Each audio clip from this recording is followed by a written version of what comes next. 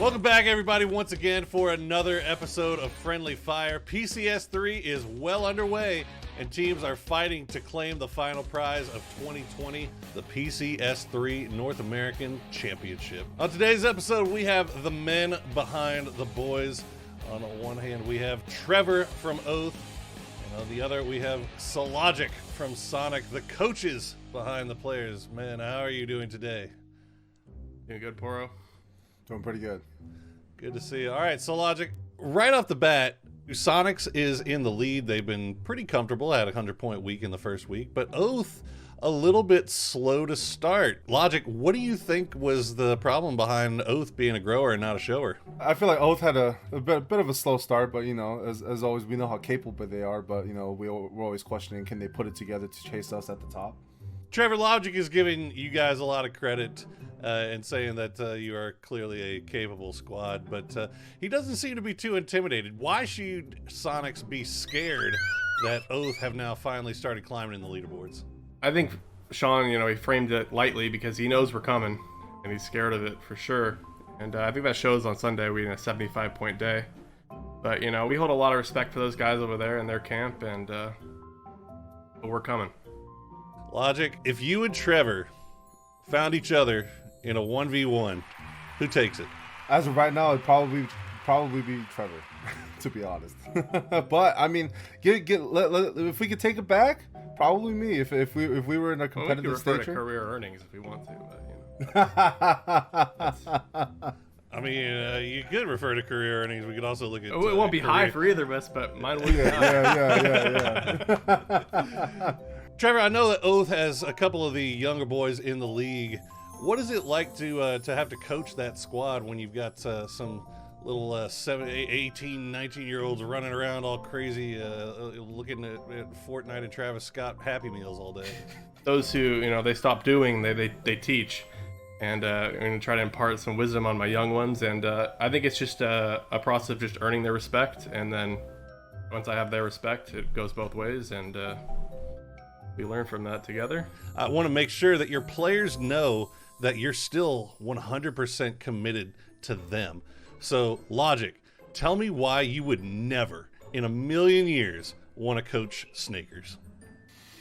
No, Snakers. I mean, he is a bright kid, but I feel like, you know, his mouth might just go off. I remember hearing a quote from Trevor where he said he got shot 3 times by Tableton, and he said, if there's any other player, and like in reaction of that, and, you know, I feel like maybe, you know, like his mouth might get the better of him one day. That's tough stuff. That is true. Trevor, why would you never, ever want to have to coach Shrimsy? Well, I played with Shrimsy, you know, I was on a team with him, so I know everything there is to know about that guy, and he can be an emotional fella, you know, he carries his emotions on his sleeve, and, you know, I've even got some DMs when they make a bad play, and he'll be like, do you remember this play we used to do? And then he'll be, you know, molding at me in DMs about something his team's doing, so there's no clear bias like there is on the caster desk, you know, where all we hear about is SDK.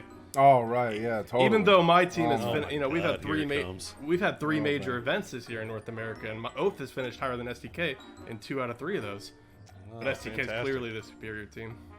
Yeah, well, you know, they've done a little bit more since Charity Showdown. Sorry, sorry, we're focusing him on the 200-something point team that's averaging 10 kills per game, Trev. Oh, I mean, really apologize for that one. Or you can be group stage warriors. Yep. That's fine. Yep. You know, when they did it in the last group stage too. And where did they finish? Behind Sean and I's team. So. Oh yeah, you got a point there. Yeah. Hey man, can't be the real show is coming up. Groups. The real show is coming up next month. Look at this. Much like in real life, or in the actual games, now that Gunner's not here to defend himself, everybody's teaming up on STK, so they don't want to go to get some. Well, at least Sonics, you know, at least Sonics had the wherewithal to move their OCE player to North America to make it a fair competition. Oh yeah, because you can't ping abuse, right? Yeah, that's a terrible idea. So right now, according to the stats book, Sonics have 2 in the top 5 kill leaders. They have 2 in the top 5 knock leaders and 2 in the top 5 damage leaders. Trevor, how come Oath doesn't have any players up there at all?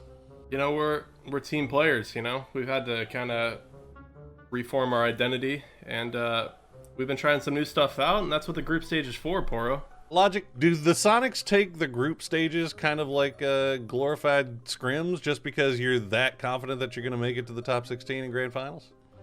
I was the one that actually laid out that ideology. So, I told them, whenever it came into the team that, we need to take every single game as a learning experience, and that, like the real matches where we would, like show our hands of any kind would be on the finals. And, we did that last finals and we ended up winning a championship. And right now, STK is just dumpstering both of you. Fantastic. That's very exciting stuff. Yeah, man. They're showing up here right now. So group stages are important, man. Yeah, they can, win their $5,000 or whatever, but we have the eye on the bigger prize. Right. They can take what they can get. So, Logic, Trevor's talking about his team working more as a team and less a collective of individuals. Is that the case for Sonics? Because I feel like that's a bunch of individual, really strong players that kind of go off and do their own thing sometimes. But are you guys still running as a team, or is it just a whole bunch of Superman out there doing their own thing? I think it's definitely a collective effort. Like last PCS, we ended up with 4 people in the top 5 assists overall. So, their workability together is actually pretty insane. Okay, so it's time for predictions. Tell me why your team is going to win PCS3 Grand Finals Championship, Logic. So for us, we want to make a repeat, and I think we were making a pretty serious case somewhat right now. Group stage, but the real show happens whenever the 16 teams are set, and when that happens, my players turn into dogs, and we will literally be just digging for every single point everywhere, and we are here to go back to back.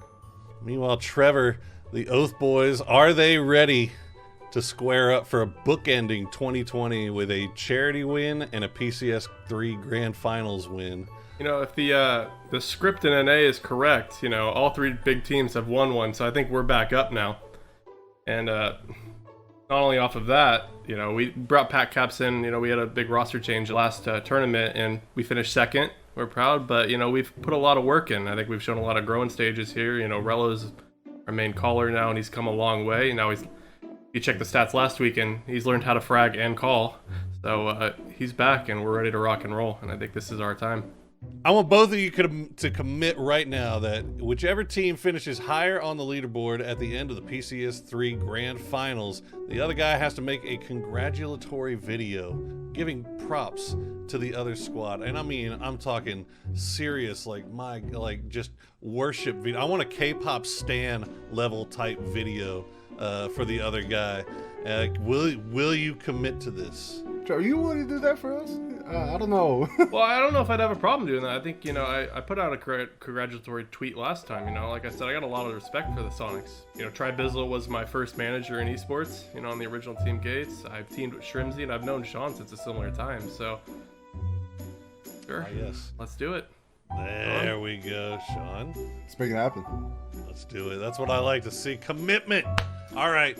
Thank you guys so much for joining us once again, and good luck getting to that final group stage. I think you both have it pretty much in the bag at this point, but one more week to go, right? One more week. Farm some bonuses. One more week of having to show up. Did you want to give any shout outs on your way out, Logic? I want to give a shout out to the Sonics for their relentless support in this team, and I want to give a shout out for Trevor to constantly we're constantly pushing together, and give a shout out to my players. You guys are the best.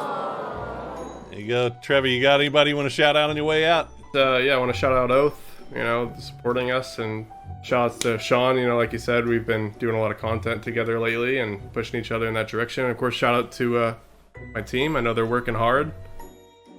I guess I'll give a shout out to Poro. He keeps putting up with us, and yay!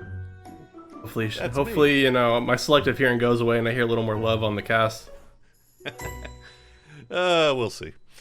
All right, well, there you have it. Thanks so much, guys, for joining me once again, and good luck going into this final week, but best of luck to Machine Gunner, USMC, and STK. That's going to do it for this edition of Friendly Fire. Thanks so much to the coaches for joining me once again, but now it's time to get back into the games.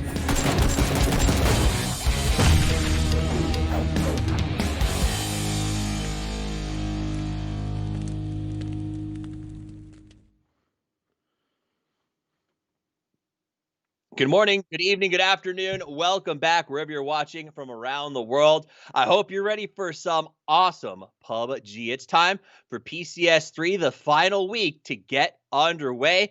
My name's Toffees. I'm going to be your tour guide to sort of walk you through the process today. But before we can get into games, we've got to talk about, some of the basic things we need to cover, like the overview. We are playing 3 days of matches. Today is the 16th. We run through the 18th every day at 4 p.m. PDT. And when it is over on that final day, Sunday, we are going to know which 16 teams will be advancing to the big show. There are some hopefuls there on the right side of your screen. Each of the groups, we're going to break them down as we go through it today, but that'll give you a little bit of an idea at a glance. Now the format of the tournament is important. Let's take a quick look at how it's going to play out. Erangel to start this thing off all 3 days in a row, followed up by 2 matches of Miramar, which does mean that the qualifier will end in the desert. So if you don't know how to play it, you better get those points early. On the right side is the point system. It is the super system. First place for 10 points for first is a better way to say that, 6 for second, going on down to 8th, and then a big old goose egg if you are below that. Kill points are worth 1, and as we saw in the Challengers Cup yesterday, they can make a massive difference. So don't leave points on the board, and if it's down, flush it. Let's take a look at the format for the entire tournament so you know exactly what we are up to. This is the group stage. $50,000 on the line in prizes and bonuses, but getting through gets you to the $200,000 grand final. 3 groups of 8 teams will play in a round robin. The top 16 will move on to that big show, while the bottom 8 teams will face relegation in the NA Challengers Cup 3. I will say there are 3 possible teams that could be going to Challengers for the 3rd time. You don't want to be them. We'll talk more about those folks as we go forward. But what are they playing for? They're playing for money. First place is $5,000, second is $4,000, and it goes on down to $2,000 for 16th place. There's also some bonuses. 500 each to the players with the highest amount of kills, assists, knocks, and damage. 500 to the team with the most chicken dinners, and 500 to the tournament MVP that will be voted by you, the community, after the last game on Sunday. So make sure you're following PUBG so that you have your chance to cast your vote as things go forward. It's going to be a heck of a tournament.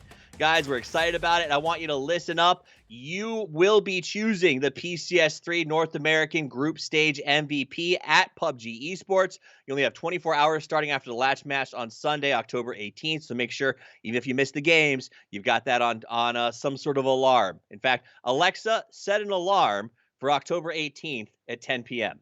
That way we know exactly what's going to happen. Check out PUBG Esports on TikTok at pubg.esports.official. Tag hashtag esports for all, and you could get featured on our next broadcast. Get there, be a big part of it. And 2 guys who will be a part of this with me are none other than Matchroom and the Cammy D. Gentlemen, good afternoon. How are you doing, Matt? Oh, I am doing great. Yet again, we're moving into 3 more days of phenomenal PUBG action. We had, let's be real, last week we had just play upon play, just stacking on top of each other, especially in the last day. It felt like everything was just consistently building up. I'm hoping we keep that momentum going forward because I'm expecting that today is going to be pretty spicy as well. Cameron, what are you fired up about? Honestly, it's just these group stages so far have been really active, really exciting. The roster changes did not disappoint. At this final leg of the hurdle, we're really going to see what the teams can deliver. Some of the roster changes have had a little bit of gelling necessary, and I hope that we can see that this weekend. Let's see it. Now, before we can see it, we're going to have to kind of look at which teams are playing. Remember, it is groups A and C that will be competing here today. There are 3 days of play, right, guys? But each team only gets 2 days to best represent themselves. Let's take a look at who is playing here today. Top row is A. Bottom row is C. I'm going to let you look at the overview real quick, and then we're going to go and break them down a little bit more. Matchroom, let's take the first 4 and have you talk to me about these guys, maybe standouts, struggle busters, or anything you want. Well, we got a little bit of all of it. Standouts, naturally Sonics. Sonics has been a phenomenal role lately. They've had a lot of momentum moving forward. I mean, everybody keeps talking about the Tiggleton play where we saw the double seat switch that happened last week. Pros Don't Snake are kind of on the opposite end of that. They're struggling just a little bit right now, but they are a little bit newer so they can have some time to gel together. Fabled and Duel don't find themselves in the best of positions right now, but they're teams that we can definitely see have the upsides. It's just the consistency isn't always there for the two of them yet. All right, let's take a look at the next four. Cameron, break them down. Yeah, this is another, it's groups of four, and these are always going to be mixed bags. You have on the right Veritas and the Rumblers. Veritas is looking really, really good in this group matchup that we have, currently sitting second place when you're just looking at the match between groups A and C. Rumblers in 6, so not as great, but on the opposite side, Tactical 8 and Clueless, both are squads that were really looking to deliver, and Tactical 8 especially actually opened up this entire PCS3, surprising a lot of us, delivering more in those first opening games that they had, but have sort of failed to keep that performance up. Absolutely. Never doubt. We move. All right, let's go to the next one. Do it up, Matchroom. Any trolls in chat is kind of surprising right now. They're at 15th, but they had a phenomenal last series. A lot of people were expecting them to be doing significantly better than their present position. Comets is a roster, let's be real, that should be putting up a lot of fragging power, but we just haven't seen it, holding down that 9th place spot at the time. Would be surprised if maybe we see a little bit more coming out from them. Dodge just a little bit ahead, holding down 7th place position, been quiet, but with flashes of brilliance here and there. On the other end of that, we have Elusive, presently sitting at 23rd, just above Pros Don't Snake, and they have an uphill battle ahead of them, but maybe they can bring it out this weekend. And last but certainly not least, Cameron, hit me with the final four. This is a really exciting group of four, actually, and I'm not even looking at Shoot to Kill when I say that. The Gas Cans and Illusion are two teams that have had a lot of really good moments, and especially the Gas Cans. They're a super chaotic team that can be a little inconsistent at times, so when they pop off, they can really deliver, and Illusion have shown signs of strength as well. Rarity have some really good individuals on that roster. Deadeye especially seems to stand out with the Bolt Action Powerless. And then, Shoot to Kill. We're going to be talking about them so much. We always talk about them so much because they are just such a great team. It's unfortunate that the other three teams in this screen right now just get overshadowed so much by them. Yep, so those are the teams that will be taking the field of play today. 3 Erangel to start, 2 Miramar to finish, and the goal is to make it to the grand finals. We're going to spend the entire day, guys, talking about what is to come. But honestly, we can't talk about where we're going until we get another look at where we've been. So before we jump into the games, let's take a look back at week 2 of the games, PCS3. Shown a lot of intelligent aggression today overall. Ooh, nice shots from Pango. He's going to take out Lamplop. One member is still up for Liberate, but it looks like Ascendance is going to try to make a play based off of that. Greg Shot still just trying to hold the line back over towards Zenith. I don't know if they can defend themselves. While Dini and McCoy make a heck of a duo match. Yeah, gotta be able to get much. That grenade just point blank in face. It doesn't happen often, but I love fights around Hacienda. And do another barrel roll. Virtue, yep, just live the life. You are hidden. You are stealth. Somebody's going to try to use you for cover, and you're going to get killed. This is the match. Oh, no! No, they've been spotted. I've been shotted. What do they do? What do they do? Throw the tires out. Get back in. Apparently deciding the fact that maybe staying for a little bit too long the last game kind of bit them a little bit. Oh, no, trees! Oh. What are you doing, H-Win? Do a flip! We've been asking for stunts. H-Win provides. We want it to be one of the teams that you are dealing with in the top of the bracket. For it to be the Sonics, that's got to be super hype-inducing for the shifts. Look at it. Oh, Seat swap. Tig, What? Tig, What? Tig, that is Tig. absolutely insane. Make it 3. Can you tap him off in the What? distance? I love this. Tig is like, okay, you want to mess with me around Everest? Just run him over, Tig. Give it to me. You know what I want. You killed half my team. Yes. Let me wipe these guys. Singleton's ridiculous. He's nuts. They have 4 kills, and so I'm starting to think that was intentional. Oh, my Ooh. goodness! What a nasty headshot there by Evasion X as he's going to get Deadeye down. This Molotov What a could be volley, big if it too. lands right onto Innate. Did it? He is. He's on fire. I think that's going to be it for San Diego Rarity. Veritas, they're going in that. They just decided to push in. You were trying to use the opportunity, but it is not going to work. But now it's going to be Liberate trying to use the opportunity on the other side. They hear the shots coming through. Ice Tech does go down. Aha goes back over for the res, but look at the throwables coming out from every single point. Duel's making push back over to the other side. Zenith, who's been comfortable in here for so long. Duel with 10 kills, trying to step forward. Jerry, last one's going to go ahead and get taken down. Pickleton now the last one up, and I believe it's a 1v1 with him in Vegas, and he's going to win. He knows there's one left, but he doesn't want to let them get the revive off. Monty calls it, but the flick from Tiggleton just deletes the comments from the servers.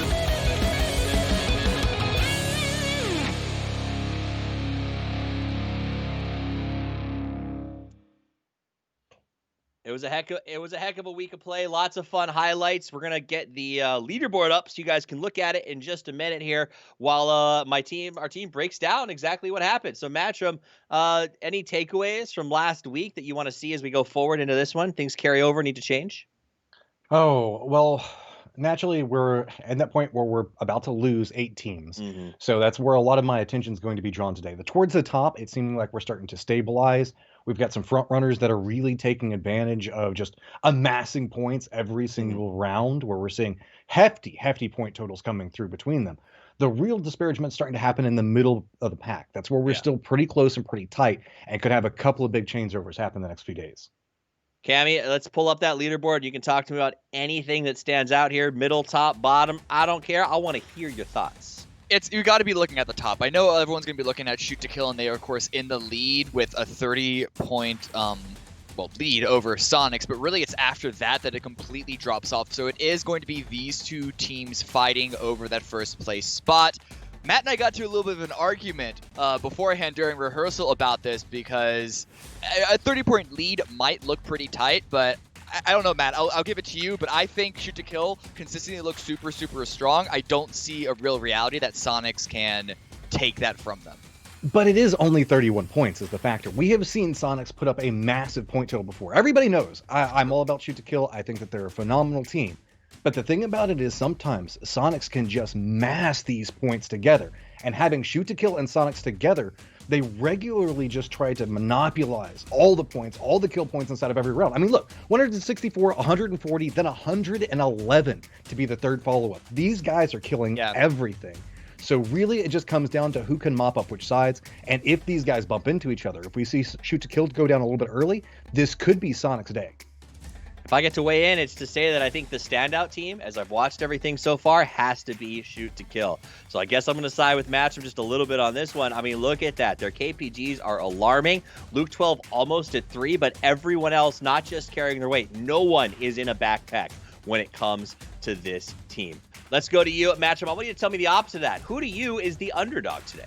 All right, my underdog 100% is going to be Comets. This is a team that I was expecting to be much higher than 9th. And don't get me wrong, new team, new roster, some familiar faces coming back. You can see Vegas back playing PUBG with us. But look at the KPG on this team. This is a team I would be expecting to frag out significantly harder than what we're seeing right now. And I'm hoping that given a little bit of time last week to gel up a little bit more, they're going to come in and try to murder the world. I know, Cameron, you like to mix it up a little bit, so tell me about who you see as sort of the surprise underdog, maybe. I can't stop looking at ATC for this one. They are, in the BC matchup, because they're in Group C, they are in 5th place, but AC, they're down in 16th in this very particular matchup.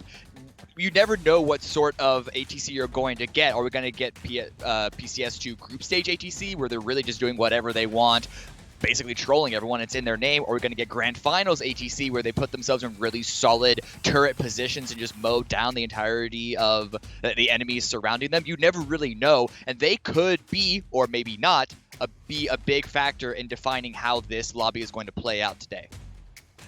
I 100% agree with that. ATC is always keeping us on our edge. Remember, 2 of those players, Marslick and Norkis, were actually playing in DreamHack, doing double duty during the group stages last week. So now that they're just focused, I wonder if that'll change things up. Let's talk about my favorite part of the pre-show, predictions. I want to know who you think wins today so that I can make fun of you if it doesn't come true. My pick, only because I want to shake things up and have something to pull for, is I'm going to say the Sonics. I think they've got the roster and the ability to catch up to STK potentially, though it will be a difficult thing to accomplish. Matchroom, who's your pick? Okay. I'm using my powers for the good of the viewers. Everybody knows whenever I pick someone, it goes bad. So I'm picking Shoot to Kill, even though I love you guys, because I want it to be close. I want to give Sonics a chance. Cameron? If I were a betting man, I would not go with this pick, because the payout would be so small, because everyone goes for it. It's got to be Shoot to Kill. That's true. But see, you're going for it for all the right reasons. See, me and Toffee's over here, we have to give the build up into ours, and Cam's just like, they're going to win. Matchroom has cursed so many teams into not winning that he picks that he's going for a guaranteed thing so he can finally be like, look, I picked the winning team. And I respect the heck out of that. Guys, it is going to be an awesome day. Before we head over to the casters and get ready to kick this off, Any final thoughts of what you're hoping to see on day one of the final weekend, Cameron? I do hope to see someone challenge SDK and not just the Sonics. But I mean, again, the gap, it's the two of them at the top. It might just be a big giant robot, a big giant monster, and everyone else below them just watching them. Truth. Matchup? We got Sonics and Shoot to Kill in the same lobby today. I want to see some crazy circles, and I want to see these guys have to fight for it. I want to see them fight. I do feel like lately it feels like everyone else is sort of just rolling over and showing their stomachs to STK and the Sonics, and I want to see the little dogs stand up and start to fight back. So that said, it's ready to go. Let's head over to the Alpha Dogs of PUBG, our casters for map number 1. It is none other than Godspeed and Clover with the call.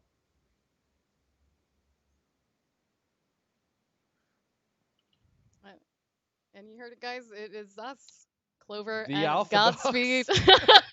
We are the Alpha Dogs. Apparently so, but I will say we are the alpha males when it does come to some insane circles, and that is something that you and I actually mostly cast Miramar, so it's really exciting to get to have Erangel today because, as you know, Erangel can definitely have those insane circles, military hardships up towards the north, and that's what maybe we'd like to see just a little bit, a way to shake up this lobby against the powerhouses towards the top. I mean, I wonder if the players actually hate seeing us cast at this point because they know when we're casting it's going to be an awful circle. I mean, and that's fine. I'm totally fine with that. We've definitely had a lot of melee circles. I believe last time we casted Erangel, we had like 2 back-to-back. So that doesn't bode well for all the players in the lobby. But, kind of bouncing back to what Toffees and the rest of the analysts were talking about, Cam and Matt, this is going to be a pretty interesting finish, I think, to the group stage. Obviously, STK and Sonics are kind of putting a nice little bow on this one for themselves, but we've seen some late surges from some of these teams, especially some of the ones that are kind of trying to catch up. So I'm interested to see how that goes. Yeah, I mean, there's really a lot of teams that are hovering right on that cutoff mark to move forward to the grand finals. And, obviously, if you don't, you're going to get sent down to the Challengers Cup for relegation for future PUBG events. And that's something that a lot of these teams have to play for. And obviously, you want to play to be the best in group stages. You want to get, as much leeway, especially in momentum, you can before going into the grand finals. And when we kind of look back and reflect on what happened with PCS2, there was a lot of teams that were in really good and healthy positions on the leaderboard and just in terms of the way that they were playing. And then when they got to the grand finals, things kind of fell apart. Things felt really different. And a lot of that comes from the fact that the group stages, they disappeared. There's no A versus B, B versus C. Everybody's going to be in the same lobby, and that can change things up a bit. So when we look at lobby A and C, 2 big powerhouses that have been point sponging, that's going to be a little bit difficult for some of these other guys if they're wanting to play to stay up here in the top 16 and move forward.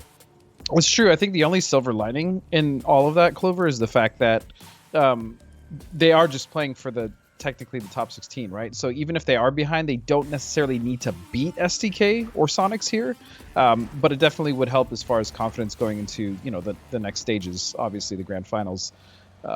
It helps a lot in that aspect, but we'll see. I mean, it's just the start of the day. We have many games to play.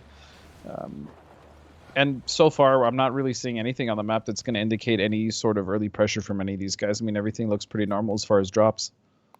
Yeah, I mean, I think we've got a little bit of kind of conflict near that farm Milta area. Duel and Dodge right now fighting for vehicles all along the roads and are going to be kind of close to one another in that facility as they're looting. We can see right now as well, Shoot to Kill has taken their loot spot there up in North George, but as Wooly is going to win out a vehicle along with Cherry, they will be able to drive away from Lampalot and Finna, who were first to hit onto the compound, getting a couple shots in this direction from Lampalot. But for now, Duel's going to be able to get away safely, stay up for strong, and kind of pressure Dodge out of this position. I also do have some unfortunate bad news, Clover. If you saw the circle, it's not that crazy. It's just a fairly somewhat regular northern circle. The only kind of issue I think the kinks in some of the plans of these teams is going to be that river that's going to be going right through Yas that divides kind of the circle in half, but not as much. I think this one will probably pull north. Yeah, I think there's a really, as you said, kind of the big thing right now is IGL's taking a look at the river and the lake and seeing if they want to position themselves up towards the north or play down to the south of that. We do have Illusion out in the Severny shooting range area, but not really anybody else. Up to the north, though, ATC shoot to kill, take an easy rotation up that direction towards Stahlberg Kamishki. But Rumblers in a really nice centralized position for Yasnaya. Additionally from this as well, we've got Sonics here in Pachinki, though you and I know they really only spend about 3-4 minutes here, and then they kind of move on pretty quickly. So they're just coming to the end of their loot cycle. We'll see where they're going to touch down, because with this flight path going pretty much center across the map, the entire southern half of this first phase is pretty well occupied. Yeah, Sonics is also a team, just to touch on that point you just made, they've always kind of generally rotated fast. That's kind of been their MO, especially when they've looted, places in the middle of Miramar, for instance, like Pacagado, right? Like they don't like to stay around that much to try to get the early rotations, and ultimately I think that's what helps them nab a lot of those early kills, right? Like they're getting the gear they need that's absolutely essential, they get the kills they need off that, and then they loot the rest off of the people that have basically brought the loot to them. So Sonics is comfortable doing that. It works for them, and they've been able to really kind of perfect that. Looking at oh my god, I just called them Illusion. Jesus. The new tag, by the way, LLR, love it. Long live Ranger. Yes, long live Ranger. For those of you guys who are not aware, Ranger, a late PUBG player who passed away recently, a very fantastic tribute to him here. But Illusion, this has been a team that has kind of had Illusion? a I don't know really why I nice, doubted myself. I was like, wait, phase. Illusion? Yeah, it's the tag. It's the tag. Which I love. But yeah, Illusion is a team that honestly they've made some changes as well in their roster, and it's kind of been okay for them. It hasn't been great. It hasn't been awful. I do think this is still them starting to, get used to the roster again and have someone new slot in. But we'll see. I mean, hopefully they make it out of the group stage, I think, with a good amount of confidence going into the grand finals, because I really want to see this team, make something really nice happen. Yeah, I mean, they've really done a decent run for themselves, but it is very close near the cutoff point right now. Illusion in 10th place with 115 points. The Guadalajara Gas Cans, Rumblers, TAC 8, Virtue, all right behind them. And Neutrals, Chat, and Fabled as well to round out the top 16. And so really, as close as well as these teams are in points, they're really one or two bad games or good games away from taking leap over each other. Now, all of the teams, of course, playing 20 matches this weekend. Groups A and C are going to play, 10 matches, playing 5 games today, and then 5 games at some point later this week, depending on which group they're in. And so when you come into Friday, I think especially, maybe you might agree with this, as a player, you really want to take as much momentum as possible, because you're going to be in a waiting game. Either you're playing the rest of your games tomorrow on Saturday, and then you're kind of left out Sunday, not being able to do anything about it, or you luck out, you get your last games in on Sunday, and you have a little bit of leeway, a little bit of motivation to know exactly where that cutoff point is that you need to play for. But I think playing on that first day can sometimes be maybe a little bit difficult, or would you say it doesn't really matter? I mean, well, you're definitely right in the sense that you want to get the best start possible, because you never want to sit there and have to wonder whether you're going to qualify or not, right? That's the worst feeling, because you essentially put your fate in another team's hands. So yeah, you want to get the best start. Sometimes that's not always the case, but as long as you can finish strong, I guess. I mean, it's kind of obvious. It's not the end of the world, but yeah, having a nice little big point day in the beginning is a huge confidence booster, and that's really what it comes down to, right? Is how confident these teams play, how confident they push, the calls that they're making. Sometimes maybe more reserved if they're behind, so it's not that great. And looking at this, Veritas is potentially set up right here in Fabled, and I'm pretty sure both teams are aware of each other's presence here. This could be really huge, and we saw some really fantastic aggression coming out of Fabled. Not only their ability to take some fights to other teams early, but win them out, and win them out well. So just to see if they can hold this position from Fabled and maybe score a couple of knocks from it. Additionally, from that, you really can't discount Fabled in these close range positions as well. But now the problem comes from the fact that Sonics has sent H1 up ahead towards Volcano, and he's got a little bit of a sight here, but he was found by Hambino, so that could have been huge, but no, taken out from range. That was a nice shot, and Clueless is actually another team I wanted to just talk about real quick, as we saw them kind of looting in the field there just south of Yaz. I really like that lineup. Specifically, I mean, obviously Hambino's great, but I'm really looking at Shrew on that team, because I really think he's one of the most underrated fraggers, I think, currently playing. Shrew was nuts, absolutely nuts when he was, playing, and I feel like he never really got a chance to show that, and I'm hoping with this team in Clueless that he will. Mm-hmm. And additionally, as we see a rotation coming in, Pros Don't Snake getting a little bit close to Illusion here. Sociopath is actually choosing to put down here at this watchtower. The problem, of course, is that Free Me Please is just on the other side of this, and it actually looks like Pros Don't Snake have no idea. So they're not even focused on this compound at hand. Dirty Zen set up now. Skusk does have a little bit of a watchful eye on this. It looks like some shots might have come out, so information could be gathered now that Free Me Please is here. I see Light Show starting to work his way to help out, so Free Me Please trying his best to hold this out. This would be an interesting setup for this. The rest of Illusion looks to be set up on any and all sides of the lake here, trying to get a viewpoint on Free Me Please. Yeah, the way that PDS is set up on this, and they're all looking at Free Me Please like a pack of ravenous wolves just looking for this. Like they're completely surrounded him. But Show has an interesting angle here coming up underneath the river and the Wizard Tower. He might be able to catch Sociopath off guard, get a knock there. And this is a good position to fight for because this is a major rotation position for a lot of teams, especially the Circle goes north. But it does look like Free Me Please is going to get out of there. And he's going to be able to get out of there without taking much damage. Oh, God, get out of there. One more shot. That's all it's going to take here. We can see Light beautiful. Show use this distraction as a great opportunity to take a push here on Sociopath, get the knock and flush, and kind of reestablish some dominance back in this position. Now, all of Illusion has all 4 points of the lake here under control. As they take one player out for Pros Don't Snake, and kind of start to take this position back. And we know how deadly they can be at range here. Lister is going to watch that like a hawk. So as the circle, takes a very hard shift to the north. Dustin, look at this. I think we're getting those insane shifts early. Yeah, and this is also where that position that PDS is, kind of taking over. This is really good because that bridge is a major rotational point, as well as the south bridge. Some teams may peek over, but it looks like they're actually just going to go straight to potentially the crossroads there, right south of Zaverny, or try to get to that the building just north on the hill in the middle there, the little warehouse.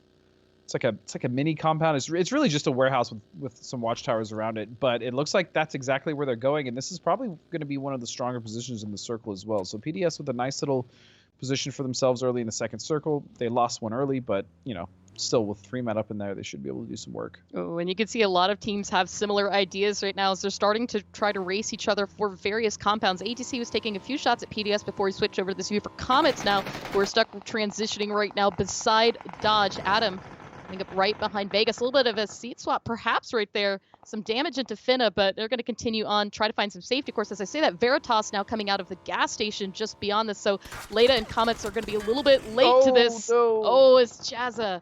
Going to take him down, and Comets down to just 2 now.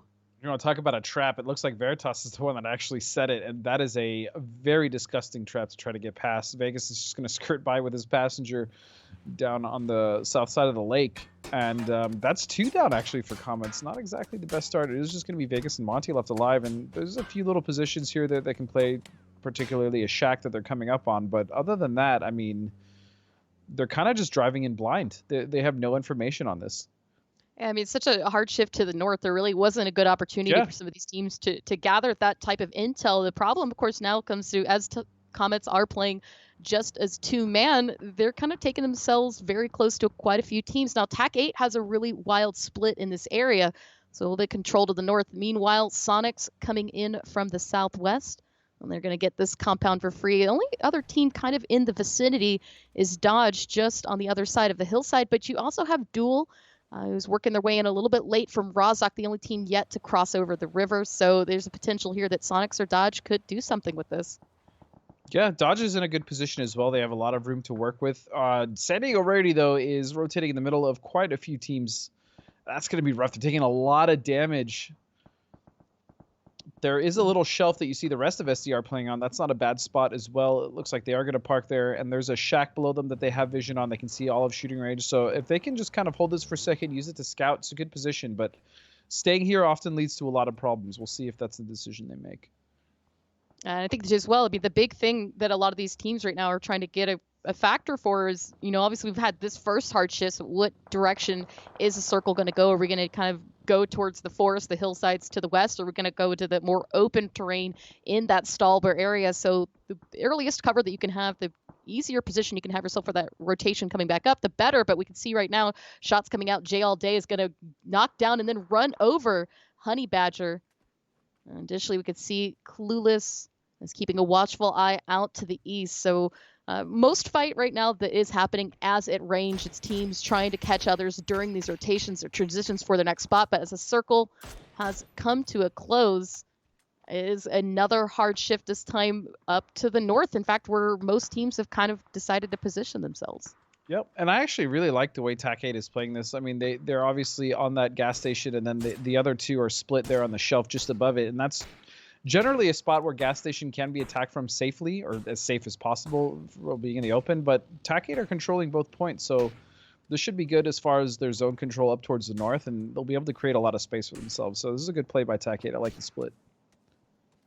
And the repositioning coming in as well from Sonics, Dodge, and Duel. But Duel and Dodge, who have been very close together, and starting to backfill. We can see Cherry and Lynxy setting up, take a few shots towards Adam, but that's going to stop Dodge just a little bit short. Additionally, through this now, we've got fighting going on in Severny. Shoot to kill. Push just out to the edge. Luke 12 and Kurt.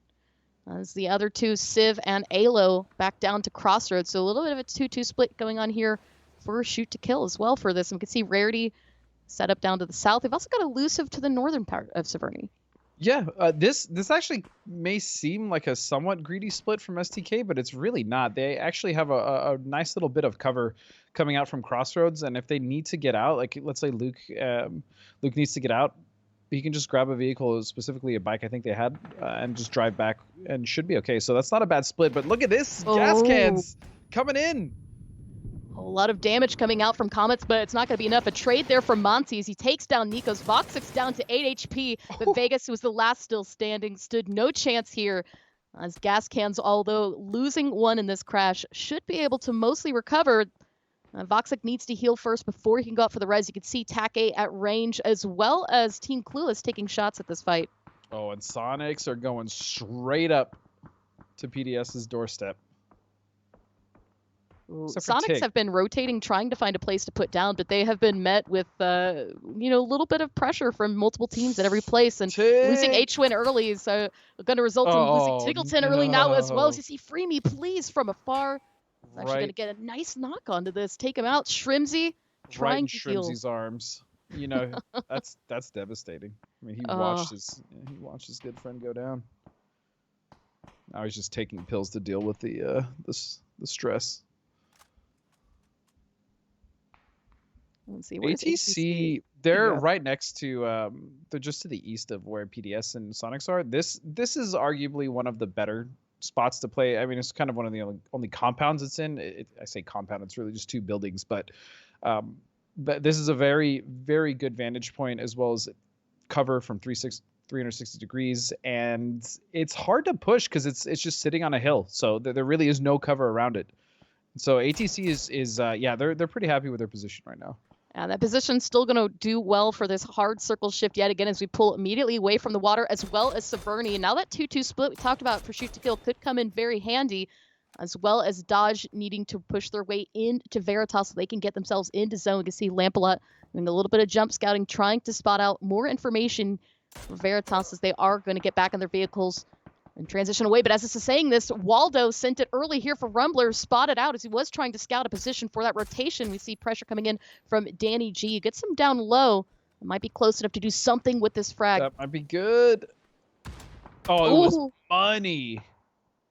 Cooked to absolute perfection. That was a really nice nade, but a good trade coming out from McCoy as well.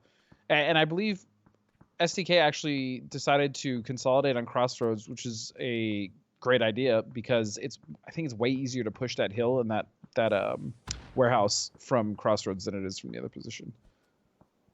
Additionally, now as well as Rumbler still fighting full force onto Dodge. Veritas hasn't yet vacated the premise though, so there's always the potential to third party if they want to overextend. The issue, of course, comes of what happens when they push too far up the hill. Duel, meanwhile, is also rotating on the backside of this one. We'll be taking shots soon. We could see still the fight at hand, trying to focus now as Adam takes a little bit of damage there from Gaxi.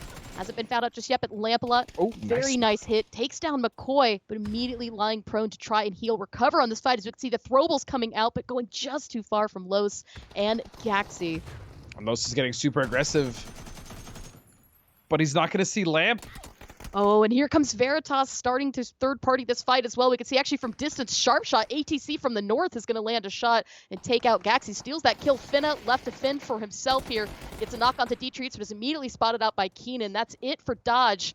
And Rumblers falling apart along the edge as well. Waldo was originally the first one knocked, now the last one still standing here as he tries to stay alive, getting shot at by not only all of Veritas, but teams really to the north. We can see actually sharp shot still stealing kills. Yeah, but the important thing here is that Waldini was actually able to get Los up, and they're going to be able to retreat and kind of wrap a little bit towards the east. They might find some cover, especially if they can get to a vehicle, but it's going to be rough either way. We'll see what happens with these guys. And it looks like they have 2 vehicles. This is good. This is really good for Rumblers. If they can just manage to get out without getting knocked.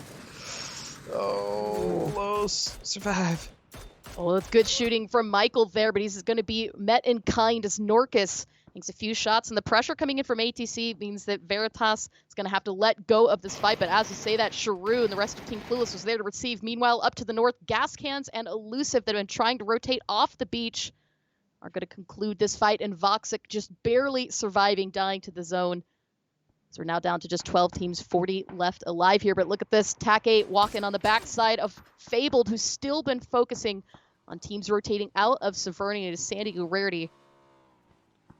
And this is good. I really like the way the TAC-8 is holding this, and they're putting a lot of pressure onto Fabled. Steezy with the bike that was very was very ambitious, but he actually got picked up from behind SDR. It was the Rarity that picked him off, and now Fabled is in a really awful sandwich while T8 is trying to come up and finish this fight. I don't know if they know that there's a full team behind. Oh, they might now. You know, oh, yeah, they definitely have to know now. I mean, tunnel vision is definitely easy to achieve in fights like this. We could see TAC-8 has been playing this tactfully.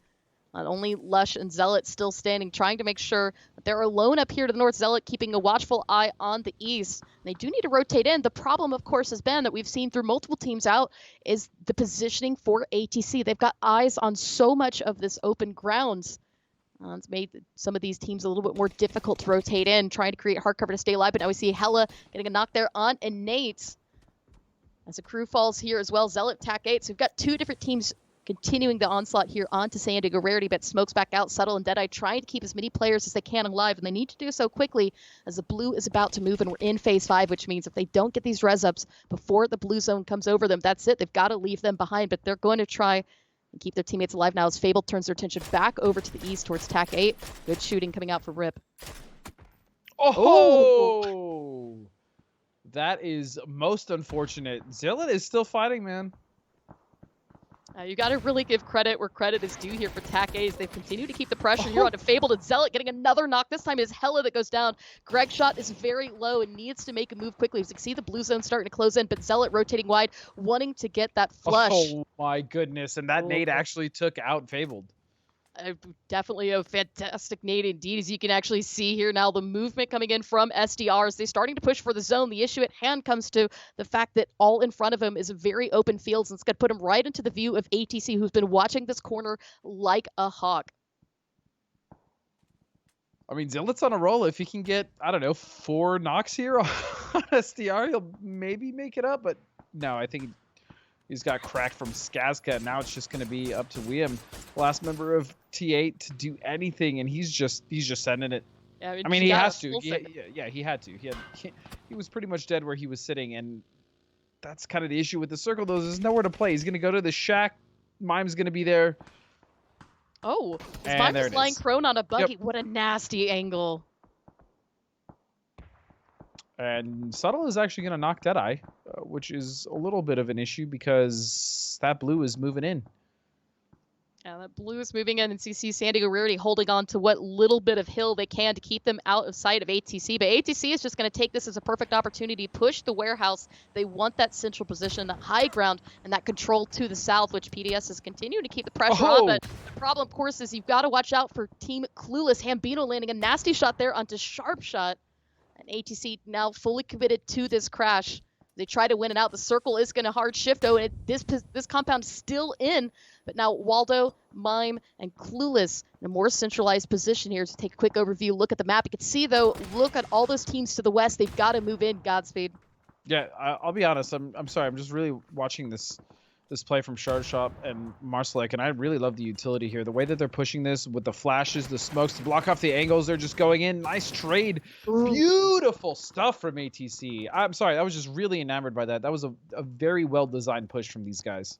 It's a well-designed push, but now they've got to play defense as San Diego Rarity trying to move back in, find themselves inside the zone, and perhaps in the midst here of ATC, currently sitting on 6 kills as they continue recovering from that fight. Now, additionally from this, shoot to kill, Icy Flex from Illusion still needing to get inside the zone. So the quicker, I think, as well, that San Diego Rarity could try to get into this fight, it might be a little bit better for the teams of the West. We see shots coming out. Aguila getting the knock onto Innate.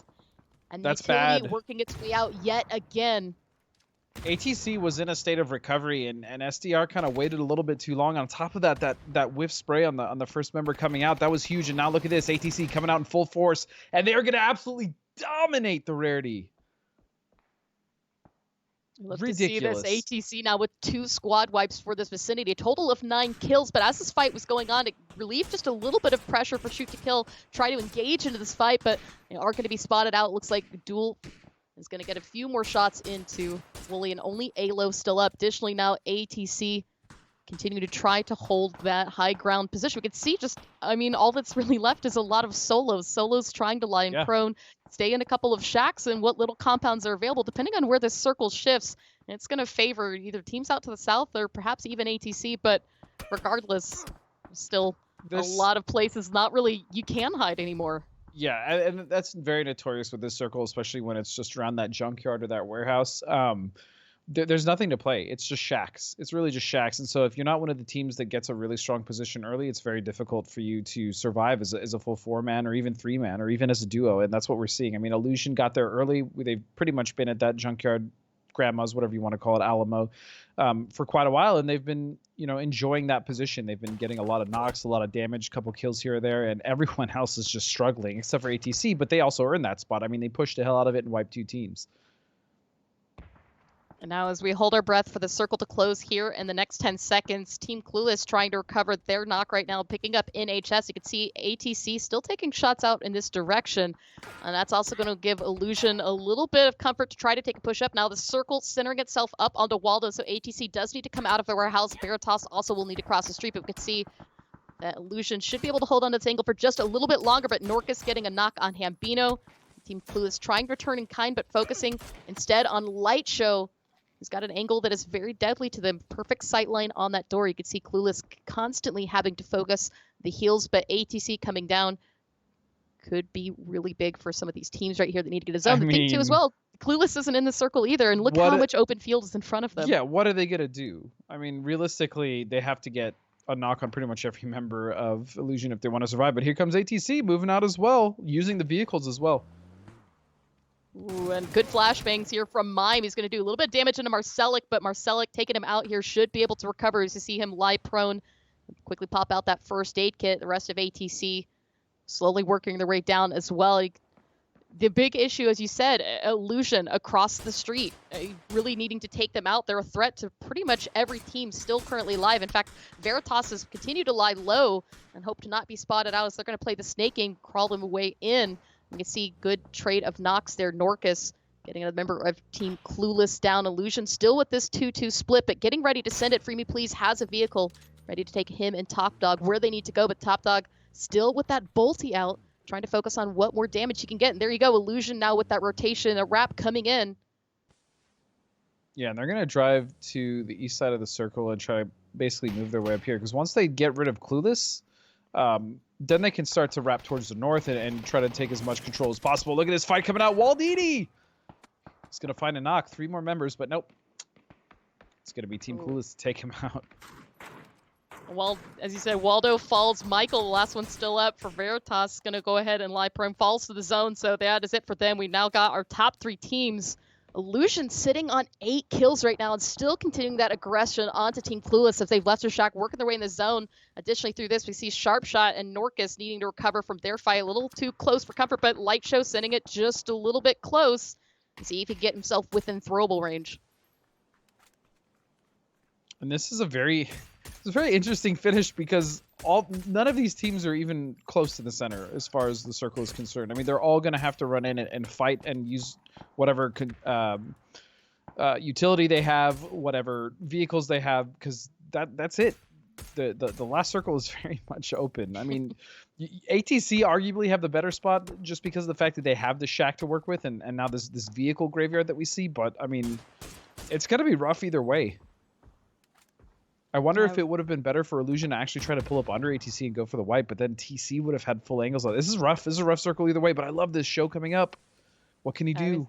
I mean, Light Show as well. He's still got 2 Molotovs left. No more frags, but plenty of smokes as he wants to not only obscure the vision for ATC, but make things easier for his team to transition in. We see Free Me Please is going to go ahead and leave their little makeshift hard cover here, and his Sharp Shot goes down. Like you said, this is huge. It's going to give all this cover now to Show as he has spotted out a Gila. If he can get this knock, things might turn right into Illusion's favor. Do something about it, but look at this. A lot of snake action coming in. Norcus gets himself really close. Going to find the knock here onto Light Show. Takes him out. And Free Me Please still very close by. Depends on who Norcus can find here. As Aquila and Marcelic getting pressure from the blue do need to work their way in, but you can see Norcus is really watching these angles here, trying to not only garner information for Illusion to prevent them from pushing onto this cover as we're just coming to the close of Phase 8. Oh. This is a wild fight, man. There's a lot to unpack here, and Free Me Please doing the best that he can since Show has fallen, but he's got to get a knock here. He's not going to find it, and that may be... Oh! But Top Dog and Icy! Huge! Absolutely insane. It was a little bit of a trade of knocks. ATC tried to hold on through the end, but ultimately all the work that was put in trying to take that rotation, they held out, as you said. I mean, not needing to push the center of that zone right away.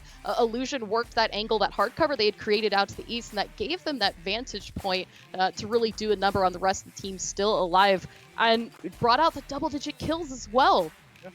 No, the forward position I really liked from it was Show and Free Me Please that initially, and I think Show got that initial knock. He had the bolt action out, and so he kind of got knocked, and I thought maybe that was it, especially when Freebie got knocked. But Icy, on the other hand, they just cleaned up from the top side, and that was a really neat little fight to watch. But ATC also came out of that with a lot of kills. Yeah, you know, as you said, that's a really hard circle to play with. So many teams falling up right at the start of the late game as the transitions really took them out step to nowhere. But open fields, open grounds, and teams that had fantastic vantage points to watch them like a hawk. We saw some much-needed kills and placement points for a couple of teams that need it right now, trying to play themselves up into the top 16 to move on to the grand finals. We'll see if it's going to be enough. So, you know, Godspeed, you and I are going to take a little quick break. We'll throw this back over to the desk and see what they had to say about this match.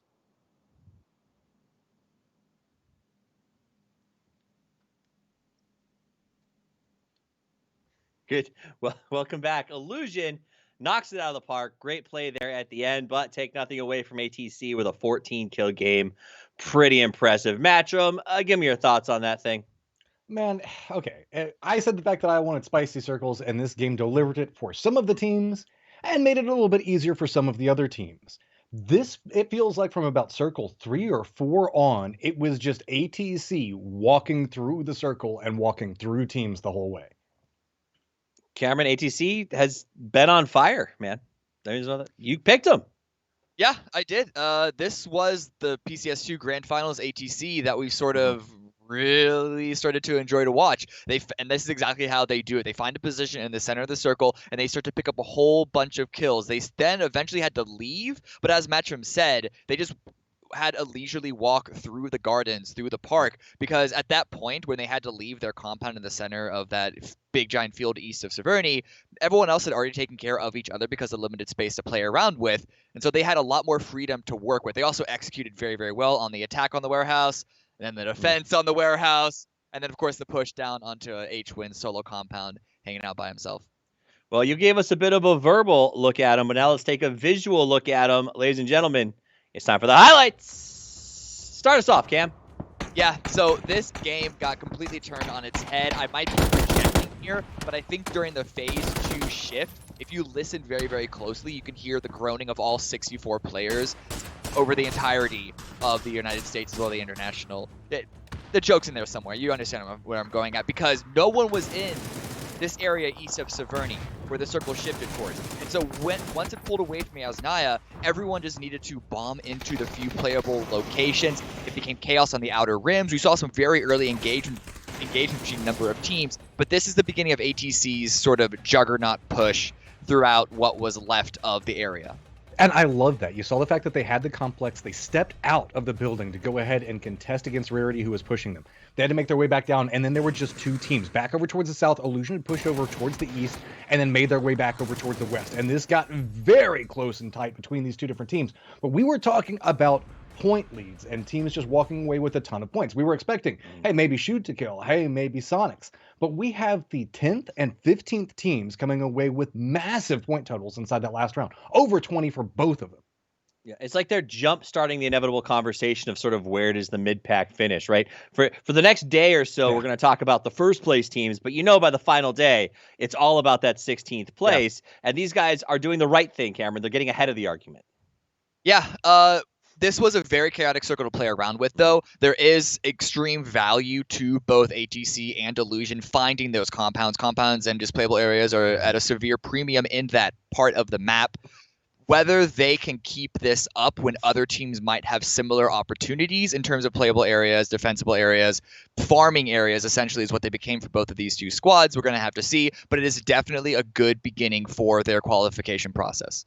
In fact, I can't wait to get a look at the leaderboard for that match because I do want to see where ATC sort of ends up. Yeah. It was a good kill count for Illusion, so they should be able to hold that first spot. But ATC, it's a team that, like you brought up, they're very good players. And honestly, I think that there's a big upside. I can tell you, playing the amount of games that Norcus and Marslek were playing last week, cannot be good for you. Like, can't be good for you. They played 6 competitive games for DreamHack and then immediately logged over to play the North American games. That's wild, Matchroom. Well, there's a lot to that in several different regards. You can see the fact that ATC had kind of gone back to their older roots where they weren't as aggressive as they had been doing, and that's why we weren't seeing a lot of giant point totals. This time around, they're pushing contained complexes, not afraid to take the fights, and then even whenever they're defending that said complex, stepping out because they know that they can still win the firefight. Look at this. Illusion and any trolls in chat both walking away with over 20 points, 22 and 20 respectively. Then it drops by half for Clueless, walking away with just 10. I mean, 26 of the kills in that match went to the top 2 teams, and it wasn't the rich getting richer. And I think that's the most exciting thing for me, Cameron, is I love the look of this leaderboard, to be honest with you. Yeah, it is a little bit of a top heavy in terms of points. And again, that area of the map, that's really what you expect. The question is just who gets it and how many points everyone else can sort of deal around with themselves, ration out amongst each other.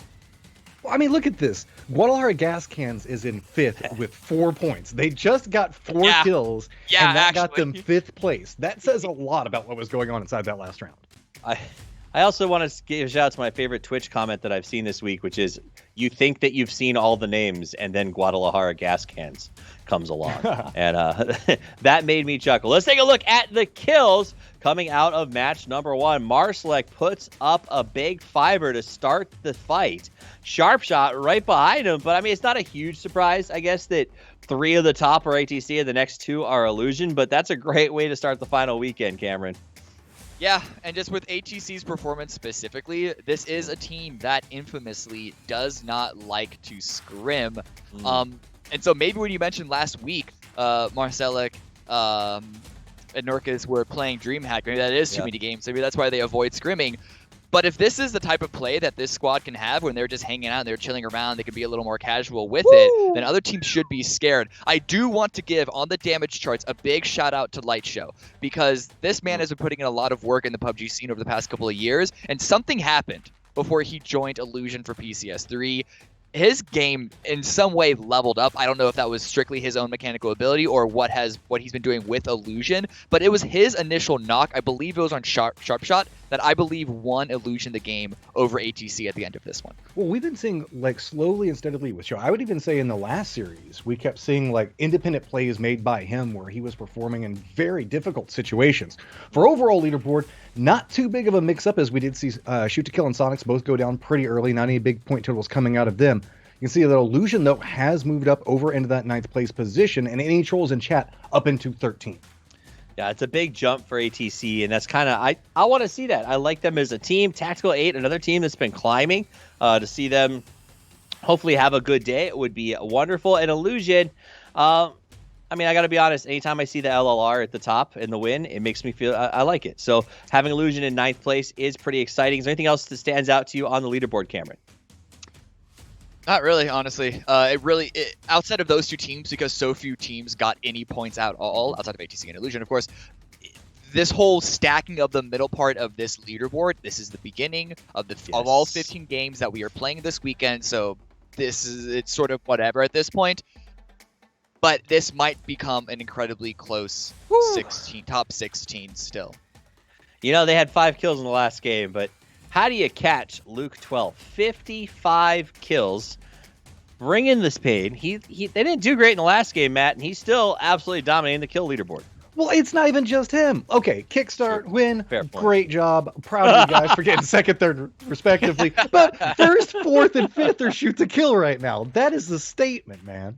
And if you looked at the kills per game, their last player, Purdy's not far from potentially joining that list. So to the other two up there, please frag harder. Honestly, I don't want all 4 of SDK up there. Let's have a little bit of diversity in the teams. Damage, Luke is like, that is a stupid amount of damage over Tig, who is known for stupid amounts of damage, Cameron. It's so weird that we're now talking about Sonics and STK again after that game, both of which sort of just a little, yeah. But that's, I mean, welcome to PUBG, welcome to Battle Royale, welcome to playing League play. One game does not discount just the massive performance that both those squads, as well as Kickstart from Zenith, have been putting in during this group stage. One game is not going to change that. So they are still the top dogs. Hey, in fairness, though, I bet that Tig has the highest damage dealt from a car. Highest damage dealt from a car. Oh my god, okay. Yeah. I love how it just I thought that was pretty good. He's referencing the seat swap. I thought he meant like running people over. I was like, I don't remember Tig on any Mad Maxi and Rampage. Okay, this is why I don't even try jokes anymore. I'm just going to go ahead and be the serious guy that's really energetic. I'm just going to sit over here in shame. As if that's not what we've always been. That said, though, it was a dope seat swat. In fact, I want to say this. When it happened, the people who spend a lot of time in Tig's streams said he's specifically been practicing seat swaps in his streams so that he could do cool things in PCS. And I shout out to it panning out. It's got to irk him a little bit that his rival from down under is dominating him, though, in kills and damage. I imagine that makes him a little bit grumpy, Cameron. It's sure, I guess. It's at this point, it's sort of just two big dogs facing off against each other, and it's a great performance to watch. But the way that Luke, especially on SDK, has been performing this entire group stage is absolutely ridiculous. The way that SDK they just take so much land up. Everyone else plays checkers. SDK plays Go. If you understand how those games are played, you understand exactly what I mean. They just take up so much land area, surround you, take up so much space and pressure, and that gives Luke as well as the rest of SDK just to have free reign. So Tiggleton is a really driving force at the front end of a spear to break into whatever area they need to force into. SDK helps elevate Luke to a level that it's going to be difficult for Tiggleton to match by himself. I agree with that. Sonics plays it a little bit more aggressive all throughout all of their teams. So I think that enables different factors, and specifically for Tiggleton. All right, well, game number 2 is getting underway. Let's head back to the casting duo of Godspeed and Clover.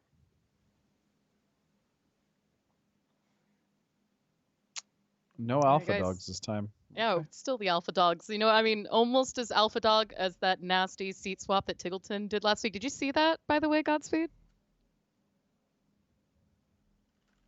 Oh, you know what? I guess it probably also helps if we aren't completely.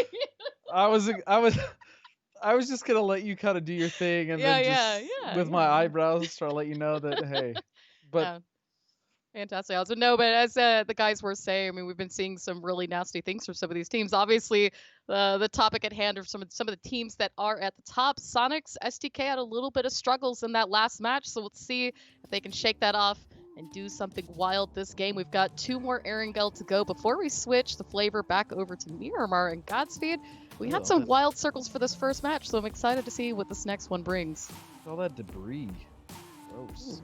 Yeah, we did have a wild last match. That ending was also kind of unexpected. To be honest, the way it looked, it almost seemed like ATC was winning that fight. But again, it was Icy Flex that just came in and just cleaned up. So maybe we get a melee circle. Obviously, we're always due one here when we cast. So we have 2 more games. If it's not this one, it'll probably be the last one. But overall, I mean, just looking at the stats, like, yes, STK is absolutely dominating, and Tig is also there from the Sonics, but we're starting to see some other players step up as well, which is really nice. I think Show was one that was mentioned. Obviously, Marcelek and Norcus have always kind of been stepping up in the stats, but it's just crazy how the talent in this region has started to level up and really showcase some awesome stuff.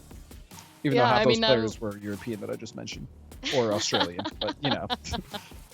Oh, but I mean, there's definitely something to say about that. We've really seen, a little bit of shuffling as well right now as we're watching ATC. The addition of Sharpshot onto this roster has, I think, really aided their style of play. And as you heard the guys that's kind of talk about their increased aggression and the fact that it's paid off. I mean, they're still a little bit in the middle of the realm for the leaderboard right now, but it's not to say it isn't because they aren't putting in quite a bit of work for themselves. I mean, they are. And again, I think after watching Sonics in the last group stage kind of not do that well, but come out swinging in grand finals and really look like they took some things that they had learned in the group stage to that event. I mean, we may be seeing the same thing from other teams now, or some teams may be struggling, but ATC, I mean, that circle's okay. ATC is a team where I feel like their team play, their team mechanics, specifically like in that warehouse on the top of the hill there on the north in the last game, I mean, everything was very clean. The movement, the trades, the way that ATC was peaking together. I mean, that is incredibly impressive for a team that we already knew was pretty damn good as it was. And bringing in Sharpshot, who, yeah, he's an all right player, I guess. He's had some successes in the past. And by all right, I mean, he was probably one of the best players we had in North America for a long time, especially when he had won, I believe, the Las Vegas event with Tempo as a sub, I think it was. So Sharpshot's insane. I mean, he's really good. And adding him to that roster, I think, is very dangerous for all the other teams on the field. And of course, dangerous as well. We see right now our little flyover from Illusion, kind of taking track over to the north, some of the fights that we had seen just a little bit earlier. Now, as the circle has shifted a little bit further south, obviously, this Severny loot is going to come to an end pretty soon as they start working their way back towards the zone. Lightshow had actually already sent himself up to the cube to get some information on an easy rotation. Now, the thing about circles like this is oftentimes we might see a little bit of Everest play. We've got that circle, we've got that high ground, or excuse me, kind of that position up to the north to catch some of those rotations. But additionally speaking, so many teams right now are further out to the east. And so the time that they have to loot and get themselves in is going to be really important because, as you can see even here, Fabled is in Razak, and you've got both Pros Don't Snake and Veritas in their vicinity towards the zone. So there's a lot of potential for early fighting with these hard shift circles like this. And for teams, especially right now, that are fighting near the middle or at that cutoff line, I want to play this smart. Fabled still in 16th place. Additionally, on the flip side of that, though, Veritas is climbing themselves up slowly but surely, now sitting themselves in 4th. Yeah, they've been moving up quite nicely. I will say for Elusive and Pros Don't Snake, I'm starting to get a little worried as far as point acquisition and whether or not they're going to be able to make that top 16 cutoff. But we'll have to see. I mean, it's not been the best start for them. I'm hoping that they are, kind of taking all this in stride and learning from their mistakes, and hopefully they can push forward. As far as the Everest play comment, you're definitely right. I think Everest is a fantastic place for any one of these teams to kind of just stop off and scout. Obviously, the vantage from there is pretty incredible. You can see quite far.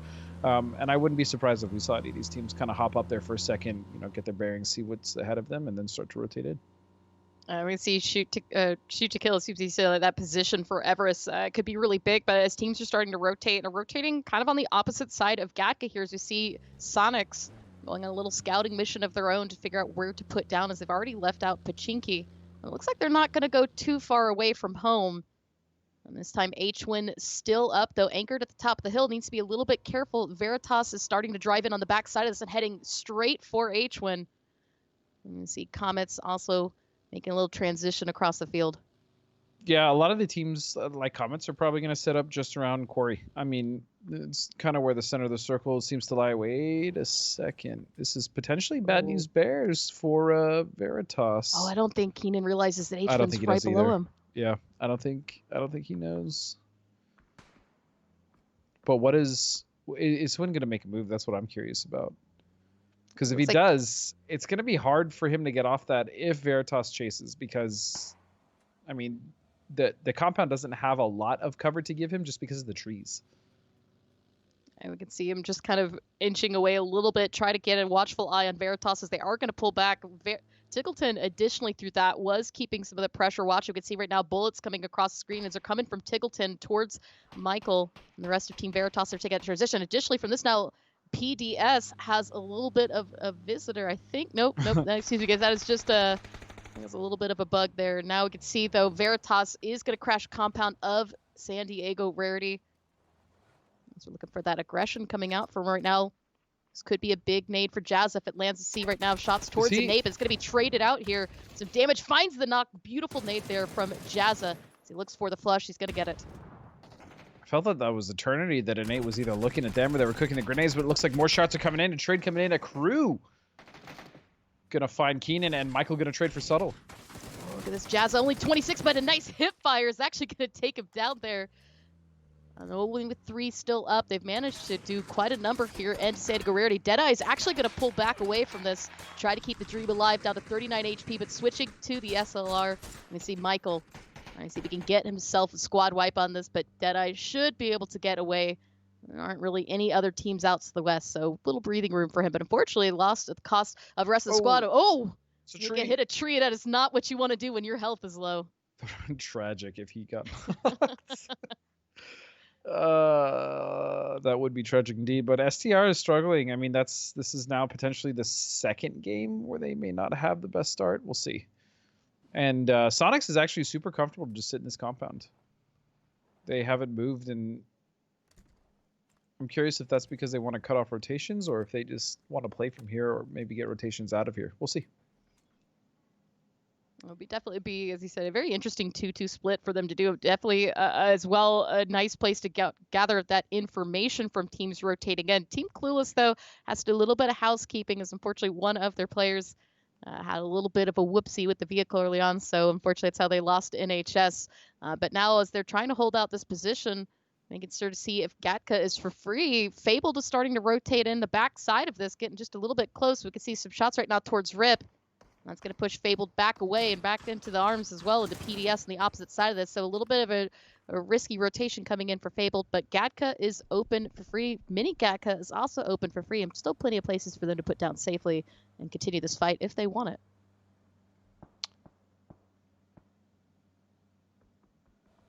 Looking at this rotation here from Fabled, and I'm wondering if they're going to use this as just a stopping point to scout, or if they're actually going to go further in, because there's not too much around them, and I'm sure they've probably seen some of this as they move forward into Gatka proper here. But Fabled, man, this is a team for me that started off so strong in most of these group stages, even in the grand finals, but this one, I feel like it's been a bit of a struggle, and they really haven't had any roster changes. So I'm curious what's going on with that team. You know, you're right, because they haven't had any roster swaps from PCS2 to PCS3 yet. For some reason, things aren't quite clicking as they were for them in the PCS2 and even Grand Finals series, but still holding on to that 16th place position. Additionally, through this now as well, we can see Shoot to Kill starting to set up in and around the area. They did send Luke 12 to the compound just to the south of Gatka, taking a few shots towards Fabled and PDS. Pros don't snake, but Kurt staying close in the area.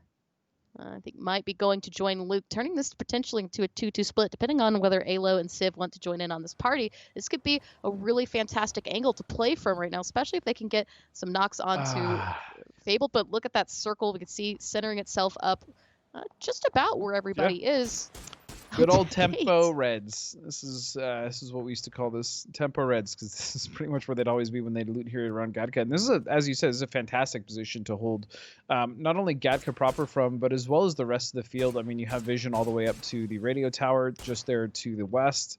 Obviously, they have really good angles on everyone else, especially if you're on the roof like Luke is. So, and this is a notoriously hard compound to crash super effectively. I mean, it just gets sloppy. So SDK in a great position right now.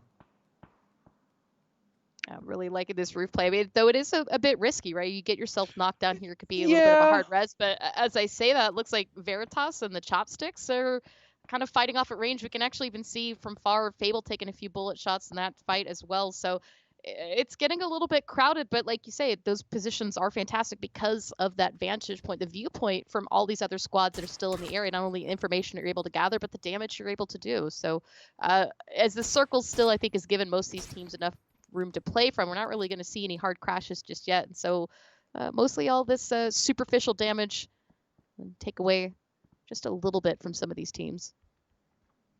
This is a really interesting roster for me. You have the return to Vegas, and you have Leda, who came from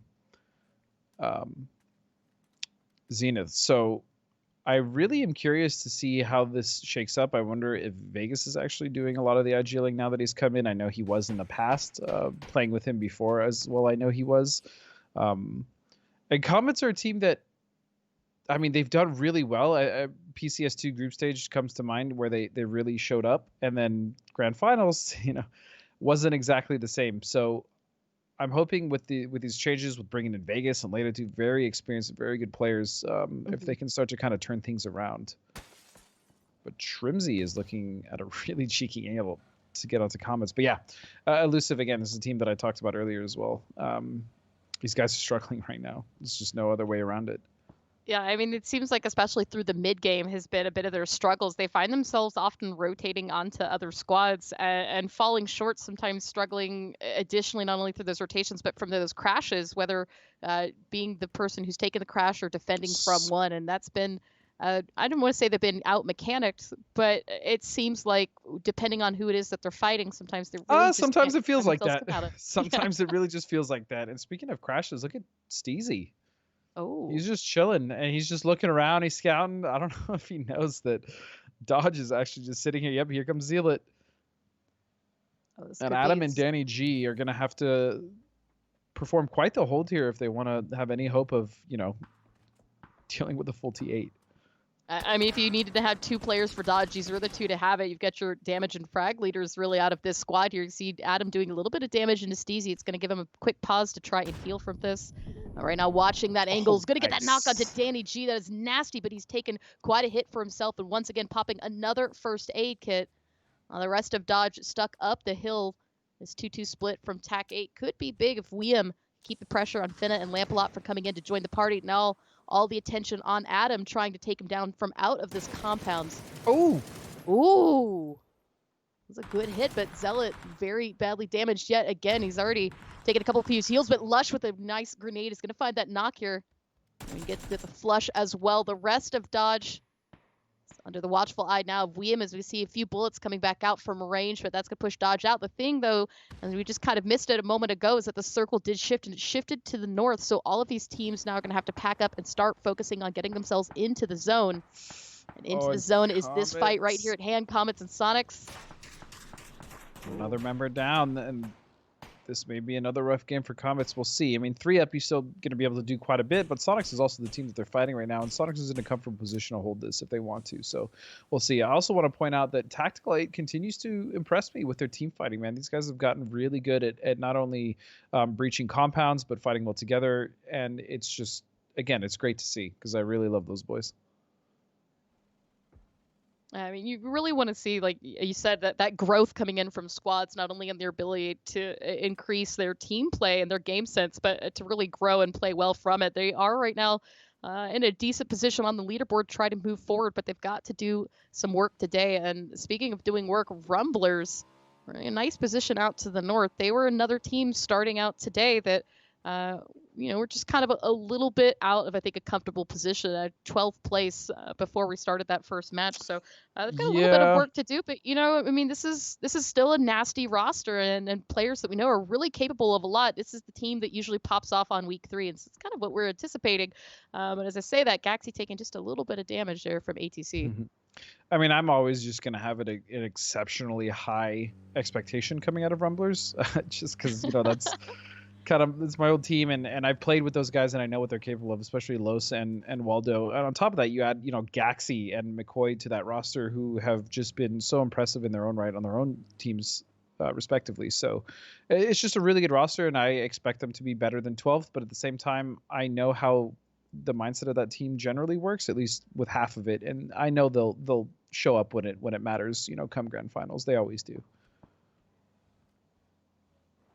Yeah, that's why we see Waldo really trying to hold his own as this crash coming in from ATC, who's trying to take out this compound. Gaxi and McCoy looking to get as close as possible, try to lend a hand onto this, but now Waldo unfortunately is going to get found by Sharp Shot with the barrel. We see that push coming in right away to try to pick up that flush. He gets it here. Additionally, when this happened, Deadeye was spotted out from San Diego. Rarity is going to find themselves eliminated. So ATC gets this compound, puts in the work, but now the circle shifting back to the south again. He was so ready for that, Clover. He was so ready for that. And I thought for sure Waldo at least might get one knock or maybe a nice little spray, but no, Sharp shot that down immediately. Wow, that Sharp shot that down immediately. That's not...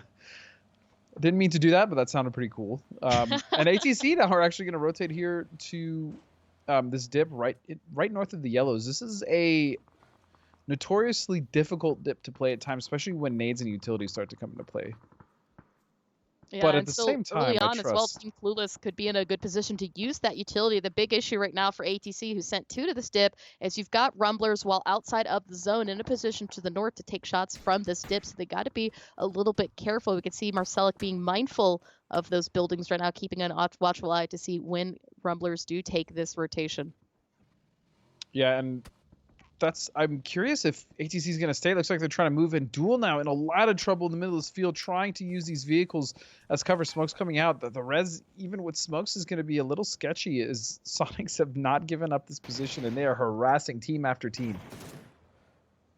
I think the big thing that could come into aid here is the fact that the blue is closing in and Sonics aren't yet in the zone, so time's limited. But speaking of limited in time in the blue, we've got Comets and TAC8 fighting along the edge. This fight's been going on for just a bit, but Leda is just narrowly going to get away with 15 HP. He's actually got to stop to try to heal and out heal in front of the blue. So that is it for TAC8 on this, and Comets holding on to what little they've got. Additionally, he still needs to focus on getting in the zone. We're seeing Sonic starting to make that move, and so all of the teams now up to the south finding themselves a little bit crowded.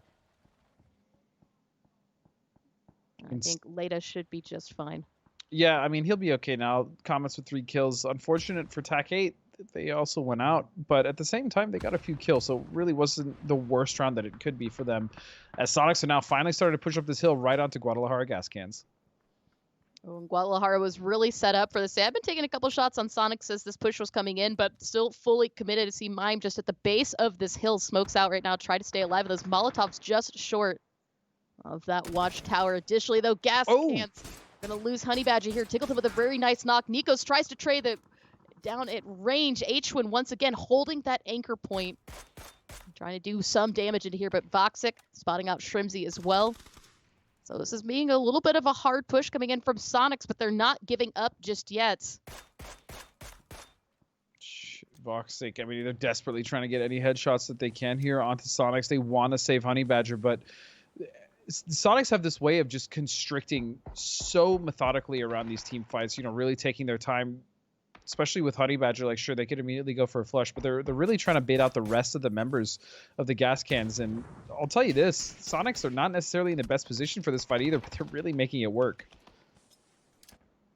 And we see the last little bit of utility coming out now from the gas cans as another flash is thrown onto Shrimzy, but the smokes out are obscuring vision just a little bit. That's going to push gas cans back, allowing Sonics to comfortably get in the zone and work their way up the hills. You see a Molotov go right past Shrimzy's head. Now Voxic waiting for the push that's coming in. We can see now Shrimzy's point of view. I hate fighting on this hill. Oh, look at this. Dodge is actually starting to third-party a fight. A couple shots coming out from Finna and Lampalot, who are just to the west of this. And Shrimzy being a little bit careful now. As you can see, taking constant glances out in that direction. He knows that they do need to be careful with this wrap coming in. Obviously, wrapping to the west would be the best play here onto the gas cans, but they just need to be careful for dodge at hand now as you see Voxic trying to do something about it. It's not really a lot that he can do. As you see all those pings. Voxic got shot from pretty much every cardinal direction available. That was out of control. And now Huyn is going to go down to other members in the distance from Dodge. Lampalot. Well, yeah, Dodge really was waiting patiently for that fight. They are going to be able to pick off too. So Sonic's down to just Shrimzy and Tiggleton. Now back to the fight at the north. Rumblers did take a hard crash here onto ATC for this dip. They've been a bit of a trade of knocks and flushes. Just McCoy and Gaxi up versus Norcus and Aguila. As we can see right now, Aguila trying to spot out something, but Rumblers are going to fall here, getting a little bit of help from Illusion. Or excuse me, actually, it's going to be Illusion and Elusive that are fighting out in the kill pin. That's out to the west. We can see that off in the distance. Additionally, now down to the south, we've got Duel, PDS, and Veritas all trying to walk into the zone from the same point. Wooly and Cherry kind of pinned down here in the fields. Yeah, Duel have been struggling here for quite a while, and originally it was Sonics that was harassing them, and then they moved on, and Ooh. Well, good night, sweet prince. Yes, Elusive is going to go out. It's going to be, is he going to get show? Oh, he is. Oh, does he have time, though? That's going to be really close. Moving back to Pros Don't Snake and Duel as well as Veritas there. And this has been a real barn burner here on the south side. Barn burner, as you can see now, Cherry. Gonna be a little bit of damage, can't quite find the angle. Veritas is going to get spotted out, though. Shoot to kill from that center compound. Has sight on this. They're going to get down a couple of players onto this now. As you see, Light Show's going to fall back down himself, though, so that res did not pop off. At Cherry at 4 HP is just going to full send it right now into Pros Don't Snake. He is going to find a flashbang, though, as the animation comes up. A quick recovery and nice shots. Gets Gasket down. Still only 6 HP, but into the blue. Spots 1-1. Cherry, Gets what a the flick. elimination. Pros Don't Snake goes out, and Duel recovers with 3, but now they need to be careful. Fabled has sight to this from the north. Greg shot landing one onto Cherry. Smokes out, though. Lampalot's going to attempt to res here. Penta may get the res. Nope, he's dead through smoke. Unlucky now. Penta's going to be a little stuck. As long as he wraps down to the south, now he's taking shots from Fabled. They are just ripping him to pieces. Oh, that was so daring. I respect it. I respect the play. I really tried what they could to do this, but Wooly is going to escape still with 98 HPs on the edge away from the blue, but the circle has shifted further to the west, and that is a lot of open field ahead of them and a lot of enemies as well. Fable does need to come out of Gatka and work their way into the zone. Additionally, so does ATC, so if those rotations come at the most opportune moment, we might have Shoot to kill looking to the north, and that could give Wooly the chance to snake his way in. The issue, of course, comes, as you can see on the map, Sonic still have 2 out to the south. So with that much open field, it's going to be a hard transition for so many of these teams moving forward that don't have this great compound, this vantage point, as you pointed out earlier, for Shoot to kill play from. Yeah, and to be completely honest and fair to Wooly, I really just don't think he has anywhere to play in the circle. The only thing that's in on his edge is really just nothing, and SDK can see that very clearly as you see Sonics and Tig really struggling here as all of SDK is shooting in his direction. And again, that's just because there's nothing really to play here other than hay barrels. And some of those hay barrels I'm pretty sure are destructible as well. So this is rough. This is rough for pretty much everyone that is an SDK right now. Yeah, I mean, And really smart Lampalot. play for Tiggleton to move that vehicle out of the way so that he didn't lose the only cover with that hay bale. But as we see Duel, Wooly is going to be alive enough to send it Wooly's into the circle, take some damage onto so the Zeus. Everybody taking shots in this direction, but he's found an abandoned car, a spot to put down, and No, Alo it's not still had an angle. It's not going to happen. And now it looks like the rest of ATC. What is this? Ooh! What was going on? I think Gregshot tried to get a little bit fancy with the seat swap, caught out there by Shrimzy, and Fabled falling apart there is going to be eliminated in the end as Rip spotted out by Purdy Curdy. Shoot to kill again from that vantage point, but as Shrimzy has been knocked down, Tiggleton is not really in a good position to go back for the res just yet. He's got a watchful eye on ATC. Aguila and Norcus still with that high ground up on the hill that's somehow barely in the circle, but 50 seconds until blue comes to a close, and they will most likely have to come down from that position. But you can see Kurt already starting to send it out from the compound and try to get a wrap and an angle onto Tiggleton. I love it. I love the confidence in this as well from Kurt, just running through the open, knowing that his team has his cover. The issue, though, is ATC. And to kind of talk on the position that they went to that you had pointed out, that's actually probably one of the better positions that they could have gone to in this current circle, because now not only do they have a vantage point, but they could technically put their vehicles somewhere. There's a dip right there where the dirt roads kind of intersect, kind of where Wooly went. They can send their vehicles there and actually create a nice little bit of cover, which will most likely be the only thing in front of them. So I like this play from ATC. It's rough. They have 6 kills. They've already done a lot of work. If they can manage to survive a little longer, that's great. But yeah, this was probably the best play for themselves. Oh, and Tig. Oh, it was good shooting from Aguila, but ultimately Tiggleton outshot him. As you see the headshot come out, gets the knock, should have time for the res, but the circle is going to pull back down, so that vehicle will come well into play if they can keep that back up. But I mean, look at this. It's an open field. Shoot to Kill still has part of their compound into this. In fact, Tiggleton is also still in the zone. So the other factor is what happens when Team Clueless takes their transition as well. I think it's going to be who gets spotted out first here, because you can just see there's nowhere to really hide except for the very tip of SDK's compound. Well, there's that, and then where those smoking vehicles are next to Tig, like I said, ATC can technically put their vehicles there. There's like a little hump on that dirt road where they'll have some cover. It's pretty much the only chance they have of making it any further into this game. Clueless, however, I mean, they're 3 members up, but they really haven't done much. They have 1 kill. They haven't really secured anything in front of them to play, and this is going to be rough, especially with SDK. Yep, just beaming in on them. And Drew's Hambino got to gets go. taken He down can't by stop. Luke 12. You see the flush coming in, but rotation is still going ahead as Sharu tries to send it out safely to that burning And pile of he's- cars, as you talked about, but they've left one behind as well. Nick, the insurance policy is the last chance here. As all of this is happening, though, ATC trying their transition to come back down. They found a little bit of a dip to play from, and once again, Aguila finds himself knocked. This angle that Shoot to Kill has to work with is getting them sights on the entire map. This is the big problem, because normally those spots are not bad. However, with SDK on the roof, they pretty much see right over those little dips, and that's pretty much what's ruining everyone else in the circle as SDK farms their way to this victory, basically. Yeah. Right now with 9 kills, getting another knock onto Aguila. I think that's his 3rd down, so it's going to be a pretty quick bleed out. As you see, once again, Norcus going to try to keep him alive. Norcus is himself as well as a damaged helmet, a damaged vest. We see Aguila has completely lost his helmet. And miraculously through this position, Tiggleton has still continued to do work and damage on all of the teams involved. But we see now Luke 12 going a little bit ahead, trying to get within throwables range here for ATC. He's got a nade and a Molotov ready to go, but right now the SLR out, hoping to get a headshot onto this. Finds Norcus, finds Aguila. ATC is eliminated, and it's now a 3v1 shoot to kill versus Tig. Nope, it's actually over. That kill was found, and man, SDK sitting at tempo reds, you know, it was an early position scouted for them. They got there pretty quickly, and they really just decimated that circle. I mean, staying on the roofs, playing with the confidence that they did, even that play that Purdy died on, you know, going out to the field. I mean, I still think that was a good play. It's just ATC had gone up to the high ground. So dominant game by SDK, and Sonics, you know, Tig managed to keep it alive for them, and ATC makes it to another top 3. So overall, really good game. You know, I think early on in the game, you kind of talked about the changes that ATC has had just in terms of their mechanics and their game sense. And we saw, especially up to the end, Norcus and Aguila trying their best to hold out to the end. Additionally, through Tiggleton making smart plays to keep that cover alive for him. But Shoot to Kill can only do so much from that vantage point. Obviously, it was in perfect position to get that win. That said, we've got one more Erangel match for you and I to cast coming up. Before we get that, we're going to toss this back to the host desk and see what they had to say about this game.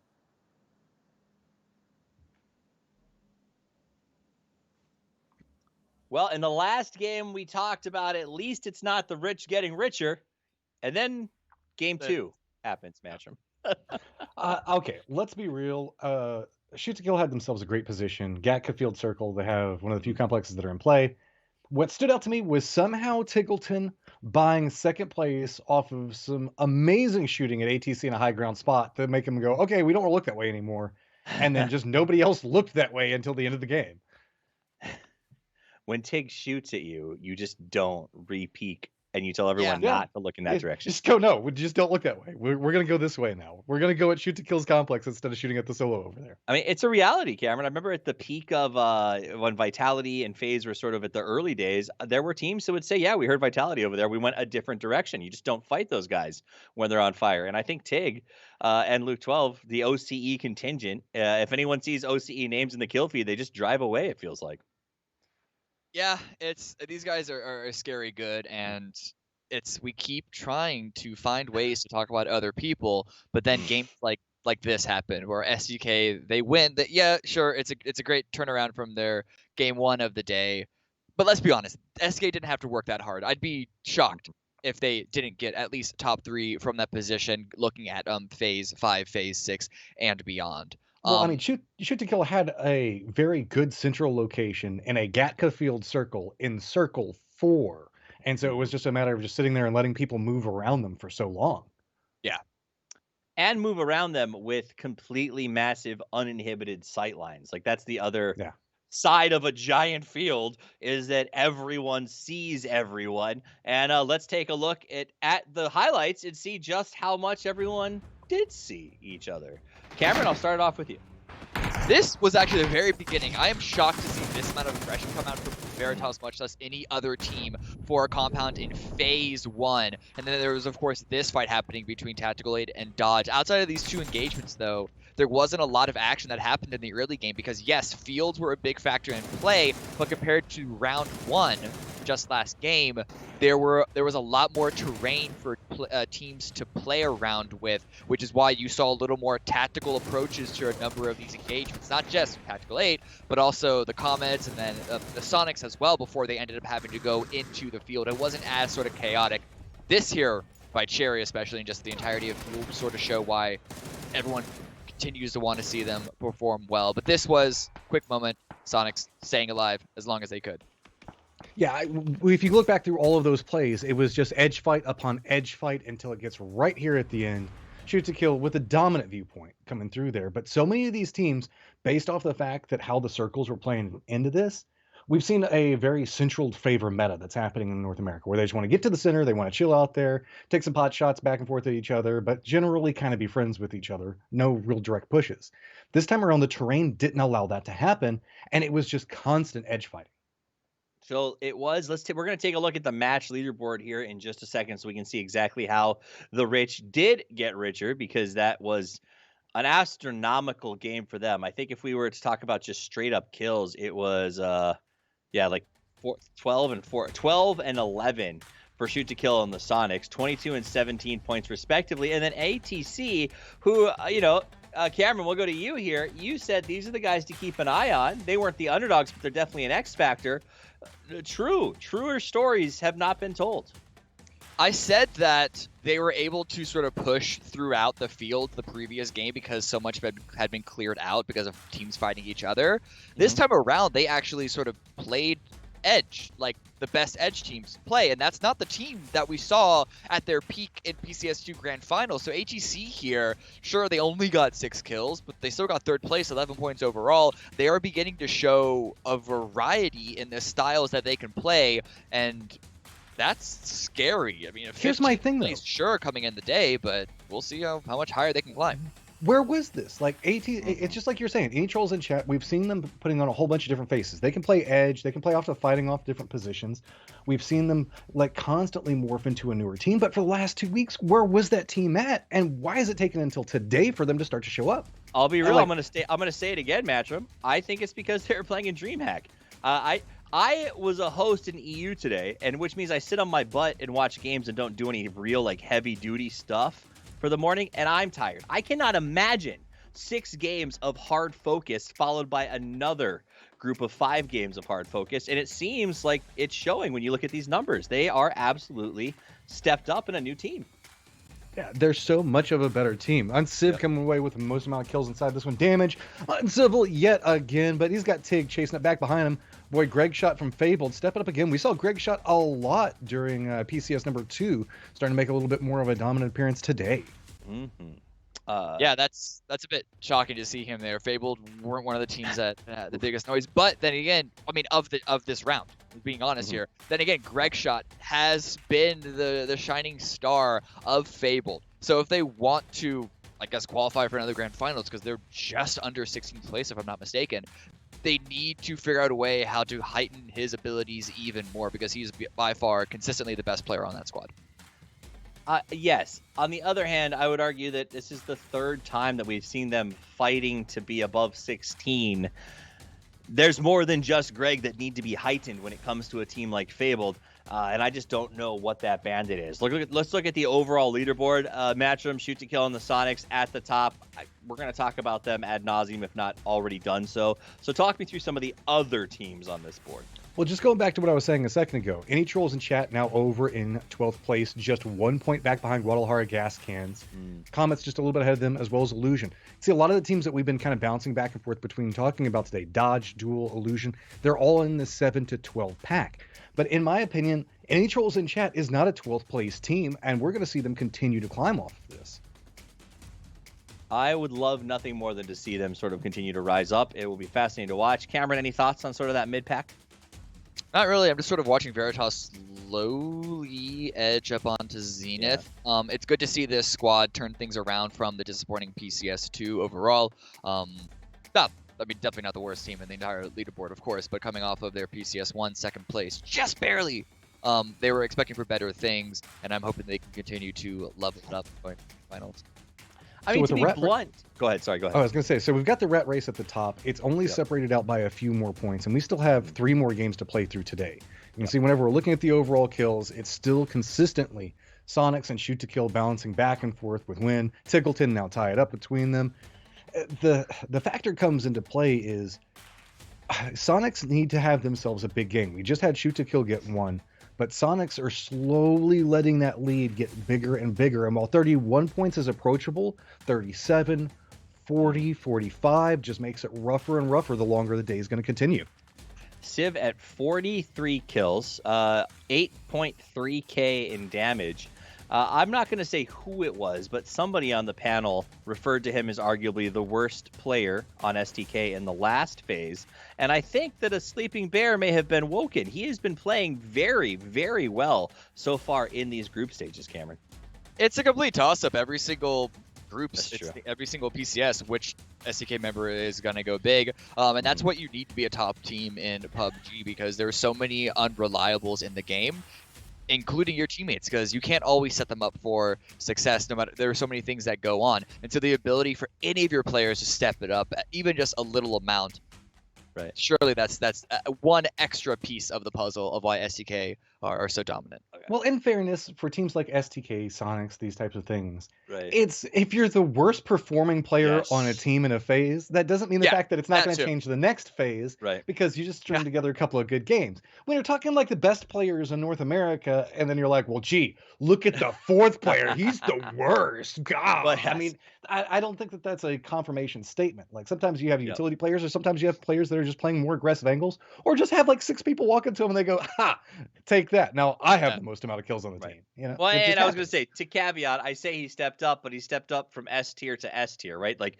at the end of the day, but I am sure, knowing these guys on STK, and we know the coach, we've been around them for a long time, you know that internally they are egging each other on. They want to be the top performer on the team. They care not necessarily about stats, but about being able to have some bragging rights with friends. I think that's kind of a big deal. It's part of being on a team.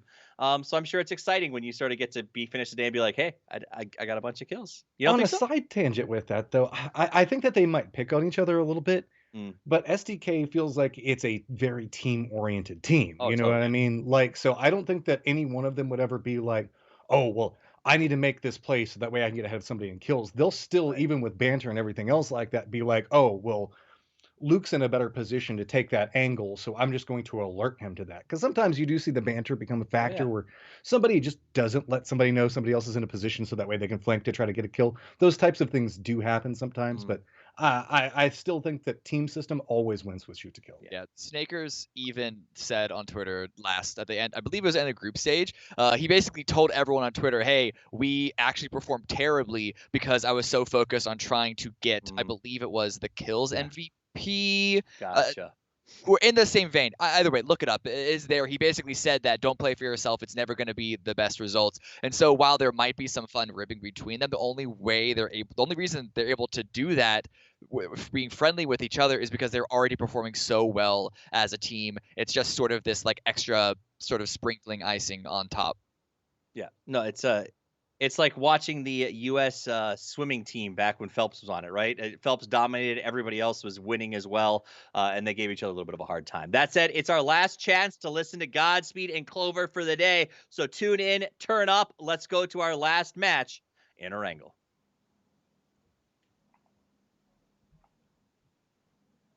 You heard it here, Godspeed. It is our last match for Erangel for this group today. We've seen 2 wild matches so far, some circles that were not too kind in the late game in terms of places for teams to have cover. Maybe we'll have a little bit more of an easier circle for some of these teams to play from going forward. I mean, if you remember, that's what happened the first game. I mean, the first game was very much the same towards the ending, where there was nowhere for these guys to play, and they had to, come up with some creative solutions, which SDK very much did. They were just on the roof and they were farming kills that whole time. So moving into game 3, where's the Millie circle, Clover? You know what? I'm curious to see if we'll have it, because this flight path is heading itself right in that vicinity, so we might actually be a little bit lucky. But one of the things, like Millie, and of course to get a beautiful overview of Western Bridge going right in that direction, I mean, it's just such a fun thing to play from. I think it changes the style, the flavor, and the way that teams kind of, I guess, use their game sense, their mechanics, the way that they really hone in. And that's one of the things that I really love about Millie Circles, and one of the things as well that why we as casters always kind of ask for them. I know it can be a little bit toxic. It's maybe not what those players want to have, but at least in terms of really exciting PUBG. It is super toxic, to be honest. As a player, I can tell you, as a player, I hated Millie Circles. I hated getting, even if we were one of the teams that got there early. I mean, we looted, Milta Power back in the day, so it wasn't too bad to get over there. But it's frustrating to get over there, and then it's just a mess. Millie Circles are a mess. But I mean, looking at this plane, this isn't too bad. A little bit of the east cut off, but for the most part, these guys should be able to get where they want to go. T8 is actually just going to loot my favorite spot on the map, which is Zarky, so good for them. And there's actually, the rotations from Zarky aren't that bad. They're just long. Yeah, I mean, I think if your ability to control the north can work in your favor, the issue, of course, for TAC8's drop right here is the fact that Elusive has kind of decided to share this space along with Illusion. So it's a little bit crowded up to the north, especially with Shoot to Kill and ATC taking their normal drops of North and South George. But as we're watching Sonics come back down onto Pachinki, the big question at hand is going to be who kind of comes out on top for the last Erangel match for today, but especially what the circle is going to do. I think it's kind of where we're stalling just a little bit, because we're really holding our breath to see what the game gives us here. True. I think with TAC8 though, and Elusive and Illusion, I think most of those teams are actually just going to get vehicle. That's actually a really good circle for all of those teams. I was going to say they're just going to get vehicles and probably just continue to loot and move, but they don't really have to. And arguably, you see Top Dog there has a incredibly strong position there on the dirt road compound. I mean, I'm really liking this placement. And just like our very first match today, we have that river kind of cut through directly in the center. And so if you're an IGL and you're thinking ahead, obviously for right now, most teams are inside the zone. But the thought I think it's going to be in the back of most teams' mind is this going to go north of the river? Is this going to go to the south of the river? And where is our rotations going to come through safely? Because you've kind of got water clipping out both sides, and that's really going to make the bridges a big play here for some of these teams. Now, as you say that down to the south, Guadalajara gas cans, I think I had perhaps an AFK kill. I think that might have been what happened here, is Voxic held in the plane just long enough for one of San Diego Rarity's members who was not able to get in. They do have Duel to worry about who have landed with them here on Military Island. And then when you look across the river, Comets and Dodge are waiting for them just on the other side. So those are kind of the teams that, at least for right now in this first circle phase, I'm watching to see how they take their rotations to get into the zone safely, or whether they don't want to do it safe at all and maybe use that as an opportunity for points. But Comets have continued to play that western bridge here on Erangel, and so it would be, I think, perhaps their benefit to hold on to it just a little bit longer, maybe see what they can do about the Guadalajara Gascons. Yeah, it may, but it's also possible that Gascons rotates a completely different way, right? And they actually don't end up catching that. That's kind of the risk. I think Comets at this point would do well to just actually get 3 or 4 inside a circle. They haven't really been able to do that in the last 2 games so far. They've struggled. So I just want to see what they can do in a, circle 4, 5, 6 situation with just 3 or 4 up. It's kind of been the challenge that, Comets has faced. Duel is kind of in the same boat, although they've had a pretty decent week last week as well, getting themselves up into the top 8. But that's a problem that they have as well. So we'll see. Yeah, I mean, a big problem for Duel as well is that they've had days where they've really, really popped off, and then they've had days where they haven't been able to really accomplish much. And Very inconsistent. when you get this kind of late in the series, obviously right now they're sitting comfortably in 8th place, but down to 16th isn't that many kind of points behind them. So we've got to be a little bit careful when you look at the days. Like, you don't want to have a day where you put down very few points, and that's for a lot of the teams. We've talked about Elusive and Pros Don't Snake down at the bottom, and that's been a huge problem for them. They've walked away on some days where they've put down single digits, and that's really detrimental for some of these teams that want to move on to the grand finals. Obviously, the bottom 8 teams from this 24-team lobby will go to the Challenger Cup next weekend, and that's kind of one of the big things we're waiting for. As we locked in our Challenger teams yesterday, their qualifiers ended, and so a couple of those teams that are a bit at risk are teams that have been sent down to relegation quite a few times already as well. Yeah, I mean, specifically, I'm looking at Pros Don't Snake and Elusive that are currently playing in this group right now. I mean, Liberate is definitely in that conversation as well, but I still kind of give that roster a little bit of time just because they've made some major changes. I don't know. This is just kind of like the same thing that we've been seeing from PDS and Elusive. Sometimes they make it back, sometimes they go down, but I'll be honest, I just don't see a lot of growth, and I think that's the biggest issue. There's nothing wrong with going down to challengers and learning something from it. I just don't know if that's happening for these 2 teams, because we constantly see them in this relegation situation. A big issue with challengers and for some of those teams is that it is a different style of play. When you come up here to PCS, this is very true. The cream of the crop, but there's oftentimes, I think, a chivalry, a kind of an expectation on the way that teams are going to behave, and that can kind of get thrown out of whack for challengers. But now, speaking of throwing out of whack, TAC 8 now coming for this push here onto Elusive, a team that we've talked about has had some struggles in the early game, as they're going to get sneak attack.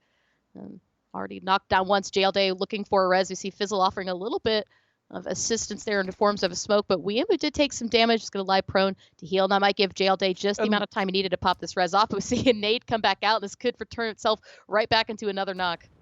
It's just a little short, but this is what I'm talking about. I mean, there's pretty much no pressure other than Fizzle picking a few times from stopping Wiemu on moving up, and slowly but surely he kind of is. And I just feel like Elusive is way too passive in the way they play, and that's across a lot of games of watching this team play. I mean, Detonator has had this flank forever, and he's just now starting to move up. And Wiemu has found another knock. What has happened with the grenades and Walt? What on earth is happening to the Rumblers? I'm not exactly sure what's happening to the Rumblers, as it looks like they have perhaps taken themselves out of this game. So, you know what, guys? We're actually going to have a restart, so that's what's going on here, which is why you're seeing the kill feed just completely light up. That makes so much more sense. I thought maybe Los got knocked with a nade in his hand, and then Waldo was there, but then I saw the molly, and I was like, wait a second.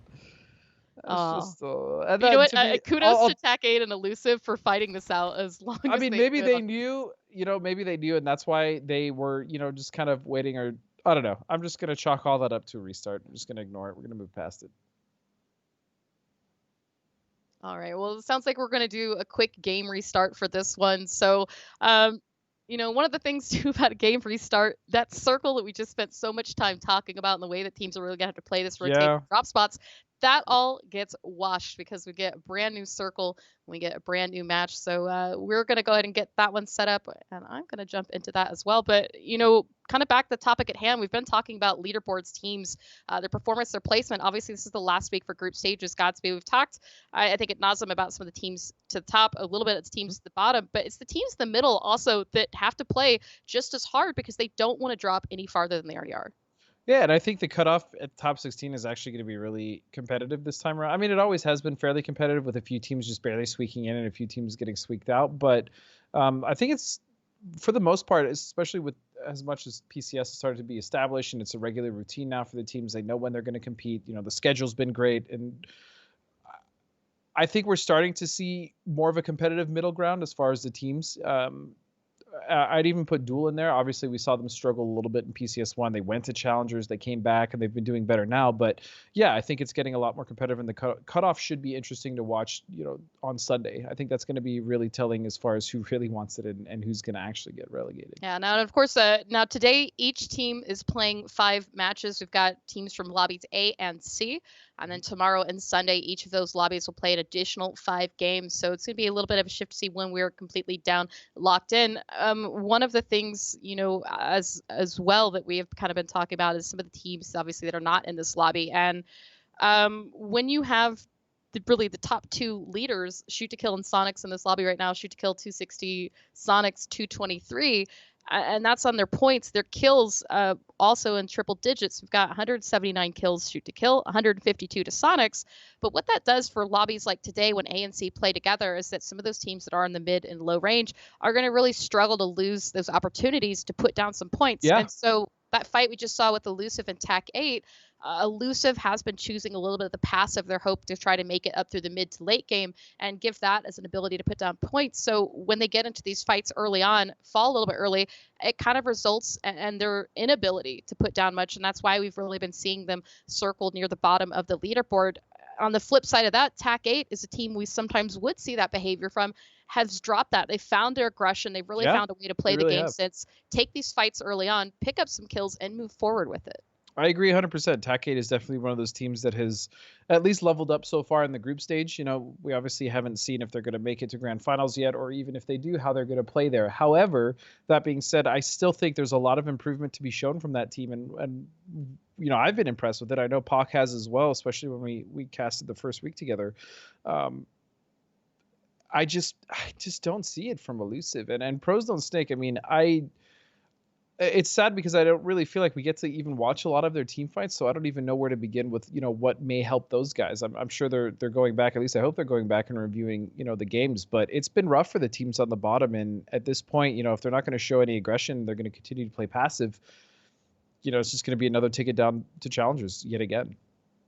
Yeah, and you really hate to see that, especially from so many teams that have made that trip down to Challengers time and time again. Obviously, this will be our 3rd Challenger Cup for the 2020 season, a 3rd chance for teams to work their way in and out of relegation to the PCS leagues, or what future events are to come after PCS3 comes to a close. So this weekend, this will be the topic of conversation for us to talk about for the casters on the desk. The casters later today, when Hypoc and Poro will cast on Miramar, because we are really looking for ways to see these teams kind of place up in the top 16. And in my mind, I just came off casting the Challenger series, so I have watched the teams this is a good Challengers, that have by the way. been playing. This is the closest, most competitive Challengers lobby that we've ever had.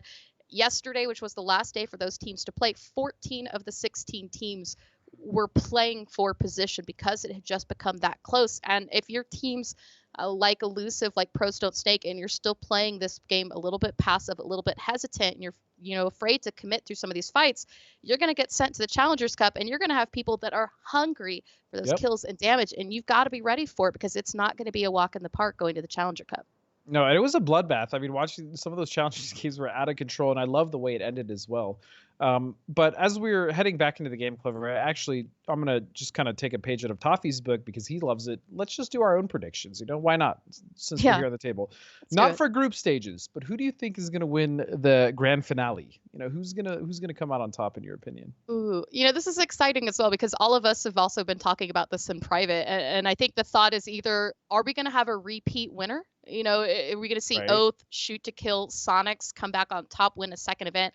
Or is there going to be a position for another team to do something about it? Obviously, right now, Shoot to Kill and Sonics have a massive point lead in the group stages. But as we saw with PCS2, that is not a guarantee that you're going to come out with a chicken dinner or a victory or even place in the top 3. So while I feel kind of in my heart right now that Sonics are looking good, I also have been really amazed at what I've been seeing from Zenith. I think that the kinks that they had in PCS1 and PCS2 have seemed to be kind of figured out, and I'm really hopeful, especially I'm going to watch them this weekend, but see if maybe they're going to come in hot, ready for the grand finals, and perhaps take away a chance at a brand new victor. So Zenith is your pick then, if I'm not I'm mistaken. thinking about. We'll see how they play. the rest of this Okay, you're weekend. thinking about it. All right. Okay. Well, I'll tell you this. I think it's going to be Sonics. I think Sonics are going to do a repeat. I think Shoot to Kill is going to fight hard as hell. I think they're definitely still the team to beat, even though we saw Sonics win last the last grand finals. But I don't know, man. The way Tig and the boys play the game, it's just incredibly hard to vote against them. I mean, you could say the same about SDK. But if there is one wild card team that I think could potentially take it, it actually is ATC for me. I think that Ooh. team is just playing so, at least from what I've seen so far, when it comes from a team fight perspective, I just think they're so on point right now. I mean, up to the Yeah. level of Sonics and SDK. Well, and even as we saw for that last match, ATC's ability to play a bad situation to their advantage. Obviously, Sonic or Shoot to Kill had the best position, had the numbers, and had the ability to play that circle. But ATC worked hard against it and used that position to not only secure more kills on teams with the North and the South, but try to stay up as long as they could till the end to keep the game going. And that's what we're really looking for. You know, it's not only about the chicken dinners. When we look at the teams with the most kills, the teams with the most damage, and the teams that are placed at the top of the leaderboard, they're not always the team with the most chicken dinners. In fact, I think our chicken dinner leaders are actually in the middle of the leaderboard. Yeah, it seems to always work out like that for some reason. I mean, you even had SDK, I think, was like the biggest one to point out, is they had like really no chicken dinners going into like the first couple days of the grand finals, and then they finally started to get one. They were kind of due towards the end, but they were making their push towards the top of the leaderboard without a single dinner. And sometimes that'll happen, especially if you're a team that's just getting an insane amount of kills. You don't really need to win if you're, getting 10, 15 kills a game. And those double-digit kills is definitely what we're looking for today in terms of all teams that needed it. I mean, Illusion, right? That very first game out the bat, they played that so well, and they really dominated the leaderboards from that. And so that's kind of what we're looking for all around, rounded through these series. We want to see teams that can bring their A game across all metrics here, not only just in terms of, hey, yeah, stay up in the late game, get a chicken dinner, but how many kills can you get? How much damage you get? Let's get those the sick seat swap fancy kills. I mean, as I think we're just going to keep talking about that. That seat swap was disgusting. Tig is just on another level sometimes. Really, it's crazy. Could you imagine 4 Tigs on a team? That'd be interesting. Ooh. I don't know if it would work as well, to be honest. I mean, you need to have a little bit of balance, right? Yeah, of course. And here we go. Guys, thank you. It's the same exact plane. Literally the same exact plane. That was not planned, but yes, thank you for kind of sticking with us, guys. Obviously, these restarts do happen. Thankfully, it hasn't been that often, but so it's just gotta happen sometimes. But luckily, the plane didn't change, so we'll see if the circle does, Clover. Yeah, the circle does. And one thing that I have noticed is it looks like Elusive learned their lesson and are not going to take that same drop path this time. So they're still in the plane and work their way into a more safer, I think, place to play from this time. Of course, we just talked about safe necessarily isn't something that they need right now if they want to try to put down points. But I think at least by the numbers, the probability of them moving forward to the grand finals is pretty slim at this point. They may just be trying to work on what they can this weekend, or at least get themselves up as high as possible before facing the potential for relegation. I also want to point out that Elusive did not drop in the same spot. They were North last game, if I'm not mistaken, right? They were right in between T8 and Illusion. Was it Elusive, or was it... Yeah, I'm pretty sure it was Elusive in the last game. So they actually opted to jump towards Primorsk instead of jumping up north this time. I'm really interested. This is a place that they have played from for quite some time. It is a really nice place to rotate out of. And now as we get our circle pop this time, it's going much further south. We do have a little bit of Millie and a little bit north of the river, but we all know this is pretty much going to be going onto the mainland. And that puts Sonics, San Diego Rarity, Comets all in a really great position. Dodge as well for where the circle could be going forward. And now kind of just TAC 8 Illusion, I think really the only teams that have to focus on getting into the zone safely. ATC should have an easy rotation through George, but they do need to be a little weary of Shoot to Kill that like to sometimes keep the pressure onto them. Yep, Shoot to Kill definitely does like to keep the pressure onto them. However, again, I want to know. First of all, I want to know why Elusive switched up their jump spot. Second of all, I want to see what they're going to do with this. They are going to have a decent amount of time to loot. They should have a fairly free rotation onto their west. And I just hopefully want to see them just play aggressive, just get some frags, just do something that we haven't really seen them do.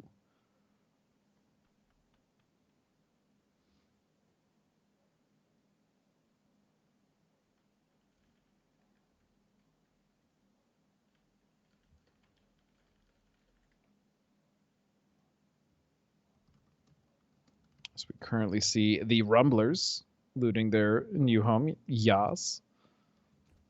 Yas is a very interesting place to loot as well. There's just so much going on. There's so many dense, packed buildings, and it's a fairly good place to loot if you're trying to get in, loot quick, and then get out.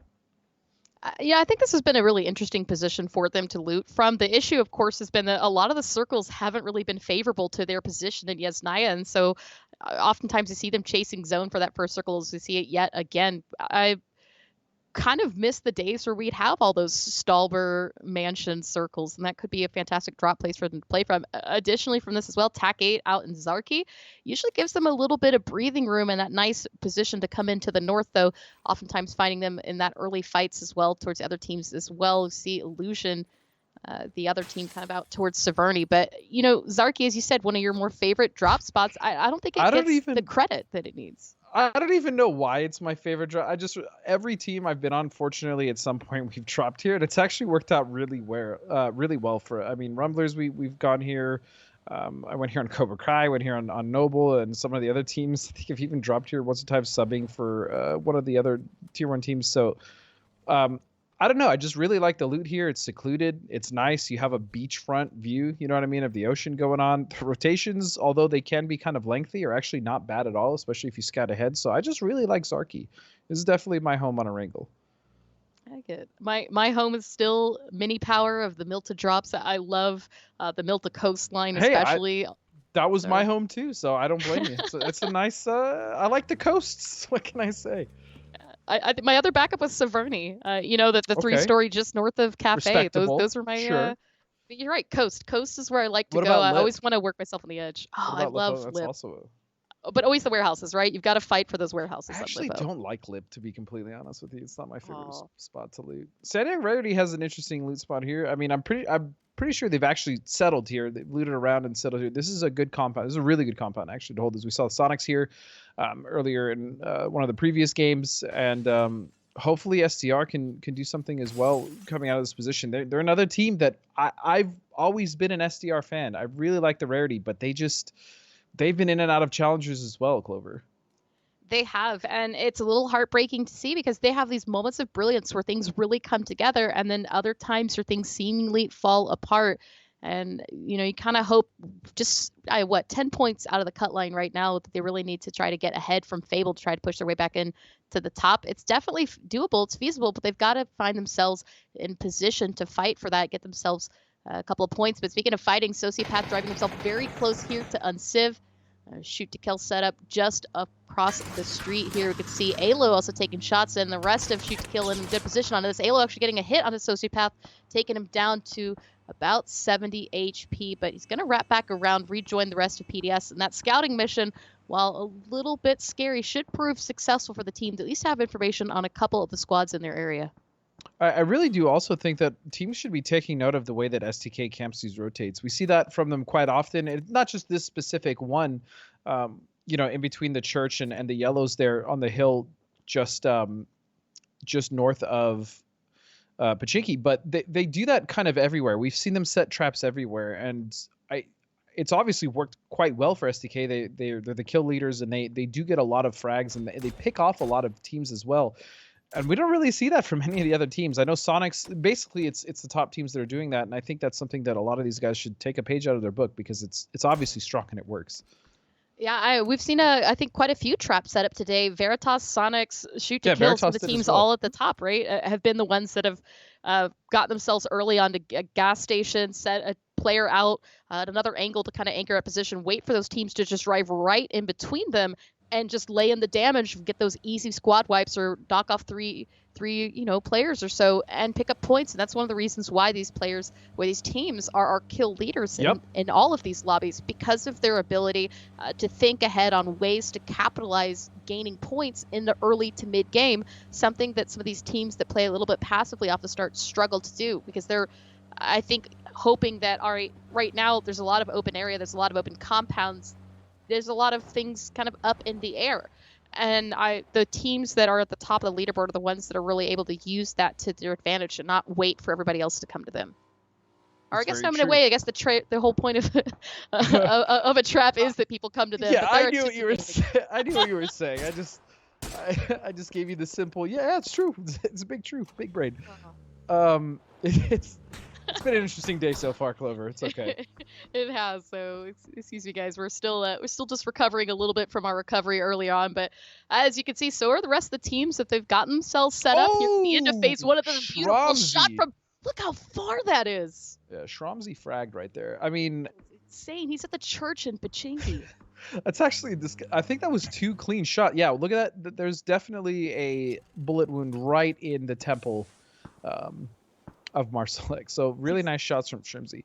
But that's kind of another point we can talk about while we watch this nice little recovery here, is the other players besides Tiggleton on the Sonics, right? I mean, Shrimsy, Mime, obviously we've talked about Huyn at length, but I feel like Mime and Shrimsy don't get enough love for how talented those players are. I know Mime did a lot in PCS1 and early, back when Profi was on the team, but he's been a little quieter. Even still, I think he's done a great job on the Sonics.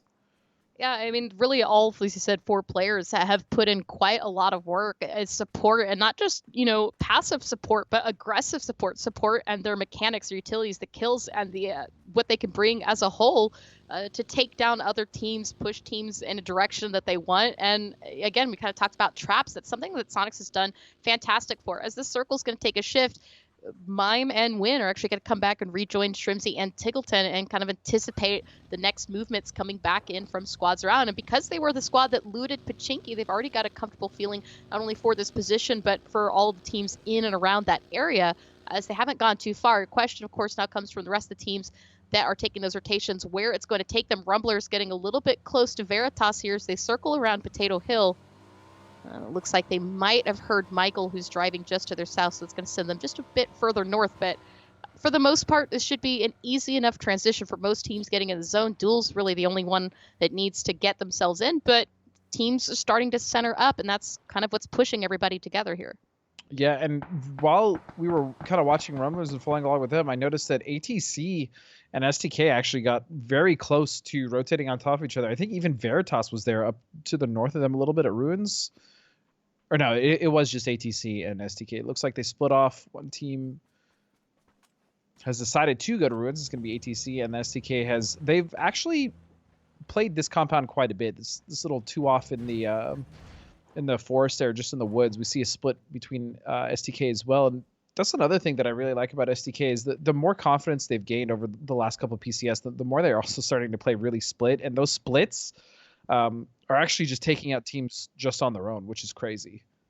Yeah, and I think additionally as well, STK doesn't really have 1 or 2 compounds that they rely on. They feel comfortable playing out of every position on the map and with those splits as well, which is one of the reasons that they've been so successful at doing damage. But now as we kind of see more and more teams start to center themselves in or around that Ruins area, you could see Illusion just now driving into Watertown as Fable had a watchful eye on them. They sent Haxetti to the north to keep an eye on this, but as it's getting a little bit crowded, Haxetti's starting to pull back the rest of his squad just down in mini Pachinki. And it looks like they've actually got sight on both Shoot to Kill and ATC. And now, as I say, look at the kill feed starting to light up. It looks like the Rumblers and Veritas have found one another. We got a little bit of exchange on knocks and damage. Gaxi is actually going to fall here. Just McCoy and Waldo left standing. And the pressure coming in from Veritas is they are going to start to push back down. But McCoy is going to go ahead and send it away safely as we see Waldo continue on foot.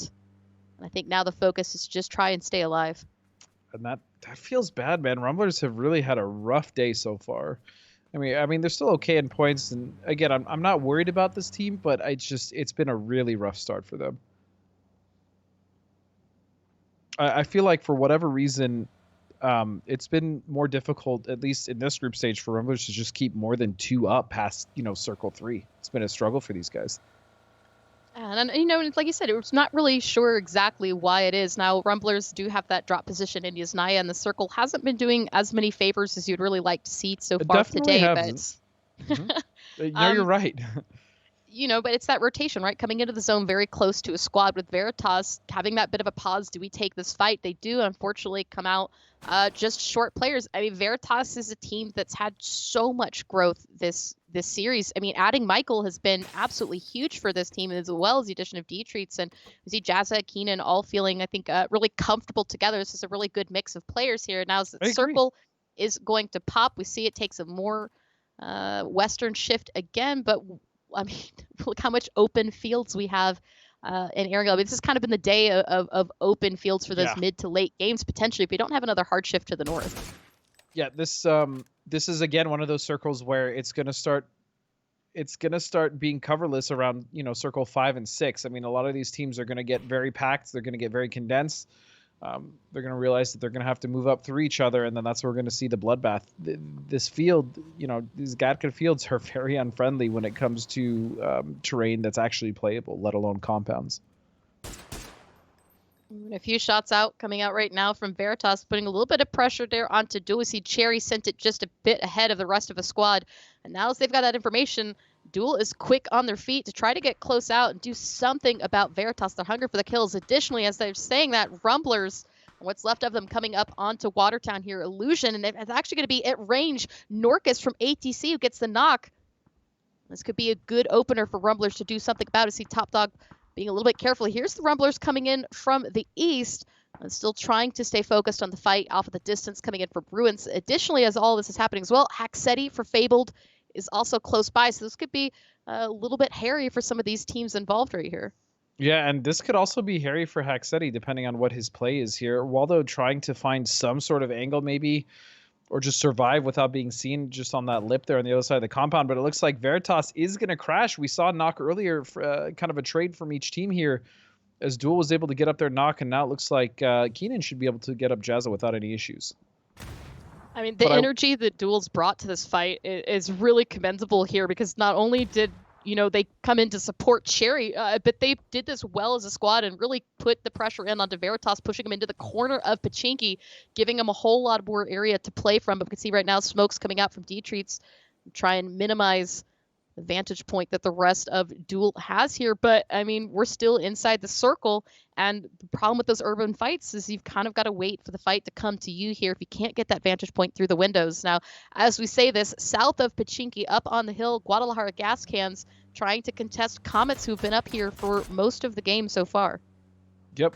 And they are now going to have to rotate either through Comets or just go around and risk going in the field, potentially the barn, which I'm pretty sure actually is exactly what Voxic is doing. And yeah, the rest of gas cans are moving up, but Voxic went for the off angle maybe to try to get shots, but none of the Comets are open to that barn.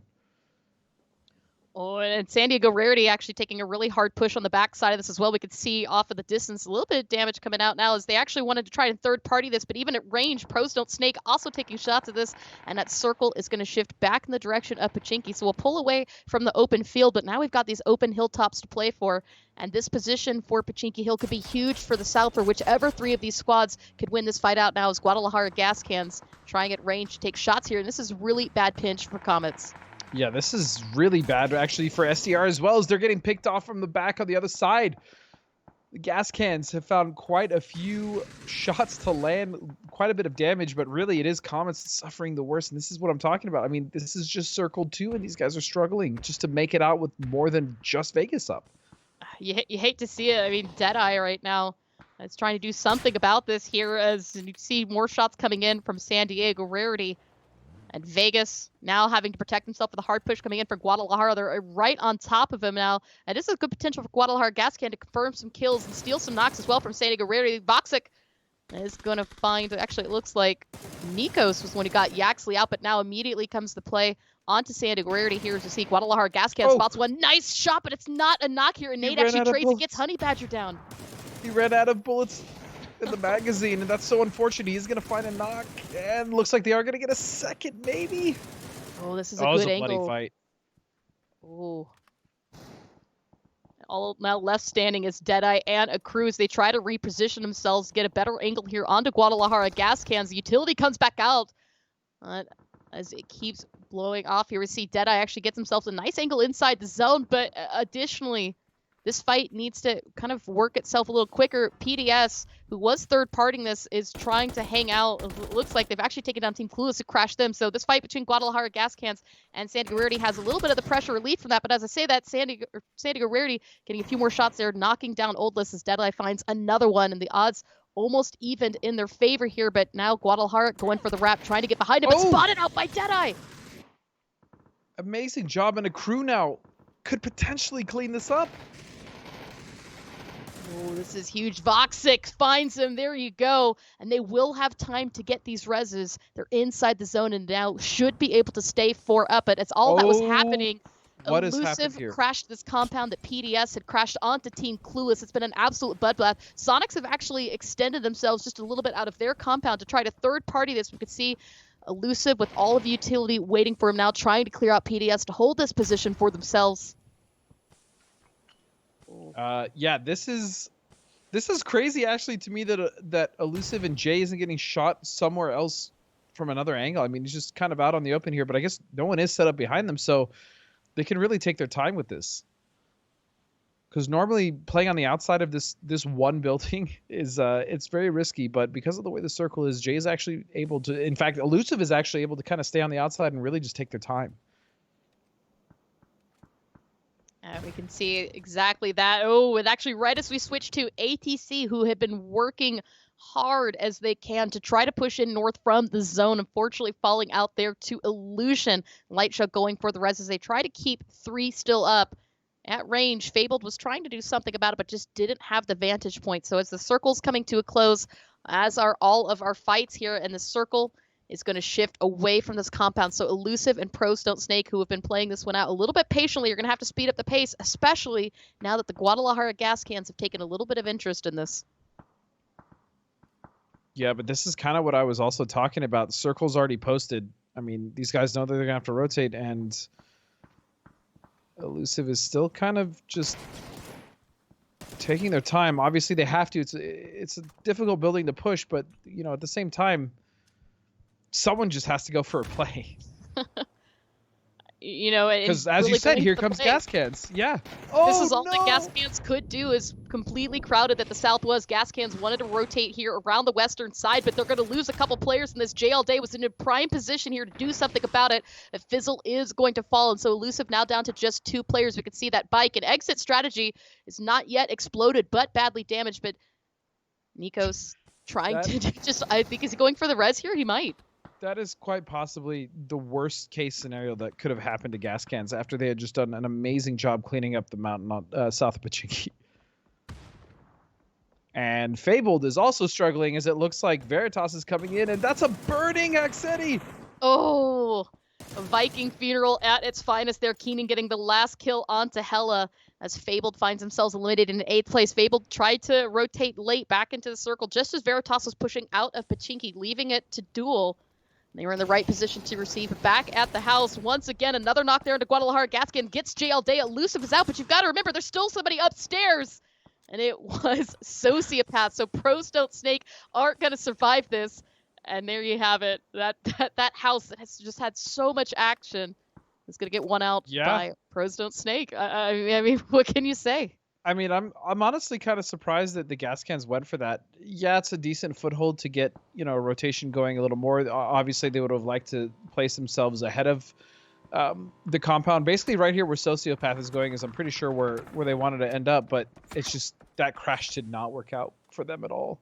And now Dodge is going to have open shots on Sociopath, and he really has no play here.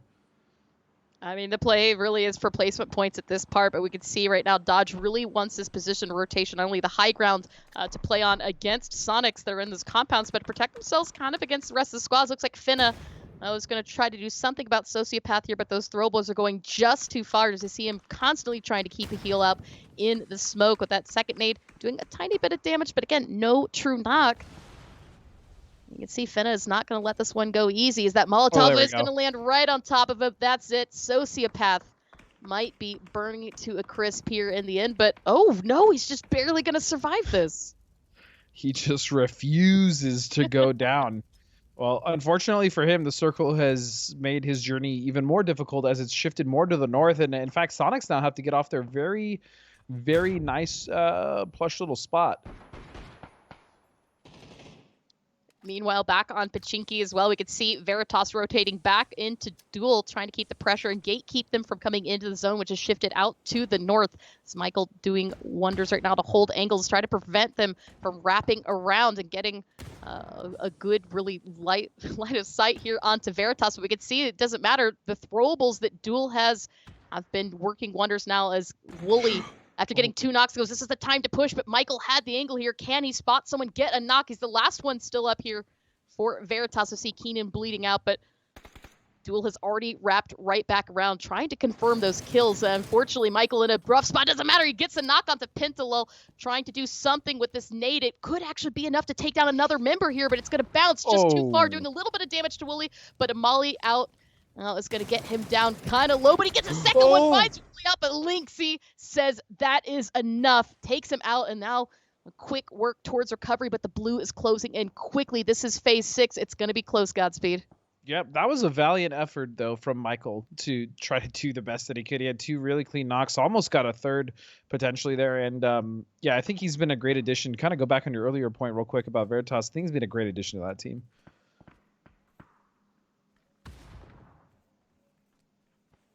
All right, and really liking this push position here from Danny G and Adam that are still up, but Zealot getting a bit of damage as well into him. Finna actually getting a knock on the Zealot could be huge for Dodge, as he's still trying to just edge their way into the zone. Adam's nade is actually going to get the flush, and now that's 2 players down for TAC 8. Flush and William tried to hold the ankles on this. They need to be careful, though. Shrimsy starting to send it ahead for Sonics to investigate what's going on across the street. To see Adam still looking to hold the angle there. M4 out, ready to fire. Oh no, look at this wrap coming in from Shoot to Kill. Alo coming in right on top of this. It's going to get down Finna. Adam has to turn all this attention now to focus, and that's going to give a signal for TAC 8 to push, but just as they think about doing so, Shrimsy taking shots on this as well. We can see Shoot to Kill out with the throwables. Oh, Adam gets disgusting. 1. Alo! That was a nice little spray just on the ridgeline. He just barely saw Alo at the top of his cranium. He got that spray, but, I mean, it's still Dodge in a lot of trouble here. I mean, just barely on the edge of zone as they are able to recover. They've got a little bit of cover for this as well, but Shoot to Kill still can have the angle from this. And now as you see, they walk out ahead. How much, or rather how little cover they have going forward, not only towards TAC 8, but towards Sonics, who's left Tiggleton south of the road, but the rest of Sonics rotating out, as we can see there on the minimap, towards Duel. So a little bit of a split focus for some of these squads inside the zone. I was just going to say Sonics is already working. I can already see the gears kind of moving together. They're already making sure that they're squeezing and constricting all of their control in the circle. And that's going to make all the teams, not only on the east and north, like Duel and Illusion struggle, but the teams on the west as well. It's really just TAC 8 that's quote unquote safe from them right now, as they're kind of just hanging out, proning, trying to survive. But I'm pretty sure Sonics already knows Nate's coming out. Lush is going to take damage.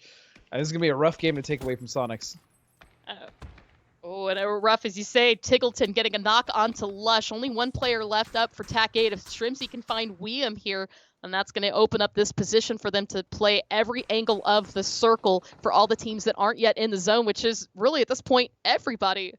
You've got Illusion and Duel up to the north, Shoot to Kill and Dodge out to the west, all still needing to get themselves in safely. And a nicely thrown nade by Tiggleton actually finds everybody right there. Adam and Danny G get taken out, but now Shoot to Kill can turn their focus inward as well and do something about Sonics. But the big wild card here is Liam, who is lying prone, hoping to not get spotted here. That grenade from Tig was gross. That was so perfectly timed. And STK is still 3 strong. It was Purdy that fell, but I'm never going to count STK out, as not only do I love these guys, but they're pretty good, I hear. And they've turned a lot of situations not in their favor into their favor, although Civ getting knocked is going to be a little bit of a hindrance, but I think they should be able to get him up. It is really just Cherry. What is he going to do? Well, this could be a huge win, though. Knows exactly where he is. We can see the AK, and see the barrel actually out, ready for that close range fight. And once more, another flashbang out. This might be the play ready to come as you see Shrimzy here for support. A Molotov is thrown, though. It is going to actually get Shrimzy down as Cherry finds a fiber. One more bullet's all it's going to need, but H1 actually getting down to 18. Just struggling right now to do something about Cherry. C is actually going to get taken down.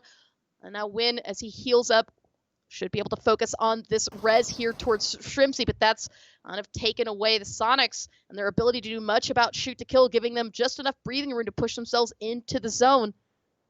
Liam is actually quite an X factor here in this little showdown between Sonics and STK. He could potentially turn the tide for either team, depending on what he does here if he's not found. And then you also still have, Penta, exactly. You also have him just kind of hanging out there towards the north, and it looks like SDK is actually wrapping towards him, so potential to cripple SDK and really slow them down, even though he might go down himself. We'll see. And we see just the patience that's coming out right now from Sonics, making sure they're not overextending. Tiggleton has done quite a bit for his squad so far, but they do have the high ground, and they've got a lot of control for this. As you see, Luke 12 is going to spot out Liam. Shoot to Kill have kind of been trapped here at this angle and not really had a good ability to wrap back out. And part of that comes from positioning that Tiggleton has here. Yeah, and like I said, this is actually what STK does to other teams. To be completely honest, they just slowly constrict and force the remaining players into an area that they want them to be, and that's going to be Penta going down and not coming out from the Sonics. Actually, it was from Penta that they're going to flush, so Civ's gone. It's just down to Alo now. He's going to find one, but it's not enough. And there it is, the Sonics, man. That STK had to be sitting there like, man, is this what we do to other teams? This is awful. This is terrible. The Sonics really just did exactly what STK, like I said, normally does. They just constrict the circle. They make it feel so much smaller than it actually is, and they were able to take that. But to STK's credit as well, they fought from a position where they were coming out of the circle, and they did an amazing job of clearing out pretty much all the other teams there. So Sonics and STK, I mean, I can't say I'm surprised. Oh, not surprised. With that play too, Tiggleton really keeping that pressure on the west stand side, constricting that flow from Sonics, from Dodge, from those teams that were really trying to get themselves in a stronger position for the zone. And then we kind of saw Duel, peeking just a little bit from the rotation out of Pachinki, their fight done with Veritas. And Sonics did the smart thing. They sent one, tried to do it. When he needed support, Shrimzy went back out. Obviously, it took 2 of them to take down Cherry, but they were able to recover. And their ability to split attention, do it well, and do it quickly to not waste any time, obviously aided them in that victory. Yeah, Cherry almost ruined that for Sonics if he got that double knock. But, fortunately, Win was there to clean it up. It was a nice attempt, though, from Cherry. A nice attempt. So, as you said, that's kind of it for us for Erangel. We're going to switch things up. Miramar is coming up next, casted by Hypoc and Poro, but that is it for us tonight. So guys, we're going to toss this back to the desk and see what they had to say about this match.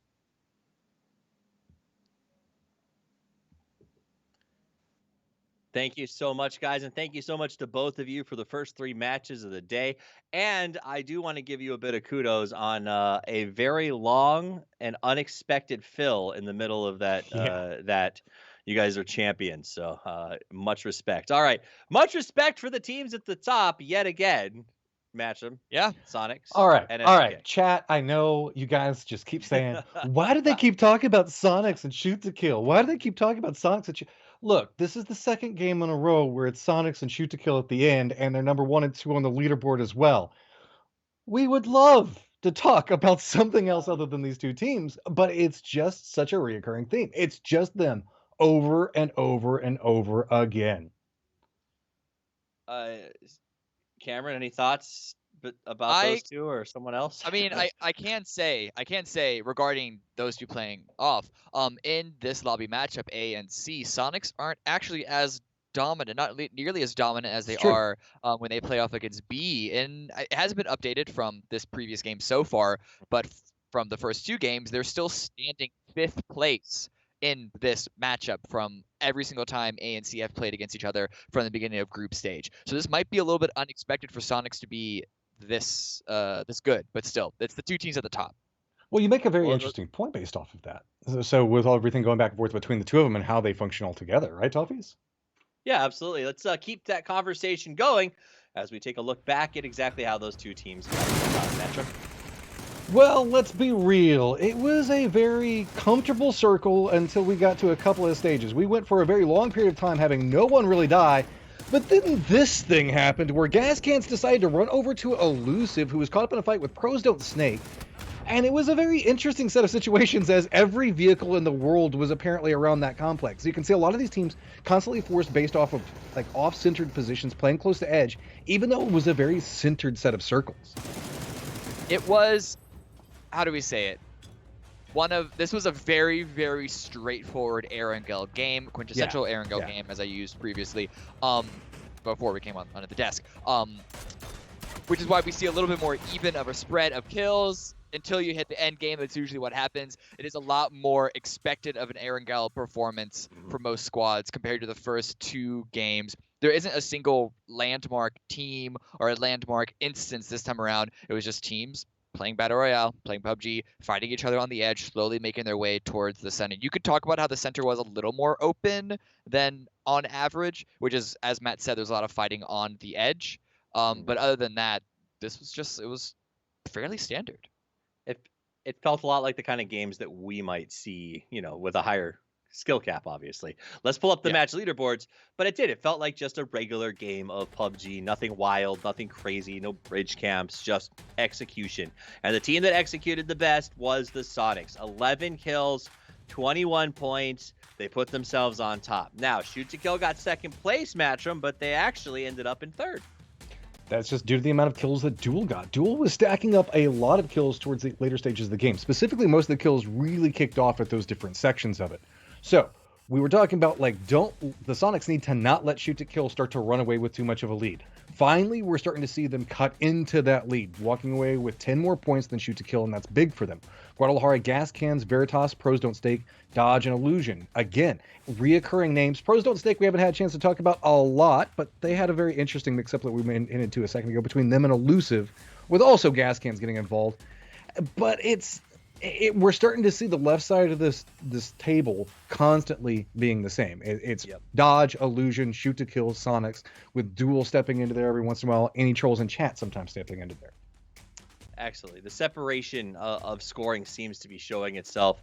We'll take a look at the overall kills. They're the kill leaders in that match, as well as the damage right after that. Guadalajara, Gas Cans, Nikos had 5, not too bad. Shrimzy right behind it. And again, the winning team comes out with the kill count, Cameron. I just want to see what happens if the Gas Cans can actually make it to the late game. I'm going to do some math at the end of the entire group stage, but I can guarantee that their ratio of placement points to kill points is going to be so heavy on the kill point side. They got 4th overall through kill points only with 8, and everyone else came into the late game with 4 or 5 until and that's when the Sonics sort of took over and cleaned up the rest to put themselves up on 11. Lynxy, why are you so sad, my man? You're on both of these leaderboards. He just doesn't look. He just doesn't want to be a part of this photo at all. You can see it in his eyes. Yeah, right. It's because he lives in a world where his countrymen Tig and Luke are just constantly ahead of him on these races, and it's soul destroying. That said, though, OC is absolutely ridiculous, and that's all I have to say about that. Let's look at the overall leaderboard. Matchroom Shoot to Kill continues the nation of domination. The Sonics as well. The distance between them and Veritas is getting stupid. Hey, but Veritas did overstep Zenith Esports, finally shifting them back down to the fourth. Should be noted that Zenith is not playing today, hence why they're grayed out though, but this is good for Team Veritas. I feel bad for Veritas because Veritas is doing a lot of things. Look, they've got the same amount of wins as whenever we look back over towards Shoot to Kill and Sonics, and we keep talking about Dodge a lot. Veritas just hasn't been as, I guess, flashy, for lack of a better term. They are very standard in their approach. Whenever they have big plays, they have the big plays, but they're a lot more methodical whenever they're making their way through the circle. So we're not seeing a lot come out of them, and I would love to see just a little bit more of what's happening with them at different stages of the game, because they are now presently in third. Cameron, thoughts on the leaderboard? That style change, though, was on purpose, right? They lost Penta and Sharpshot, two of the most dynamic players, especially when they were on. And now this roster for Veritas is looking a lot more stable, a lot more like solid, straightforward. I don't want to say tactical, but it kind of feels more methodical how Keenan Jazz, Deetreats, and Michael press on forward. I did want to call out, though, on that leaderboard, Duel. They started off this group stage again terribly. They're up in 7th right now. Let's take a quick look at the bounties as we get ready for our break today. We'll go through the kills, etc. real fast. Luke 12 at 59, still dominating the kill race. Tig and Hwin right behind him. And again, Alo has climbed back onto it, Matchroom. He wants to make that a 4 SDK representation. Oh, poor Purdy, never going to appear on side of here. IGL Lifestyle back behind that. Damage coming up, no surprise. Luke 12 just pumping it out over 2,000 or over 3,000 points coming out from him, heading out over Tickle. Well, I don't know, 2,000 something points. I'm not even, guys, I'm bad at math. Then a pretty big step back down behind that with Uncivil back behind him. Go ahead, ridicule me, Toffees, on my math. I was going to say I'm impressed that you tried. If you want to be ridiculed in math, it is not like I am the last one who will do it. I am as bad as you are. So let's just move on to Nox and skip the math and see. Oh, look, Luke 12 again. We saw a new face on the previous one, but here, it's going to be the same. It's going to be the same 5 people.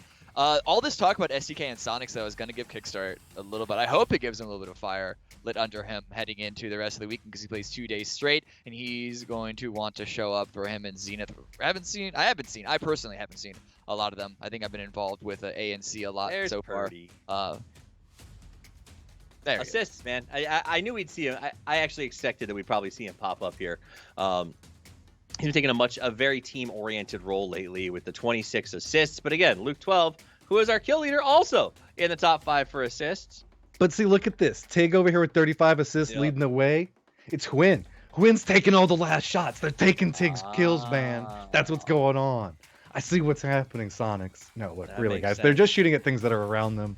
One of them gets the last hit. That's the way it happens. Nice. Kickstart coming in on the assists as well, so not a huge differentiation in terms of the faces. It seems like it's gone that way, Cameron, where those who tend to be winning bonuses are in the race to be winning all the bonuses throughout the entire series. I mean, good performances net good performances, and that's sort of that's stats in general, but it's almost doubly so for battle royales, where the more you kill, the fewer people there are to shoot at you, which not only means that you have potentially easier engagements, but also they can't now fight you further in that race. Right. That's why it's always so funny, because people are like, well, look at my survival time.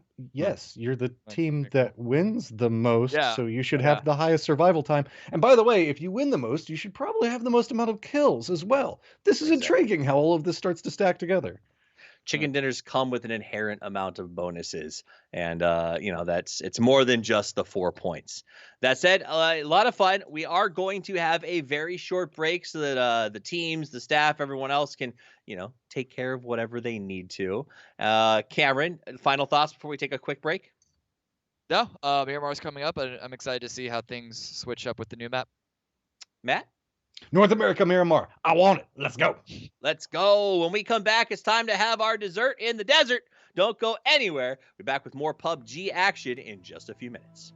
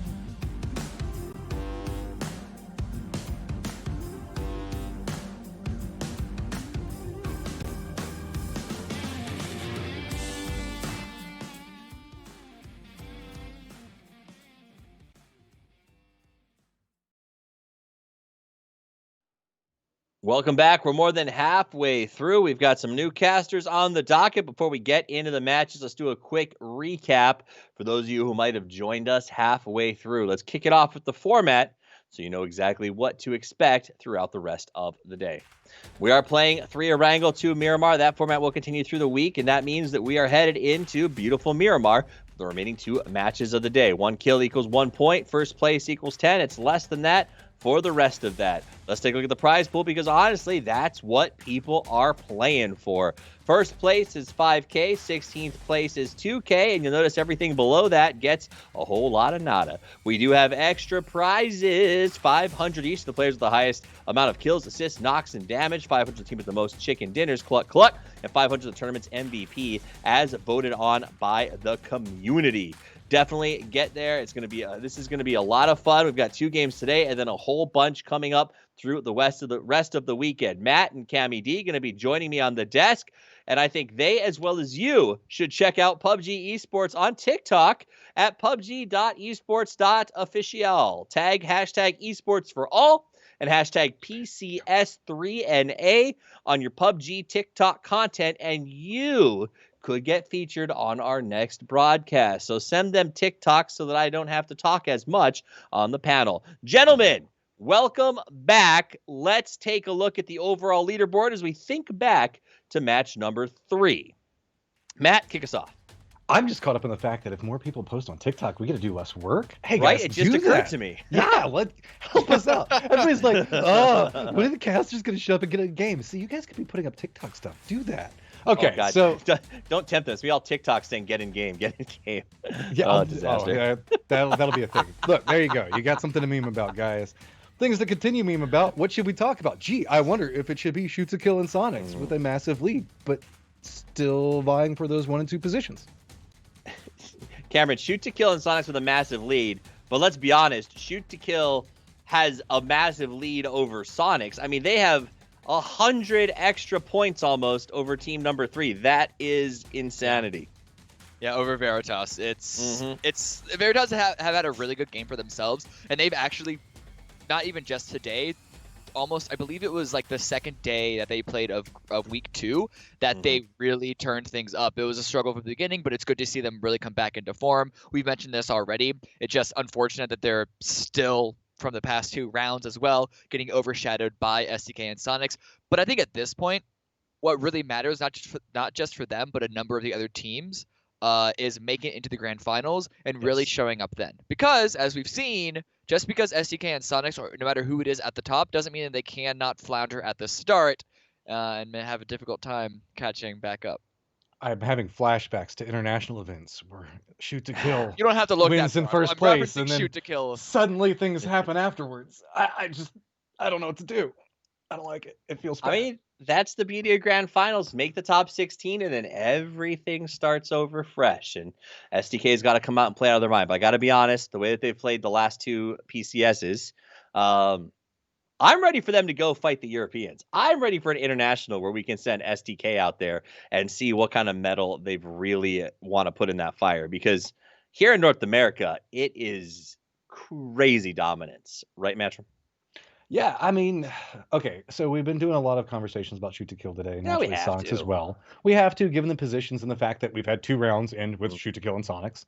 But we've also had a lot of other teams that are doing a lot of work in the middle sections of the pack. And I know while they're not huge point gatherers as it goes through, these 6 or 7 different points that you're getting between rounds are very important, because you hear us always talk about consistency.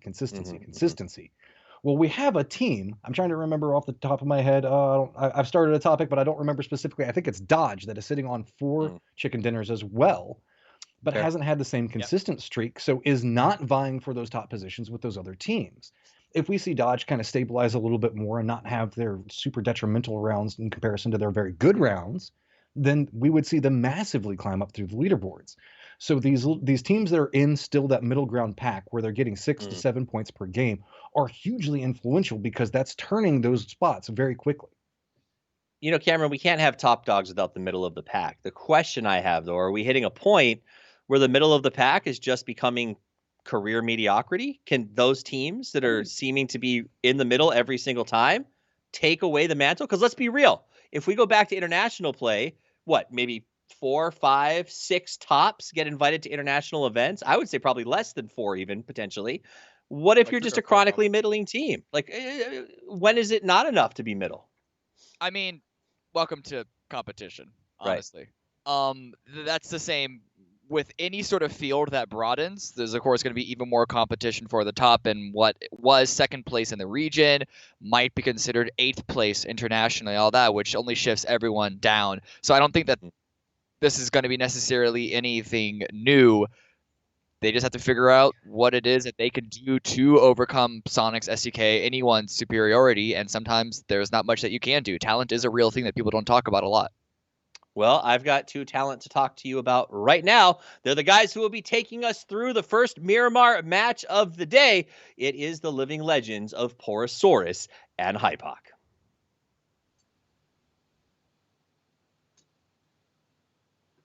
Casters on camera. Thank you very much, Toffees. It is I, Porosaurus, with my co-pilot, Hypoc, and we are getting ready to hop into the plane to take you over the dusty deserts of Miramar to wrap things out for the day. Hypoc, co-pilot buddy, I know you've made sure that we've ordered the kosher meal. We're feeling good. We've got the good food ready in front of us, maybe a small cocktail. What are you expecting to see from these last 2 games? Is it going to be more SDK and Sonic's dominance? Or are we switching it up? I mean, Miramar has been the one where we've seen a couple of other people flex out and win a couple of games. Just a side note, by the way, I'm so proud to call you a friend right now. I thought for a horrible moment I was going to come on camera. You weren't going to be wearing the sunglasses. You weren't going to be wearing the jacket. Oh, I was with you. And you'd have just shown me up. So absolutely. I just wanted to take this opportunity to say thank you. This is why we're here. This is why we're here, buddy. We're here because we have each other's backs in the best, most biblical way that I can possibly think of. Okay, Miramar, are we ready? I'm not ready. Okay, I'm ready. Let's go. Okay, now I'm ready. I'm ready now. I'm prepared. I'm fully engrossed. Oh, we are okay. We didn't even get to see a plane path. Okay. We don't need it. They're We don't throwing need it it. We were straight in. flying it. We Yeah. know exactly where it went. Oh. Okay. Okay. Good start. Well, it's a good start if we want a chaotic end to the evening, because there's literally 5. Well, actually, Proton Snake and Elusive. This is something that's happened a couple of times on Miramar, where they just can't get to their drop spots, so they opt to share the compound. I mean, it hasn't ended well. I'll be honest. We are watching H-Wing kind of run around at the time being, but here we go. Elusive has grouped up together. They're moving as a trio. They are a pack of death, trying to find somebody. And Dirty Zin gonna drop in the scopeless Car 98 while he watches his teammate just get immediately decimated by Jay all day. And now what are you gonna do, Zin? You got the car. You've got a pistol.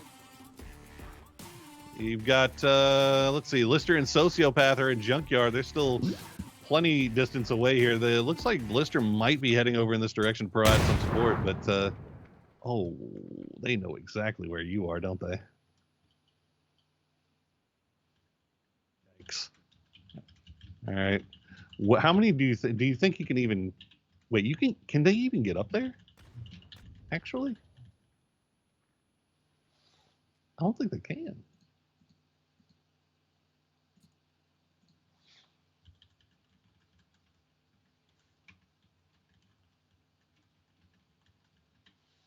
Trying to see. Yeah, no. Dirty Zin could actually sit this one out as he waits for the rest of his squad to arrive. And wouldn't you know it, Lister and Sociopath come up over the top. They've got scopes, they've got DMRs, and they've got a hankering to free their teammate, and they actually do. So PDS getting away with him one here, just based off of some very fortuitous placement coming out of Dirty Zin.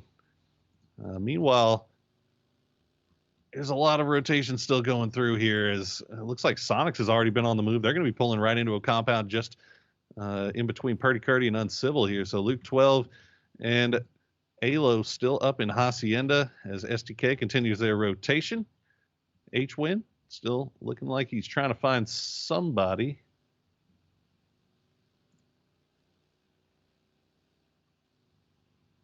We'll see where Sonics decides to set up here. Looks like STK is opting to go further north, further towards the center of the circle here, and possibly up towards that water treatment area just off to the east where they normally play.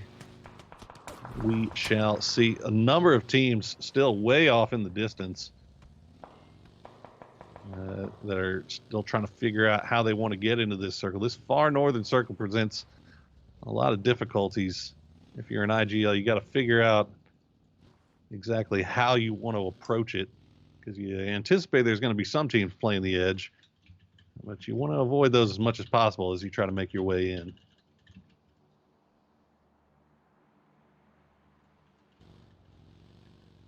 Taking a look at STK now, and look at this. They're coming right up on to Team Clueless. If you're Hambino, if you're Nick 101, it might be time to just head for the vehicle. Looks like that's what they're going to do. They're going to get out of there just in the nick of time. And that is going to be good news for Team Clueless, as they did try to do a little bit of a 2-2 split, but discretion, often the better part of valor here. And Team Clueless will keep 4 alive for the time being, as STK just basically just get to go wherever they want at this point. For a change. For a change. It's not often STK are able to really do what they want in this lobby, right? No, not at all. I mean, usually they have to fight tooth and nail for every inch of ground they get, right? Yeah, that's usually the way it goes. I feel like that's the narrative I've been fed. But I don't know if you've noticed, we're not actually allowed to talk about STK today. Oh shoot! Yeah, okay, it's I'm another sorry. one of those days. So the mandate missed me. Look, they're actually still on the move again. They're sending Purdy and Luke up to another compound. Meanwhile, gas cans, they're coming in through Power Grid. Rumblers, looks like they're making their way through Chuma, through northern Los Leones, and might be set up here for Fabled if they're lucky. See what they can spot out.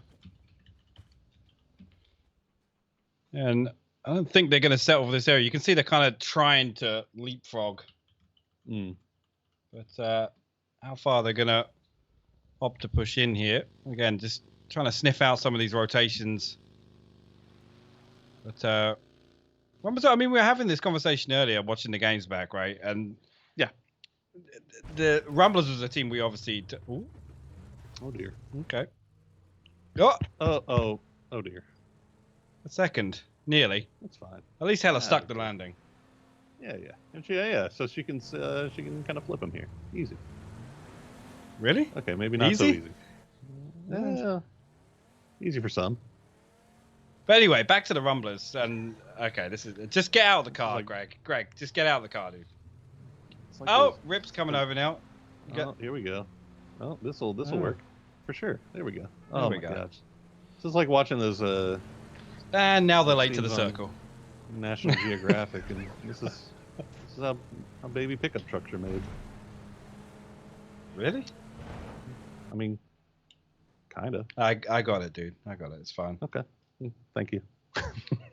But anyway, back to the Rumblers. Yes. We were talking the about this is a conversation I've kind of but thought again. I know they're just not letting you get this thought out here. Is William gonna get vision of they're all young pulling up in front of Yaxley? them. They actually are. The problem for William is he's all by himself. He might get one, but they're immediately going to roast his ass. If he takes the shots, they're going to find him very quickly, and he is going to be in a lot of trouble. So I think once again, discretion, better part of valor, all of that. Now Lada's getting a little bit closer to his teammate, so this might actually open up the door a little bit here as a crew goes down once again, as is tradition for today. Ooh, he's actually going to opt to open up here, onto later. And now this is the thing. It kind of baits him to look away from Lush. He's had to take the shots there, so they can't really use Later's position as kind of an anchor to punish Lush. I'm pretty sure they spotted him. Oh, Later actually responding with a lot of damage onto William, though. Jeez. He'd have putting in work there. I think I'm wondering if maybe a few of those mini shots from William might have hit the tree and kept Leda relatively damage free. Lush going to reposition to a nice place where he can lie prone.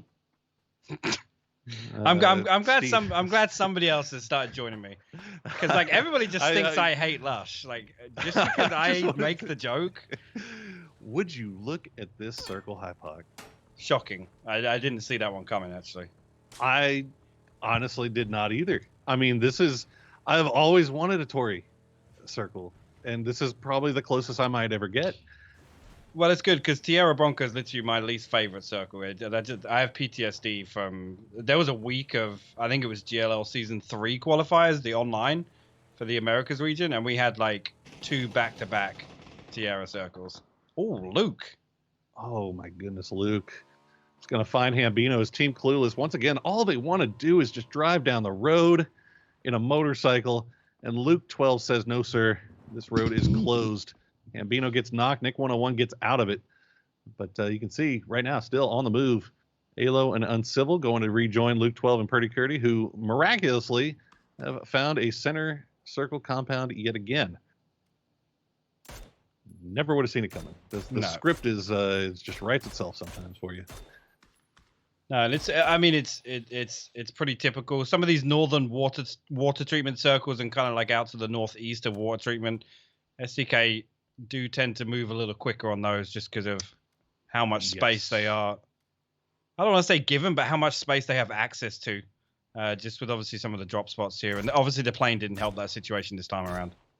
Well, true, and to be fair, like I feel like we're throwing shade at SDK here for no apparent reason. But they had a really good 2-2 split there, right? They had, I mean, the guys were just off to the west of Crudavalle, and then they sent 2 up to the north, and just kind of anticipating, maybe not anticipating a northern split, but just they liked the compounds, and I feel like that's kind of how SDK works most of the time. They don't even think about center circle as much as they think about compounds that they like to play around. This comes back to the conversation that we tried to start 3 times, but when we think about and Rumblers was the example I was going to give, but this kind of plays into the other side of it, which a lot of our center teams They aren't teams that actually will just like, okay, Oh boy. Fable just can't drive this game, man. Like they're just, and now I think they're gonna get punished, or they should, because all 4 of Veritas are there. But looks like Haxeti's actually gonna make it away.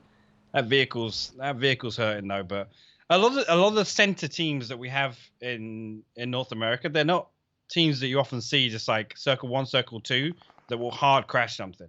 So these early game splits when you can, Oh, yeah, it's. no. I mean, no, they're actually we gonna have put the hard push now. Yeah. I mean, they've got to really. William has already been taken down. Zealot going to take about half of his HP. Lush and Steezy, you can see Steezy with a nice little flanking position, but he's going to have to move as he's getting shot at in the back by Wooly. The Molotov is burning. Zealot's going to go down. Lush working the outside wall. He's got to wait for Steezy to come and give him some support, but he's not getting it. Steezy extremely low right now. So they've got a pinch going on, but Pros Don't Snake are holding this on very nicely. There goes Steezy. He gets picked off by Yaxley, of all people. And now Lush, this was looking like a nice little crash for T8 set up, and now it's just survival time, and they don't do it. Sociopath clutches it out. Pros Don't Snake maintain their position. And while this was all happening, Circle has popped, and we're going hard northeast again. No way, dude. It actually pulled back again. I mean, look at how many teams had just made it in off the previous hard shift, and now we're going to get a massive migration from all these teams. Rumblers did finally make it in on Azahar. This circle just keeps shifting away from them. They've been chasing this one from Tumor. I mean, it's been everybody. It feels like. I mean, with the exception of a handful of teams here, this has been just run all day long. I mean, we've got 56 alive still, 15 teams up. But I mean, I'm gonna be 100% honest with you, Hypoc. I have no idea of what the good terrain is to play around here, what the good spots are. I got nothing. I mean, I've never seen Circle end up this far north. Well, I was just about to say, a lot of the terrain close to the road on the north side is actually some of the better spots. As soon as you start coming south, it's wide open terrain. You know, there's a couple of buildings and stuff at the edge of compounds that you can see into it. But, I mean, the further south you go from Veritas position, the harder it gets. You can already see, well, the further south you go from Veritas is a whole lot of the Circle. Yeah, so, yeah. That's it's going to be rough sledding for a lot of these teams. But look at the south side of this Circle. It's already really filled up. You can see Sonics, TC, S1 all sharing buildings in Crew de Valle. They got Comets overlooking them. You got PDS kind of down in a compound just around there as well. Rumblers have now finally made their way into Tierra Bronca. But, yeah, like you said, it's just this Circle, they'll probably be okay. But everything from this point on just feels like it's going to be danger time. And there goes Team Clueless. So we're down to 14 alive, 52 up, 14 minutes in. Duel trading shots back and forth with Dodge. Dodge not in a fantastic position. And it looks like Duel playing this really more on the aggressive side than we're used to seeing. Pendulol and Lynxie making their way across the street, trying to throw the grenades. But how many more do they have? You can see Penta, nothing in the bank here. Lynxie's got a couple. You got to be careful about how they approach this. It would be the most classic Duel thing ever for them to push this and then just immediately die to a third party. Yeah, it would be. It's the way we've seen them fall so often, but this time around, I think they're going to reset a little bit. Maybe try and get Wooly back on his feet before they try and initiate anything with this fight. Dodge pulling away over to that compound. The Comets do finally make it in past Cruz. Again, we know that they were kind of lagging behind down towards Minos. Oh my god, dude. Oh my goodness. Dude, You know what we were literally talking about how cursed I have been yes. for the last 2 weeks. You're the one. You're patient zero when it comes to just awful circles right now. I mean, look, I readily admit that we got some pretty terrible ones on Erangel, but this is on a whole other plane here. I mean, is this basically looking at this? Are you thinking this is Dodge Duel, maybe their game to lose? Absolutely. I mean, if you're, I don't want to say gifted, but if you are favored this heavily off hard shifts, Like you've got to capitalize off this, and you can make the same argument for other games where, like, you know, where you're set up, you get a god compound, and you know you're set up, and you should win the games you're supposed to win. This is one on the complete flip side, because they wouldn't have set up for these shifts. You can't be gambling on shifts and getting those. I mean, this is basically an STK from game 2 situation, right? You take that random compound in the fields of Gatka, and the circle just keeps favoring you. You got to do something with it. You got to win the games that you're meant to win. Right now, it's looking like this might be one meant to win for Dodge and Duel, but Rum trying to push on to Illusion. Illusion has been the thorn in the side of so many teams in this lobby, and it is far past time that they start getting their due, especially Light Show. Light Show has been playing out of his mind this split, and he is starting to getting some of the credit he deserves here. As Waldo and Gaxi going to leave McCoy to bleed out for the time being. He should be on first knock. They will find Light Show. He will go down. Top Dog and Free Me Please on the other side of the street, though. They're going to find Gaxi. And Waldo going to be able to pull away. It looks like he was already on the run just in time. Los still a little bit far away here. He's trying to give him some support from range, but I mean, look at the terrain that they're working with. It's all flat ground. I don't know if Los can even get an angle on any of this. Meanwhile, Dodge kind of sitting in their compound just on the other side of the street, realizing the situation that they're in. I think just content to just sit there and not try to push in third party on any of this. Now, it might be the right decision to take a step back and wait for things to unfold, because this is a wacky area of the map. Again, you can't prepare for things like this.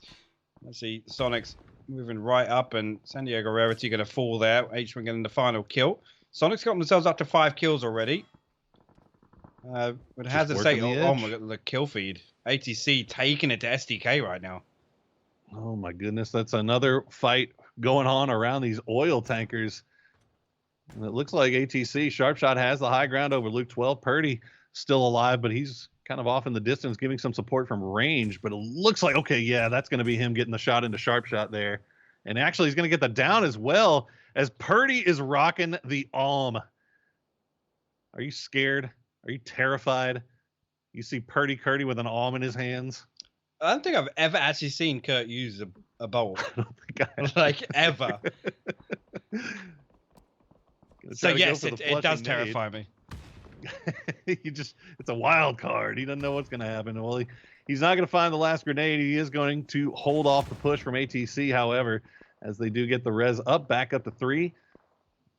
And Aguila and Norcus working from the other side as we just continue to play Ring Around the Rosie. At some point, Sonics look like they're sniffing over in this direction, but look at this. They're getting pushed from the north side by VTS. H-Wing going to go down.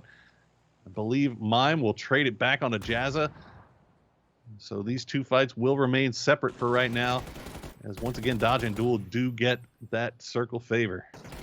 Yeah, and this is kind of falling apart for ATC. I felt like they had at least from the kill feed, it looked like they had the upper hand in terms of getting that fight kick-started.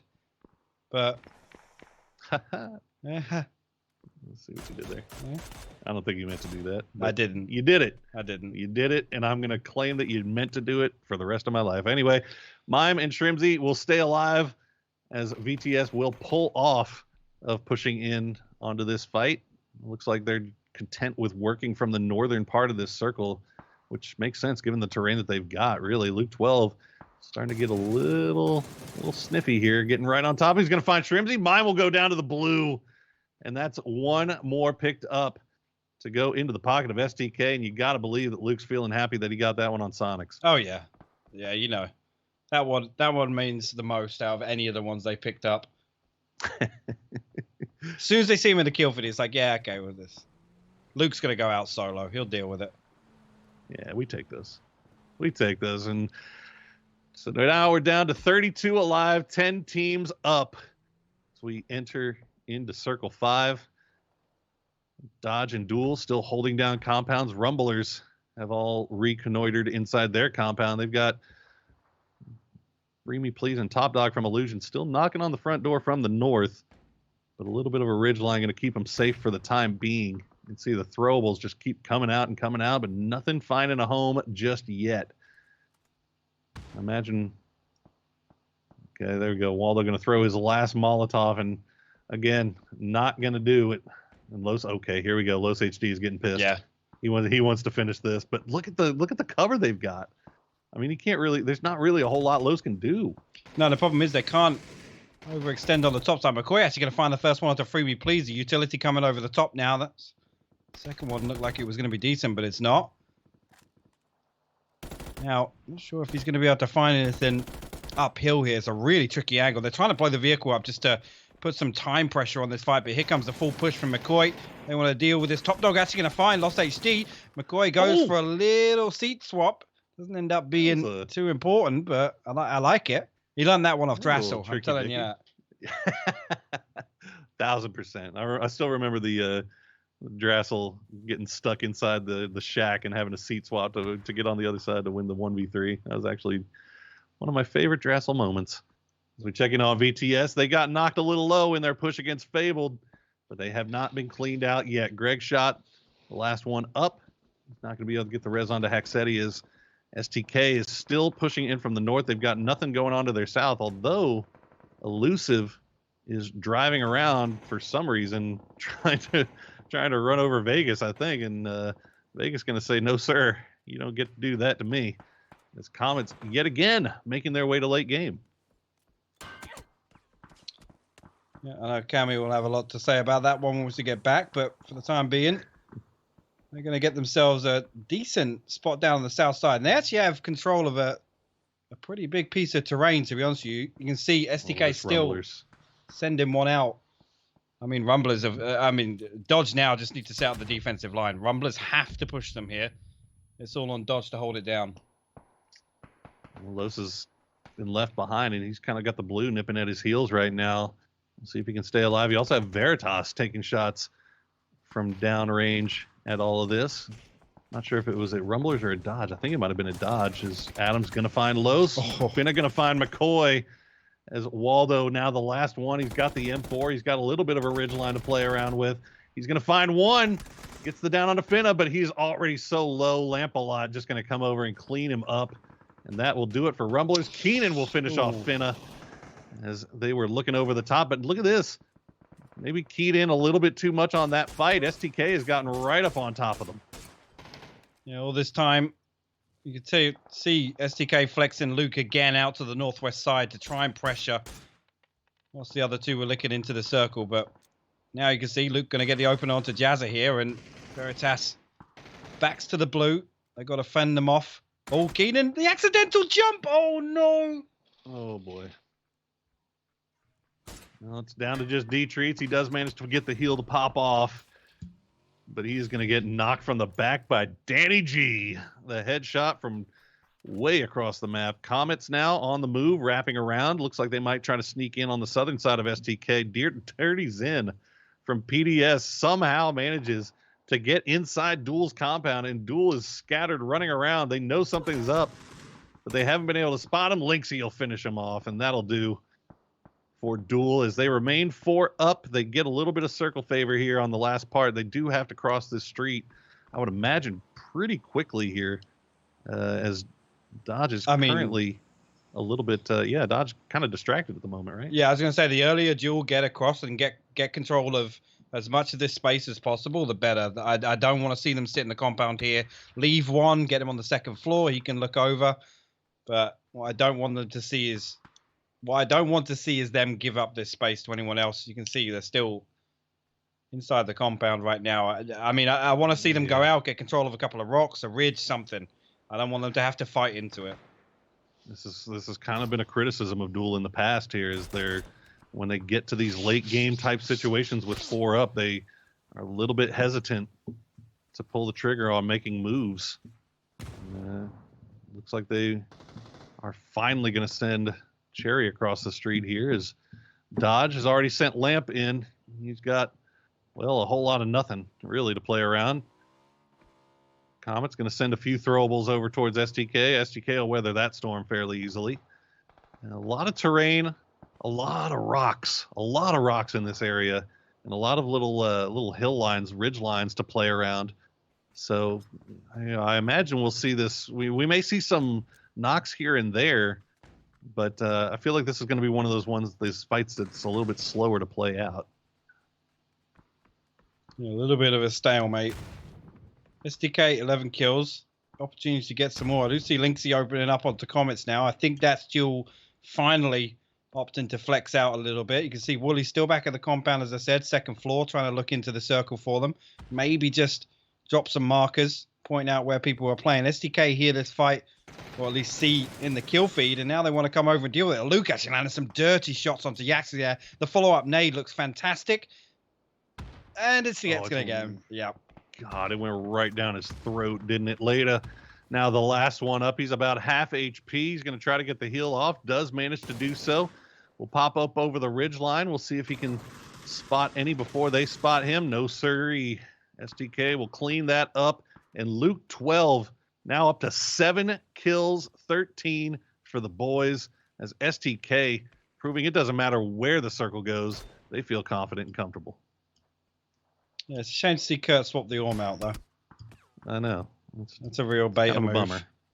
Who do they even give? Like, what did he even do with it? Did he give it to who does he give it to? No, none of them are even carrying it. I'd like to think he used all the bullets and only got 1 kill. that's probably what happened. Oh, he's gonna hate me. He's gonna hate body me. Body shot Kurt. We're gonna go check the stat line on this to see how much ALM damage Kurt has done today, and hopefully it won't be an embarrassing amount. We'll see. I like this flank here from Adam. Dodge down to 2 players, but they're making these 2 players do some work here. They're making themselves bigger than they really are. The pufferfish effect. Adam, exactly. If Adam can get away with this, or if he can get something, there you go. He's going to open it up on Kurt. It's a nasty little shot. He got shot right as he went out of LOS. This is the thing, though, that kind of needs to be a big giveaway to Duel, really, on what numbers are left. They're going to know roughly where SDK are playing because they took the fight with Comets. Now that Adam falls, they should have an idea, and I haven't really seen them advance into the circle at all, Poro. So that worries me a little bit. Oh, there we go. Penta going to open up onto Luke through that smoke. The smoke literally giving away his position now, and here comes the full-on push from Duel. Linksy actually going to find Kurt. Halo responding. He could clean up the last one here. Halo with the disgusting shots here, and yeah, it's down to just Halo as he has found himself a nice little huckleberry bush to hide into as he pops up over the top. Good no push. sir, Good Pentalol will clutch that one out, and it's back up to 4 strong here for Duel as they finish this thing off. Lampalot, we'll see if he can do anything from this smallest of hills that he has to work with here, as he is getting surrounded from all sides. He will find Linksy, but not before Pentalol flushes him out. 10 kills and a big win here for Duel. Yep, really, really good stuff from them. It's not often we get to talk about them in this light, but they've definitely been on the upward trend recently, Poro. And that end game, I called it before it happened, but like I'm glad they moved out when they did. There you go. Perhaps a little bit. Better. I'm sorry. I apologize. Perhaps a little bit on the long side, but you know what? When they had as many as there were left in the lobby, they had that ridge line. They knew exactly where they wanted to go and exactly where they wanted to play from. So, everything was kind of set up for them. They could afford to be a little bit slow, I guess. And they end up getting away with it. But once again, man, Dodge finding themselves in the top 2. STK, again, way up there. Luke 12 with 7 kills. The kid's a fanatic. I don't know what to say. What do you even say about SDK anymore? Besides, we're tired of talking about you. I mean, it's one team that just satisfies your scrim bingo card. So I guess we've got to start running that on the weekends too. Yeah, might have to set that one up. Now, Sonics does go out in 11th place, but they still pick up 5 kills, which I was talking about it earlier this week. I think that's the difference between the great teams and the middle of the pack, low rung teams is even when you go out early, you still manage to pick your points and you get your money. And Sonic's doing just that. Veritas ends up with 4 kills in a 6th place, so not too bad for them. I think around this time, man, we got to start looking at that cut line, though. That 16th place marker. There's a few teams today that were in the chase and maybe not doing so hot. No, it's not. I mean, that was some of the best flying I've seen to date, to be honest with you. But I tell you what, I did say I was going to throw something over to Cameron, so I'm hoping he picks up on this. Let's throw it back to the desk and see what they have to say about that last game. Oh.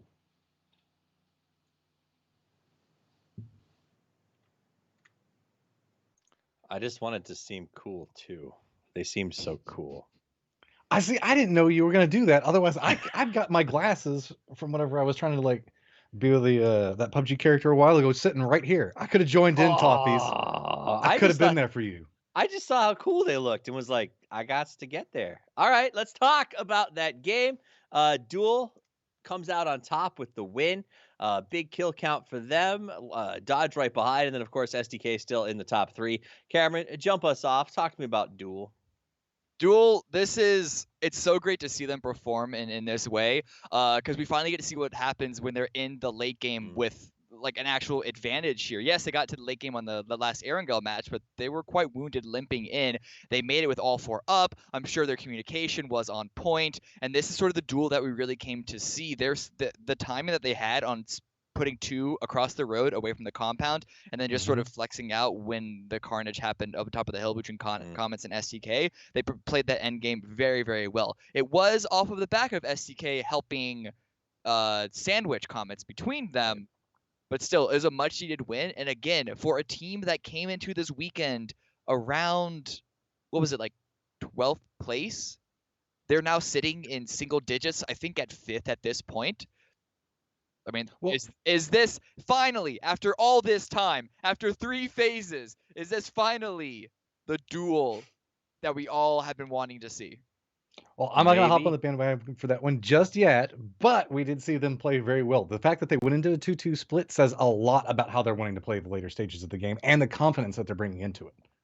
Well, let's watch the highlights of how they got to that win as you continue to talk to me a little bit about Duel as well as Dodge. I mean, this is a good finish for Dodge, who also hasn't gotten a lot of love out here on the panel. Well, there's actually a lot of little small things that happen inside of this. Sonics, you can see, trying to make the plays over here. Shoot to kill, walking away with a fairly high kill count, all things considered, trying to do a quick memory off of that. I think that Luke 12 walked away with 7 kills. I think they walked away with 13, all things considered. Yeah. But you can see that this is kind of how everything's starting to play back over towards the west. These western fights just started to get more and more messy, and were a lot of pincered fights. Just the little miniature hills. It wasn't mountains that you see on the far west side around El Pozo, but it was still enough of rolling terrain to have those isolated engagements, which gives teams the ability to third party without overextending themselves, is what we saw STK do here, or at least right before this moment against the Comets. But then Duel, with that 2-2 split that they had set up initially, completely pushing over and absolutely just throwing STK up against the wall, up against the blue, punching their guts and taking them out. There was a lot to be broken down off that. Duel did such a great job on seeing the fight that was happening whenever Dodge stepped up. Sure, they lost one of their members to blue, but they were a phenomenal distraction that allowed Duel to really execute off that 2-2 split, because Shoot to Kill had the high ground advantage and was really holding down a good point to control the rest of the game. Using that small distraction, Duel managed to turn a lot of this game on its head.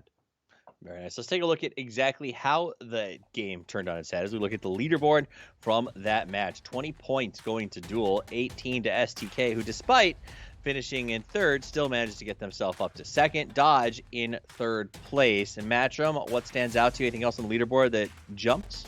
Okay. Shoot to Kill, 18 points. Looking back through here, Sonics 5. So that nice little bit of catching up Sonics was doing in that last round, now it's starting to separate out back again. Dodge having a big 14-point game and Duel walking away with 20. Comets also coming away 4th place. Sure, it's only 8 points. But whenever we're looking at Comets, Veritas, these types of teams, every single point that they can get matters so much to them. Cameron, a team that I think is the highest they finished today, Comets, get themselves a 4th place position. Do you think they consider this a win for them despite, I mean, it's obviously not a 1st place victory, but do you think it fulfills sort of what they're looking to accomplish here?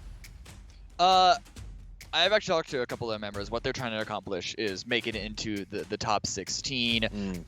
They have 2 new members in Vegas and Leda. Vegas hasn't been on a top level PUBG for quite a while. He took a little bit of a break to go play some inferior titles out there. And Leda was with Zenith, but I think the more important thing is that he is without Mystery, I believe his cousin, for the first time in the longest time. So for them, it really is just about figuring out where they're going to go from here, get the communication, try and keep 4 up as long as they can, have those sort of fundamentals, those basics locked down, and then when the grand finals hit, see if they can't unlock that next level.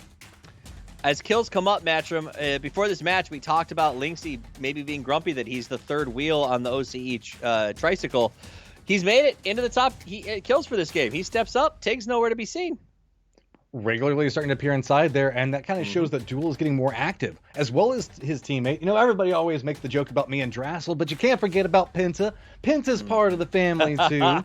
So good to see him popping off inside of this Luke 12, Purdy Curdy, both walking away with a ton of kills, and don't let the shirt fool you. We got Veritas hanging out inside the spot. Oh, yeah. I could see how that would be confusing. Let's take a look at the overall leaderboard. Shoot to kill. It's just, I mean, it's like, can you be mad? I can't be mad, but I feel mad. Oh God! So the Sonics, Okay. like breathe. They take a second to catch their breath for one game, and now Shoot to Kill are 50 points ahead of them. Ha! You're doing Matchroom math. They're only 40 points ahead. Victory is mine. Ah, I finally get to call out somebody else's math. No! Got him. Oh, is this what it feels like to win? It's been so long. Ooh, Cammy was sus, and you nailed him. So here's All right. my thing with Shoot to Kill.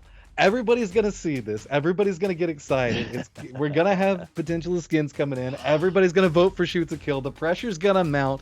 And are we gonna see it happen like it happened in the last phase, where Sonic steps up at the end and makes a whole bunch of people mad? It'd have to be a hell of a step up, Cameron. Yeah, I mean, I think Matchroom was referring to the grand finals. Yeah. Yes, Not I see what you're necessarily saying. here, because look at that lead on Luke. You're right. If anyone, Tilton or H-Win, even if they did their best to feed all of their kills on Sonics towards one member of Tickleton, it would, as much or as you said, have to be a big step up to overtake that, because that's what, I'm doing math correctly this time, 17 kill lead. That's just wild. That is just a 12.8K, and every single game, Luke is just adding bigger and bigger numbers to those totals match. I mean, it's wild how much better, how good he is. Whenever you're looking at these players that we're looking at right now, okay, let's be real. We do have 3 Shoot to Kill members, but Penta and Tiggleton, the amount of damage that they can output for a team really shows the fact that even whenever we talk about how great a lot of the play calls happen for these different teams, if you end up in a disadvantaged situation, being able to shoot your way out and just pump out enough damage to at least force somebody to med, or maybe get a knock and force somebody else to have to go over there and res, really opens up your IGL to so many more opportunities. So whenever we're looking at stats like damage factors, sure, it's great to see kills, but damage really shows you where a lot of the work is happening in those, I guess, less spicy sections of the games where you're just seeing kill upon kill. That huge amount of damage that you can output really influences the game in very substantial ways. Well, we're getting ready to jump into the last map of the day. Cameron, any thoughts before we get the last party started? I want to say that I actually underestimated even the top level of where Duel would end up on the overall leaderboard. They're in 4th. Not too shabby. That's a really, really strong just overall point game of the day.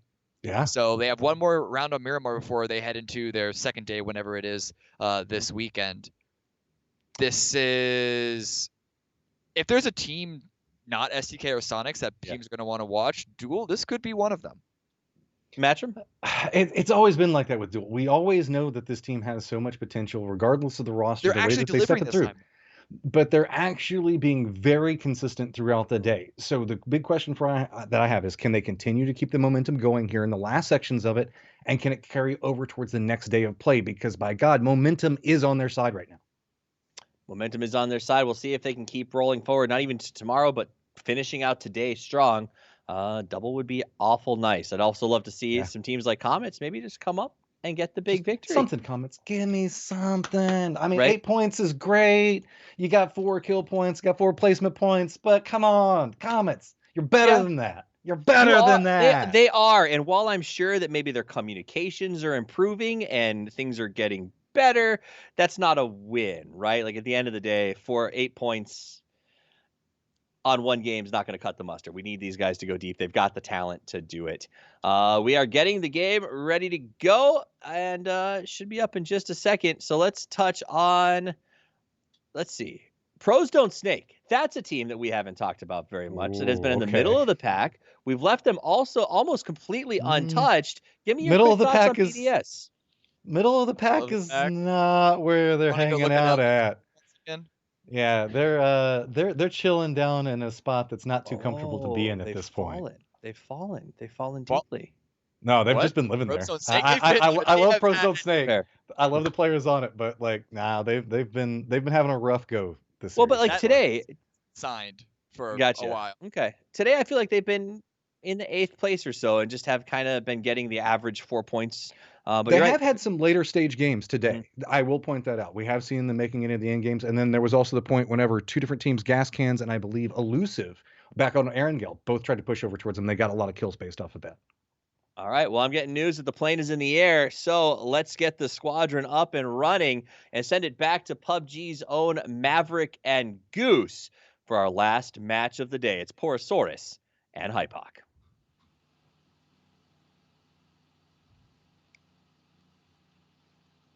Thank you very much, Toffees. Thank you very much to everybody on the desk. And if you ever were worried if Hypoc and I were going to be completely committed to the RP, worry not, my friends. We are here.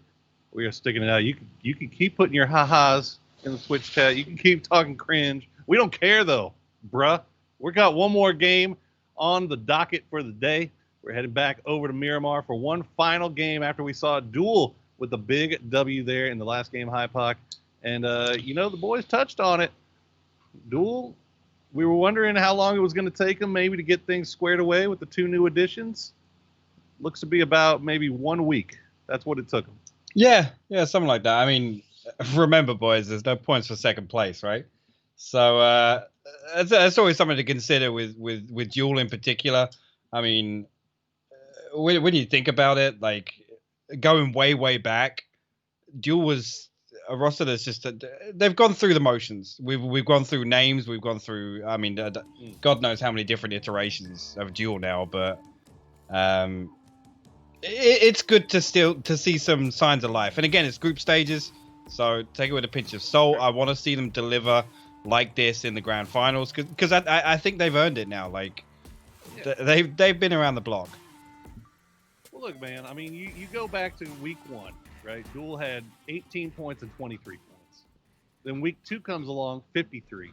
Next day, 43. Today, 43 with 1 game left. I mean, that looks like a team that's starting to figure things out to me, at least on paper. Now, as you said, group stage is group stage. Right? Yeah. I want to sit them down and just say, look, take me to bed or lose me forever. How many more of these are we going to get out today? Hopefully a few. We'll figure it out. I'll fly with you. Once again, you know how long it's been since I've seen damn Top Gun? I can't think of any like right off the top of my head. I should know this move by the back of my hand, but well, there was. I mean, you could be my wingman anytime. Anytime.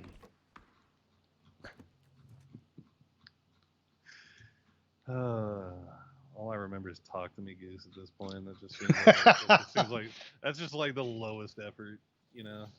It's a cop out, but I'll allow it. I'll allow it. It's an absolute cop out for sure. All right, well, we get a much kinder, gentler circle this time around, riding right on top of good old Chumacera. We'll see how Rumblers decide to deal with this. SDR actually getting into Chumacera, and Gas Cans is in there. I feel like one of these teams is encroaching, and I'm not sure which one it is. One of them does not belong.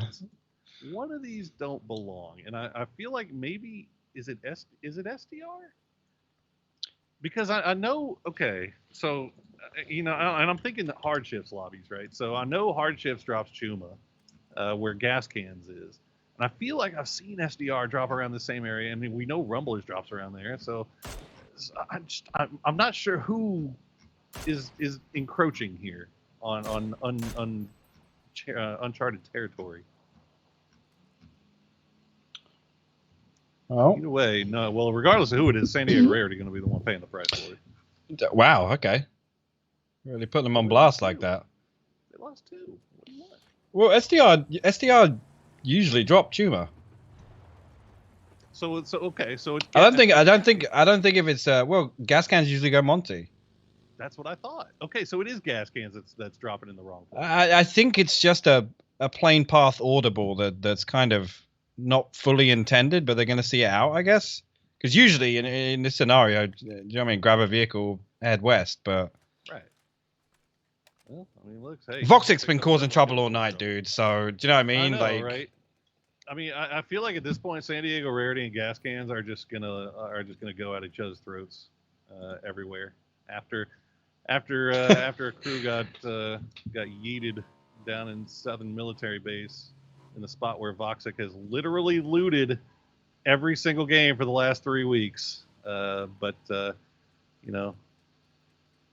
see what happens. We'll see. We'll have to keep an eye on this developing feud between Gas Cans and San Diego Rarity that I'm going to completely pump up and make a thing. Yeah. Regardless of whether it is or not. Okay. We're making it a thing now. Well, you're going to be on the naughty list. Oh, no, I'm not. That's fine. I resign because I am the naughty list personified. Dude. Nice. Thank you. Well, the problem for San Diego Rarity is the fact that they've gotten 10 points on the day, and that was a team that came into today in 17th place. So if you're looking to make it in the top 16, maybe starting a blood feud with Gas Cans might not be the way to go about doing it. Well, Fabled, I'm going to try to find some way into this circle, but they're passing pretty close to comments. Looks like Hella going to take a little bit of damage for it, but survive for the nat. Oh, TC. Taking a few shots over there as well. Okay. 18 HP is all you need, right? Yeah. You can survive on that. It's survivable. It's doable. Work withable.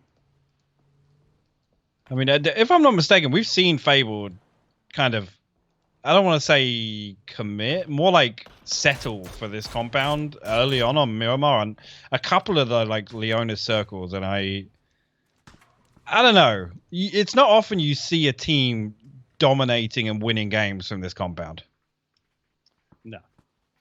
No, this is, I mean, you do see teams take this spot fairly early on circles like as a this, split. but, I mean, this is like the outward side of a split compound. Exactly. This is what I feel like you usually see. You'll see 2 in that westernmost high apartment for Los Leones, and then they'll have 2 down here, or maybe they'll have 2 here and 2 where Hambino is. But yeah, this is 4-man into this spot. Definitely playing it safe for the time being. While Gas Cans still in Chumacera, they're going to take the low ground, and Dodge going to be backfilling right behind them. So this might be a little bit of a rough position for Gas Cans here if they're not careful. Good indeed. I mean, that high ground position, you can see already, Lampalot going to find Honey Badger. They're not going to be able to reset and get that res, but the problem is the way this high ground is just able to. I mean, you're screwed. This building that Nikos is in, like, do you know what I mean? Even vehicle-wise, you're not going to build enough speed to get out of this quickly.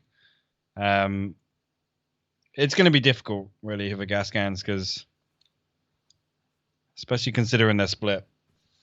Yeah, this is a team that desperately needs something to go their way, too. I mean, you're looking at a team that came out red hot. I mean, they were looking real good early on in PCS3 in week 1. And then, I mean, they went 40 points, 30 points, 34, and then they had 10. And so far today, they've got 12. Somewhere along the line, gas cans has hit a wall, and it seems like they can't get past it right now. Now, I will say, Honey Badger, Voxic, two very, very experienced players, two very motivated players. So I anticipate that whatever wall they have, they will work through. But you kind of worry a little bit about them. Can they get this squared away before they head into the grand finals? Yeah, it's the thing is, and again, it's you could say the same was the expectation with 3-0. I don't know why Penta is hell bent on flipping this Murado, by the way. Does he just want to upgrade, or is he bored? We're only 8 minutes in. I mean, it's far be it for me to try to figure out the way that Penta's mind works as we get the hard Dude, shift. come on, man. Like, I don't miss. I don't miss. Okay, I mean, look, it is a hard Western shift, 100%. But this is also a circle that we've seen many times in the past, right? I mean, something that centers up right on Laundry. Pentalol is still trying to flip this damn car. What is going on? He's been there for 2 minutes. I'm pretty sure there's an inverted Top Gun reference to make here about the car being upside down, but I was kind of trying to lead you down that path. Oh, you're right. You're right. The flyby, inverted. I guess I can't remember the exact. Whatever. I guess you're not going to be happy unless you go in Mac 2 with your hair on fire. This is what I get. The first cast we get. We're just gonna keep. Dude, this has been building up. This is 20 years. This has been building up for weeks. I've missed you, all right? It's taking a while. All right. Waldo is going to crash right into Voxic. He is going to pay for it with his life. Honey Badger down to half HP, down to 25% HP as he keeps trying to re-peak that same angle and is not finding any luck from it. Gaxi and McCoy trying to push in from the side. Voxic holding the angle. He's going to find McCoy. Gaxi going to go down as well as Voxic lights them up. Nikos has also been traded, but that should be a quick res. And Los now all by himself. Yeah. After being left to hold the high ground there. I mean, so that's actually unfortunate. Loss is trying to play that anchor position there, and just the layout of that building, it makes it so difficult for him to get any value on the way in. As his teammates go down to the compound, or down to the building, I should say, like, unless they're like stupidly peeking those windows, Loss is never going to convert that position. But I mean, Voxic's done fantastically well to get both knocks. Absolutely. I mean, I was about to ask the same question. I mean, Los is holding that angle up there from the top, from the high ground, but then McCoy and Gaxi peek around the corner where Los can't see. So it's like, you're kind of taking your life in your own hands there. It's a shame. And again, I can only speculate, but it's a tough way. I mean, the problem is if they don't leave Loss there, it's even riskier. All three of them coming in on vehicles is just not cool. Not the play. And you hate to see it too, because this would be something that you would consider a Los, or not a Los, but a Rumbler circle. Something that falls right on top of Chuma. So they're left now with one, as we see another Alm in play. Icy Flex. There's been, I was trying to gas up Illusion a little bit here early in the last game, Light Show in particular, but Icy Flex has been holding his own as well for this squad that has managed to secure their 9th place position so far. Let's see how they doing today in particular. Not too shabby. 34 points on the day. We'll see what they can get from this compound, although Show is off on an adventure. Where is he going? I want you to make the same comparison you did earlier with me and just see what everyone thinks. What's that? Oh, Light Show? Yeah. Okay, we get to our circle. It's going to fall on top of Illusion and SGK. Shocker. Well, you know what? SDK took that spot, right? Yeah. Like for sure they got a little bit of luck, but they came in and they took larger area, and it's played out. But we were talking about this earlier. Talking about Light Show in particular, just because he's seen so much success. He's been doing so well for Illusion in PCS3. And I brought up to you a comparison because I figured if anybody was going to be able to tell me if I was crazy about this comparison or not, it would be you. And I said to you, he reminds me, the way he's playing right now reminds me of old Valley 8. And you agree with me. I do, yeah. I do. I think Lightshow, he gets a rough time, but he's an underrated player. He's a really underrated player, I think, and again, maybe that's his own doing. But don't for a sec, I do not think he's as good as Valley 8. Or ever will be. But the role and the play style in which he's trying to employ, exactly, I think is very similar to that role Valley 8 did for a long time. Speaking of which, as he is a million miles away from the rest of his squad, he gets fully run up on by Dodge and dies. So that's kind of what we're talking about, right? That's kind of what Valley 8 did for a while. Okay. Exactly. Just goes off. I'm going to make a play. I'm gonna make a play. Exactly. That's the thing we remember. The catchphrase, dude. All the time. I'm gonna make a play, and when it works, it's a phenomenal thing to behold. And when it doesn't, which is sometimes more often than not, it's you kind of are left scratching your head. So, Illusion, despite the fact that they get center circle, they're going to be playing it out with 3. As we take a look here at Pros Don't Snake, who has. Well, I mean, they're center of the board today, but they have been kind of hugging the bottom of the barrel here for quite some time. I think we can be fairly comfortable saying that they'll be fighting for their spot in the next PC in Challenger Cup. I think that's fair to say. I'm actually liking this. I'm glad actually the observers are hopped on at this point because Elusive have just made like a big brain rotation there.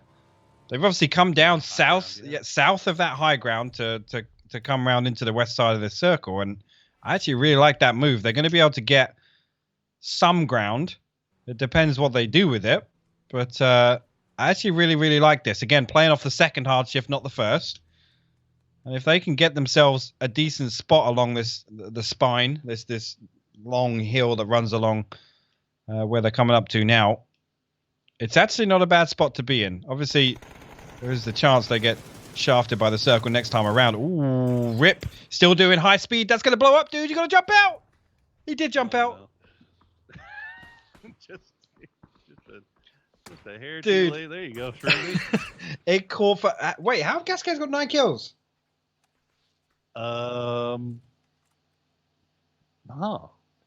Well, I mean, 4 of those are Rumblers. Yeah. 2 of them are San Diego Rarity. Probably, actually, 4 of them I think are San Diego Rarity because Rarity's out. We're down to 13 teams, and I think Gascans has wiped 2 of them by themselves. So all this stuff that we were talking about Gascans about how they need to right the ship. Looks like Game 5, Day 1, Week 3. Maybe it's time. Mime. Oh, Mime, he's so sneaky. Mime is literally in a bush. He's in a bush. That's a something spot. Everybody knows what I'm talking about.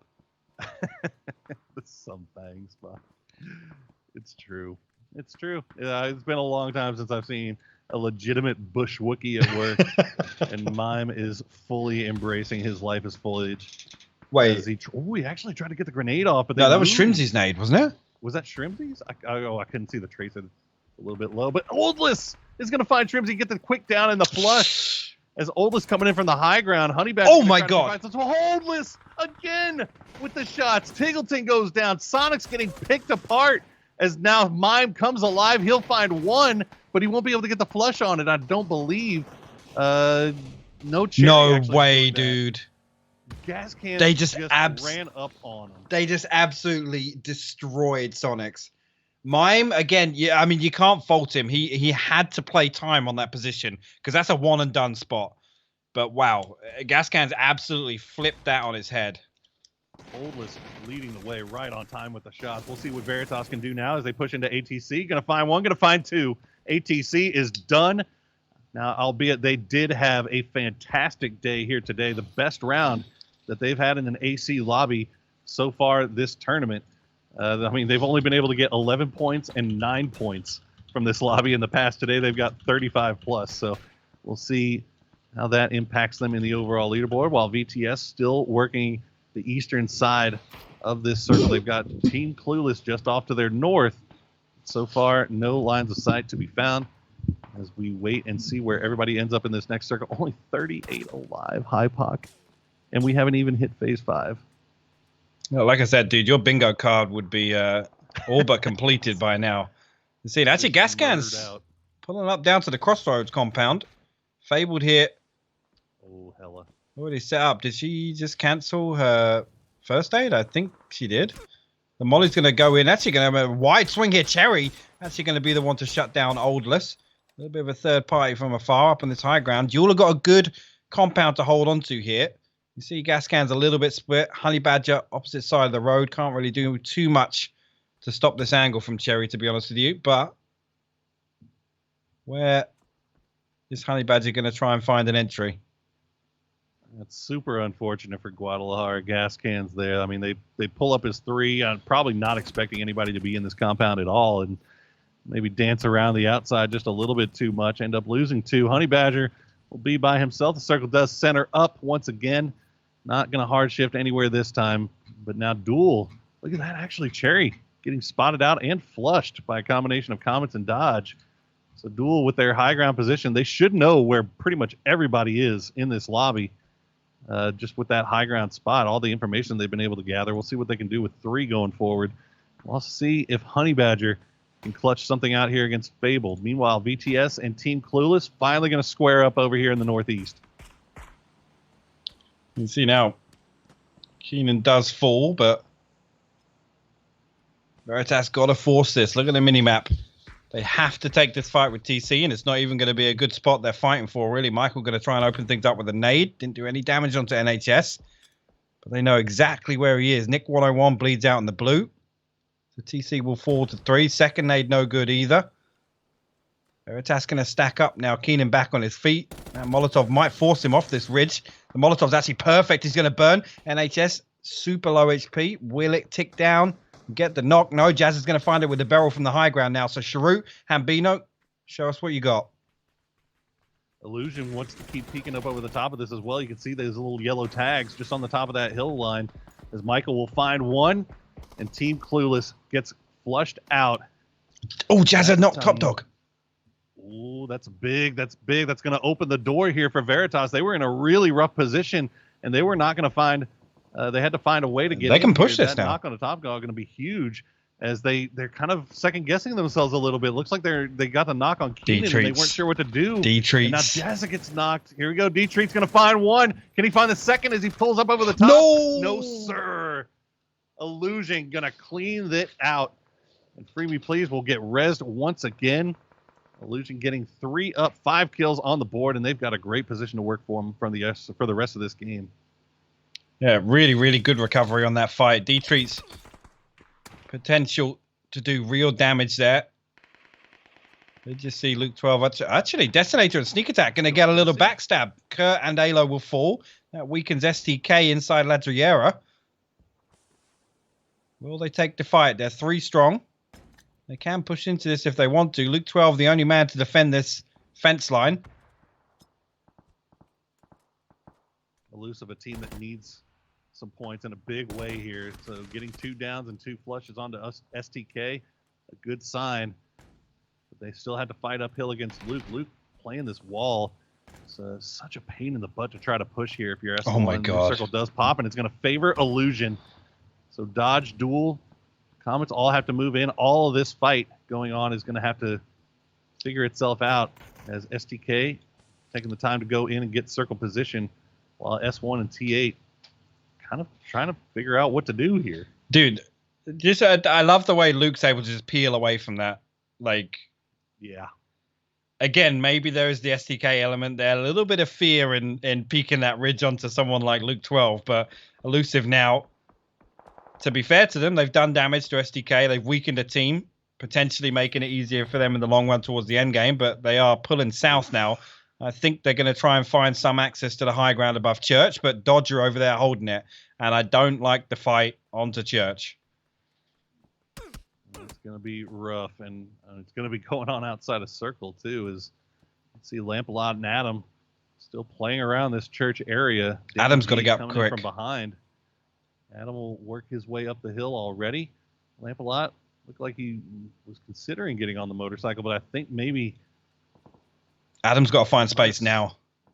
Yeah, I think I'm not sure if somebody spotted out S1. You saw Lamp get on the motorcycle and get off and immediately start scoping in over in that area. So they didn't see anything. Now T8 pushing in as well. They're getting in between STK, but this fight looks like it's about to kick off here.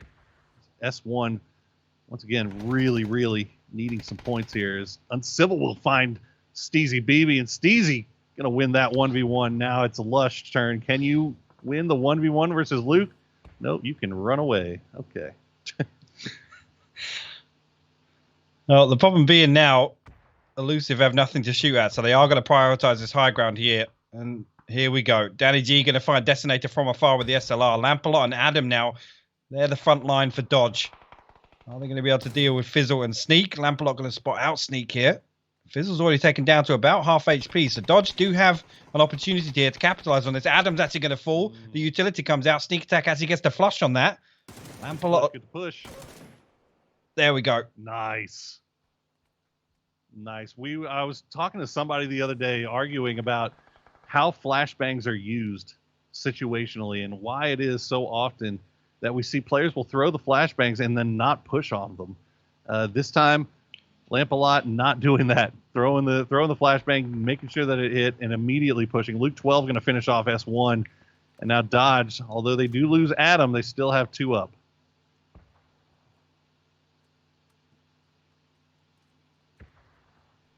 Yeah, Lamp and Danny now just going to find something in between on that dirt road, the little valley going through the center of this. Hella's still alive down to the south side. That's going to be something to keep your eye on for the time being, but Monty and Vegas will find a lot of space over on the side of this hill, and to be honest, they can just play LOS for this next circle. They don't have to find anything else.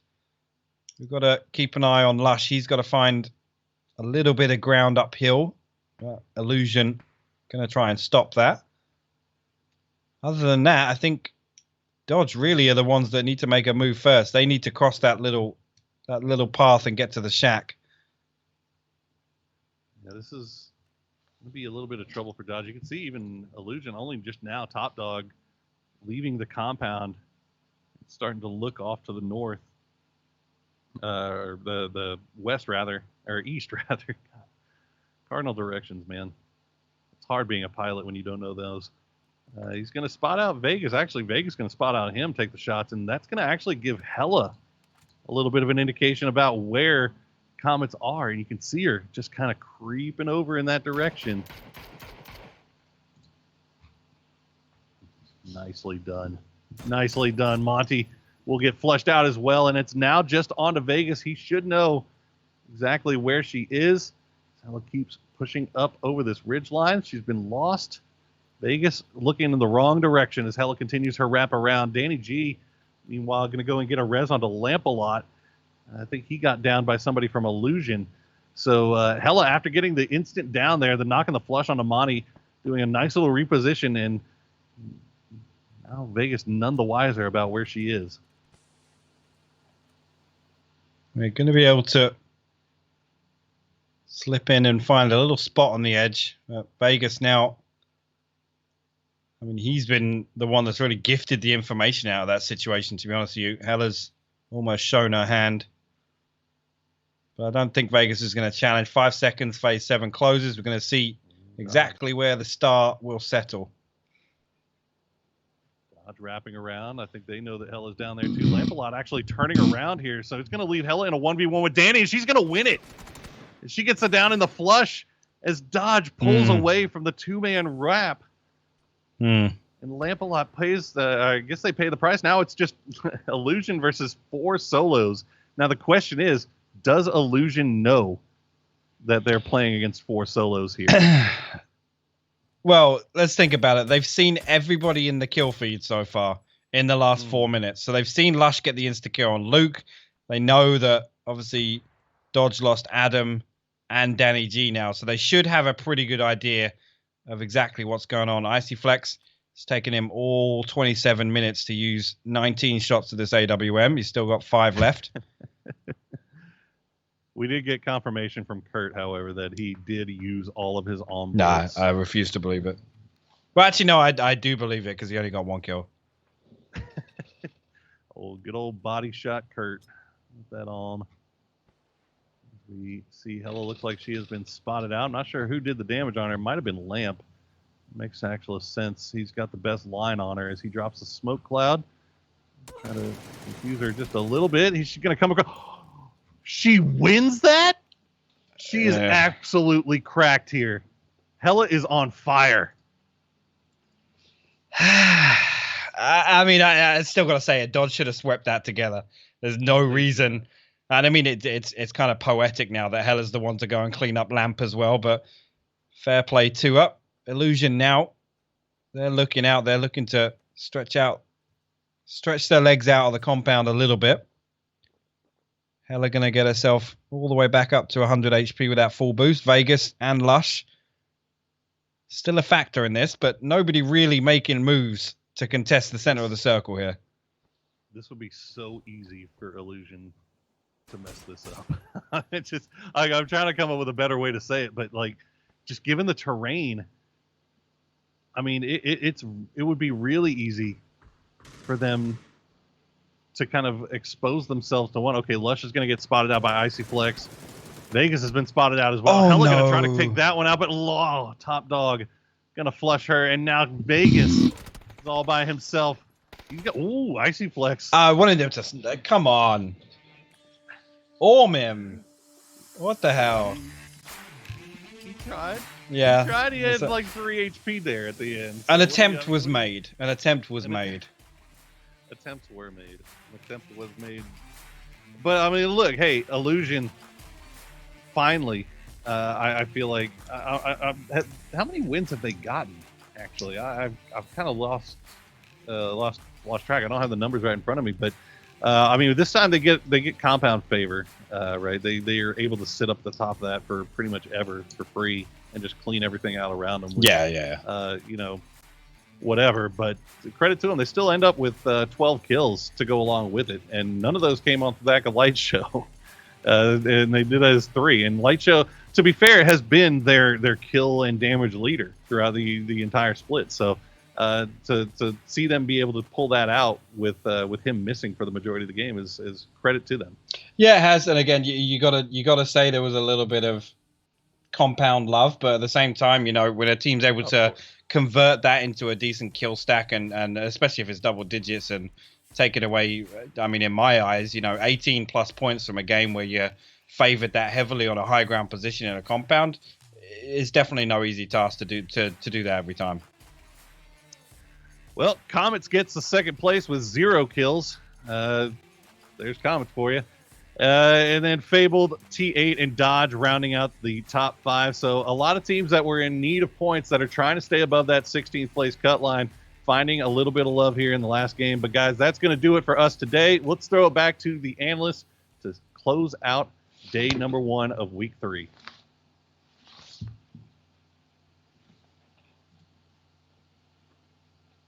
Congratulations, gentlemen, coming up with a nice big win there. Second of the day. And Cameron, as you pointed out, the first 2 of the group stages. Yeah. I checked for Poro because I was actually curious as well. This isn't me trying to flex on him. I actually had to look it up as too because they've had a little bit of a quiet growing period. As I mentioned at the start of the show, pat myself on the back for that one. They've had a couple of really good moments back and forth, but it seems that things are really starting to click heavily for them, which there are other teams that I expected that to happen that aren't delivering necessarily, like Rumblers, for example. So that there's another team sort of taking their place is very, very interesting. Match from end of that match, Vegas was by himself, and I think we all cheered and said maybe, maybe, maybe. Alas, it was not to be. How have you felt watching Vegas's return to competitive play? It's been a while now.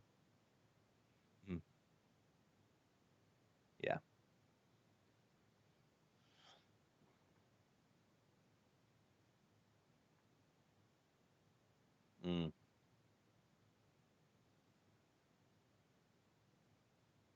Yeah. Very, very problematic for them to move forward and try to get anything out of that. But they do manage to actually pick up something through the process of moving through this. And again, LLR, man, this is a team that's been going through a lot lately. So having them walk away with 2 wins today is huge for them. Yeah. Absolutely. Huge for them. I mean, honestly, even the acronym that they've chosen to play with, obviously, a lot going on for the team. So getting some wins is always a really nice thing, and kudos to them. So I'm glad to see some wins. Cameron, the problem that I have is we see this a lot with teams where it doesn't happen until the final weekend. It doesn't happen until the second last day of play. Was this enough? Will they advance? I mean, yeah, they're sitting in a pretty comfortable position right now, Perfect. 9th place before this final game. They're not like it's not like they were sitting at 16th place before this happened. They were coasting along. I'm not gonna say comfortably because I'm sure they're putting in like as much effort to make sure they get to that level, much less beyond where they're reaching right now. But they're not one of the teams that was ever really at a risk of going out of the top 16 at the start of this weekend. Well, let's take a look at the highlights and then continue with that, Matt. I just want to throw the highlights up while you do it. Well, I was going to say there's also a secondary team that was involved in a lot of stuff throughout this game. As we're coming in, we're seeing the earlier fighting that was going on between Rumblers as well as Gas Cans. But we also saw a lot of Veritas involved in multiple stages of this. They don't make it all the way into those super later stages of the game, but they do manage to pick up a lot of kills as they move through there, as well as the Guadalajara Gas Cans. And oh man, popping a tire to flip down the side of it, rip to rip. Yeah, I mean, the Gas Cans, I still don't think that they're going to be winners, like regional champions. They're winners of my heart, Cam, but and that's all that matters. They are still one of the, and they are consistently one of the most entertaining teams to watch because of just how much chaos they play in the early game. But here, this is what you mentioned. Veritas did a lot of work on the northeast side, but look at that gap that they had, that hill they had to push up. There's no way they're going to do that successfully, and Illusion held off that angle, which then meant that they could put their attention towards the rest of the circle, with the AWM doing a lot of work as well, leading up to the final moments. But they didn't leave this compound, as you can tell. They sort of let the rest of the peasants down below them. They stayed in their castle, they stayed in their ivory tower, and let everyone else just play around in the mud. Honestly, because they didn't really have to, and it would have been very risky in order to do so. It wasn't until these final moments that they had an advantage that they really pushed out and took this high ground. Well, they've had so much control for so long, and all the other teams were forced to fight along the later circles, right along the edge of it, just due to the hillside that you were leading to. And so that's where a lot of the fighting just kind of broke down and led to teams just kind of limping in with one or two players apiece. Right. And then you have a very strong LLR that's just sitting there waiting to go and take them down in the later stages of the game. I mean, the reality is if you want to encourage teams not to mess with you, not to peek your compound, to just keep the peasants down there, an AWM makes a very strong statement not to try to peek. Let's take a look at how the points fell out on that board. But you're right, like people thought about it. The first one that did got dropped by Icy Flex, and after that, no, is that an AWM? Yeah, let's not go up there. Let's go around the outside. Illusion, 19 points in the chicken bone. Get the big win, number 2 for the day. Kudos to them. Fabled. Is that Fabled? 14. Nicely done. Guadalajara Gas Cans, 13 kills, popping off inside of that. Veritas, 6 kills. By the way. But yeah, I love this. Who needs placement points? Team Veritas, Guadalajara Gas Cans, you do you. It's Look, our second place team is in 8th. I just got to point that out. Comets come in second place, but don't get any kills. But because the amount of kills, everybody jumps up over them. Cameron, do you want to comment on that? A very, very chaotic game overall, as you can see, with just the placings and everywhere. That we've seen Southwest Circles a few times, a number of times actually, but we never see them end at that specific area. Usually it goes more towards the north or even more towards the east. So either that caught a lot of teams off guard, or just the way that the terrain forced these engagements. Not even at the end game forcing this sort of like playing around that hill. There's a lot of just scattered fights in general. Well, let's keep guessing. Yeah, Hella! Right? All right, I like this. Hella, Voxit, and Oldless holding down our 1, 2, 3. Let's go. Also, interesting to see that the 1 and 2 are both wearing the old school Knights jerseys. That's from the past, but I find that entertaining. But Hella and Voxic, 5 and 5. The Guadalajara Gas Cans. I mean, Cameron, you pointed it out. They had 0 placement, but this is the way that they play. Yes. So that is my fan glasses on, my analyst glasses on. You're allowed to take it a little slower if it helps you. Like, they now need to start to figure out how they can include placements in their strategy. Is there a way that they can get to the late game that is not just fighting anyone and everyone in front of you? trying to include that might destroy your identity and destroy your game plan. If that's the case, then you shouldn't. You should play the best that you can play. But I do wonder what would happen if they could start to at least like tease in that direction. Hexetti up on the damage charts. It's nice to see you up there, Matchroom. I mean, this is a well-rounded group here. Like, we've been talking a lot about Sonic's SDK, but look, here we've got the spread coming through here. Gas Cans, Fable, Dodge, Illusion, multiple factors coming in, all leading again to these hillside fights were so big for them. We saw a lot of damage being pumped out from Oldless in multiple stages of the circle, but shout out to Top Dog with whenever you got a teammate that has an AWM that's pumping out a lot of work out over there and still out damaging them.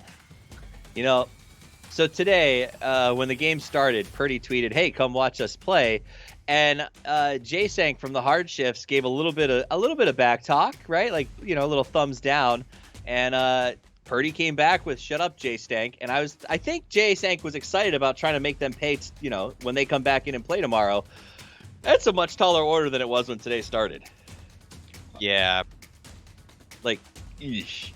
Okay, I'll take it back. I threw a little bit of shade over towards Dodge earlier because I was like, look, all these other teams have 4 chicken dinners, and Dodge is like hanging back down behind the rest of them. Well, you got your consistency back through today, Dodge. Love to see it. Now competing up. So really, Zenith doesn't count. Zenith didn't play today, guys, so you can't call them an outlier. So you're starting to see the repeat chicken dinners popping off towards the top of it, and that's what you kind of want to see. You want to see that consistency being rewarded through throughput and other rounds, not just on your victory. I wouldn't call Dodge consistent. In fact, the reason why I said today. See, I threw them under the bus earlier, but they picked it up today. Sure, See, but like it's context really is key. looking at Dodge because they've had those really big wins, but they also have a fair bit of those like lower level placements. Of all the teams that have 4 wins overall, they're the ones that are lacking the sort of middle placements. It's either go big or go home for them. Yeah, but if I'm pointing at another team globally that is famous for big games and bad games, it's Team Liquid, and those guys are impossible to keep out of the top 4, or maybe 3 right now. I think Dodge seems to be following a very similar recipe. Let's take a look at the overall stats, the bounties. I know, right? But that's what I'm saying is Dodge is emulating. Kills overall 69. Luke 12 coming in with the winning number, 20 points ahead of the Tig. Nice job. Nice. Good. Tickleton back behind them. Alo, Tig, you got to get some more kills, man. You can't let Alo pass you. Please don't let this become a thing. Your boy Huin has already fallen down. Alo is climbing up. He's coming after you. Tig, you got to get more kills, man. I got to go check tonight to see where Purdy is, to see how close this is going to get as we come down to the line. Let's take a look at the overall damage, Cameron. Yeah, I don't think we've pointed out the fact that, if I'm not mistaken, Penta was not originally on this page at the start of the day, and he showed up, I believe, at the end of game 2, I think. So while SDK and Sonics have a strong hold on the kills, Duel are, along with the sort of come up of this squad, they're also starting to vie for these MVP positions. That being said, it's still about a 5K at least difference between him and first place. It's still going to be Luke's at the end of the weekend unless something ridiculous happens, but it's good to see them in contention. Sonics and STK dominating the assists. Purdy does make his first appearance on the leaderboards here with 29 assists, but you love to see that the top fraggers, the top killers are also the guys giving their team a ton of help, right, Matt? 100%. Whenever you see this laying out, just look at the amount of assisted fights that we're looking at. So whenever we're looking at Luke 12, Tiggleton, just because of the fact that we keep talking about their kill totals in general, also the 2 of them being high on assists means the fact that they are just laying into anything that is moving around them. And if you just go into a corridor that they're hanging out in, it's going to be a bad day. All right, let's take a look at the overall knocks. Cameron, again. Yes. No, let's kickstart. He was there. Zenith didn't play today. Who's taking Kickstart's kills? Much the reason why everyone is leaning over, sort of overtaking them. But at least he still has a foothold in the knocks category. Wait. Look at this. Look at the number of knocks that Tiggleton has. Wow. And Kickstart isn't on our kill list. Tig, are you stealing Kickstart's knocks? Is this what's going on? Probably. Kickstart. have I feel bad for you, man. I feel Does bad. Luke for you. have 69 Me and knocks Singleton and do it. 69 kills? Is that? No, Okay. no. Oh yeah, he does, doesn't he? Yeah, he Yeah. does. Nice. Legends. Legends. Nice. Nice. Fair. All right, let's move on to the next thing, guys. It's been a great day. Day number 1 of the last weekend in the books. Final thoughts before we wrap out for the day. Let's start with you, Cammy. What do you got? I mean, outside of the SDK Sonics show, there is some entertaining swaps happening of teams that are rising up, teams that are falling. Yeah. HEC had a really good start of the day, but then were almost nowhere to be seen during the latter half. Is that going to continue? Duel shot up on the leaderboards. Are they going to be able to maintain that and be the force that we have been waiting for them to be this entire time? We still have 2 days left, and SDK and Sonics are not going to be playing in both of them. Yeah. Thank goodness. I just feel bad that everybody keeps seeing the top of my head because my cat is like hanging out right here and then keeps rubbing up against Show my cat. leg every single time the camera Show comes back cat. on. I'm just Show like, no, Show she cat. she Show does cat. not like me Show picking her cat. up. She's Show gonna go. cat. I'm not gonna do it. I'm not gonna do it. She'll hang out back here one of these days. She does that whenever I'm playing. But yeah, Cam, I 100% agree. We're starting to see like, okay, shoot to kill Sonics. I know we're talking about them a lot, but we're starting to have a secondary competition happening between 3rd and 4th. And we're having a lot of competition starting to happen specifically in our pack right down below that. Whenever we're looking at the top 8 to 12, it's just getting more and more contested in those areas, which just means the fact that we're getting more and more lifeblood into the scene. And I'm leading back to what you were talking about earlier, Toffees, about the, are we just going to, like, is middling okay? A lot of these teams don't see it as that way. It's just the consistency isn't quite there yet for them. And I'm hoping that we continue to see that just gel in a little bit more. The only way to get to the top is to make your way through the middle. Everyone's got to spend their time there as they become the best. Listen up, guys, players, fans, whatever you are, choose the PCS3 NA Group Stage MVP. Cast your vote on Twitter at PUBG Esports. You only have 24 hours starting after the last match on Sunday, October 18th. So remember, Alexa, set an alarm for October 18th, 10 p.m., so that you know exactly when to get your votes in. Let's take a quick look at the schedule because today wasn't the last day of play. We've got a lot of fun coming down the pipeline, and I want to remind you exactly what that is going to look like. We are back both on Saturday and Sunday at 4 p.m. PDT to game, play, and watch the rest of the groups battle it out. Remember, there is no longer a period where the Sonics and SDK will be in the same lobby going forward, I think. Wait, no, yes, they will. I forgot. No, they won't. No, because yes. What'd you say? No, I said no. Sorry. We've already seen them today. So Yes, they're in 2 thank different you. groups. We're not going to see them again together. It has been a long day. I dropped the ball hard there, but we won't see them together, which means other teams can finally get some points, and it's going to be a lot of fun to see. EU tomorrow morning, more NA tomorrow night. Tune in, get your PUBG fix. Guys, from myself, from Matrin, from Cameron, Hypoc, Poro, Godspeed, Clover, and the rest of the team, we appreciate you hanging out with us. It's been a wonderful evening, and we can't wait to do it again. We will see you soon, and until then, play more PUBG.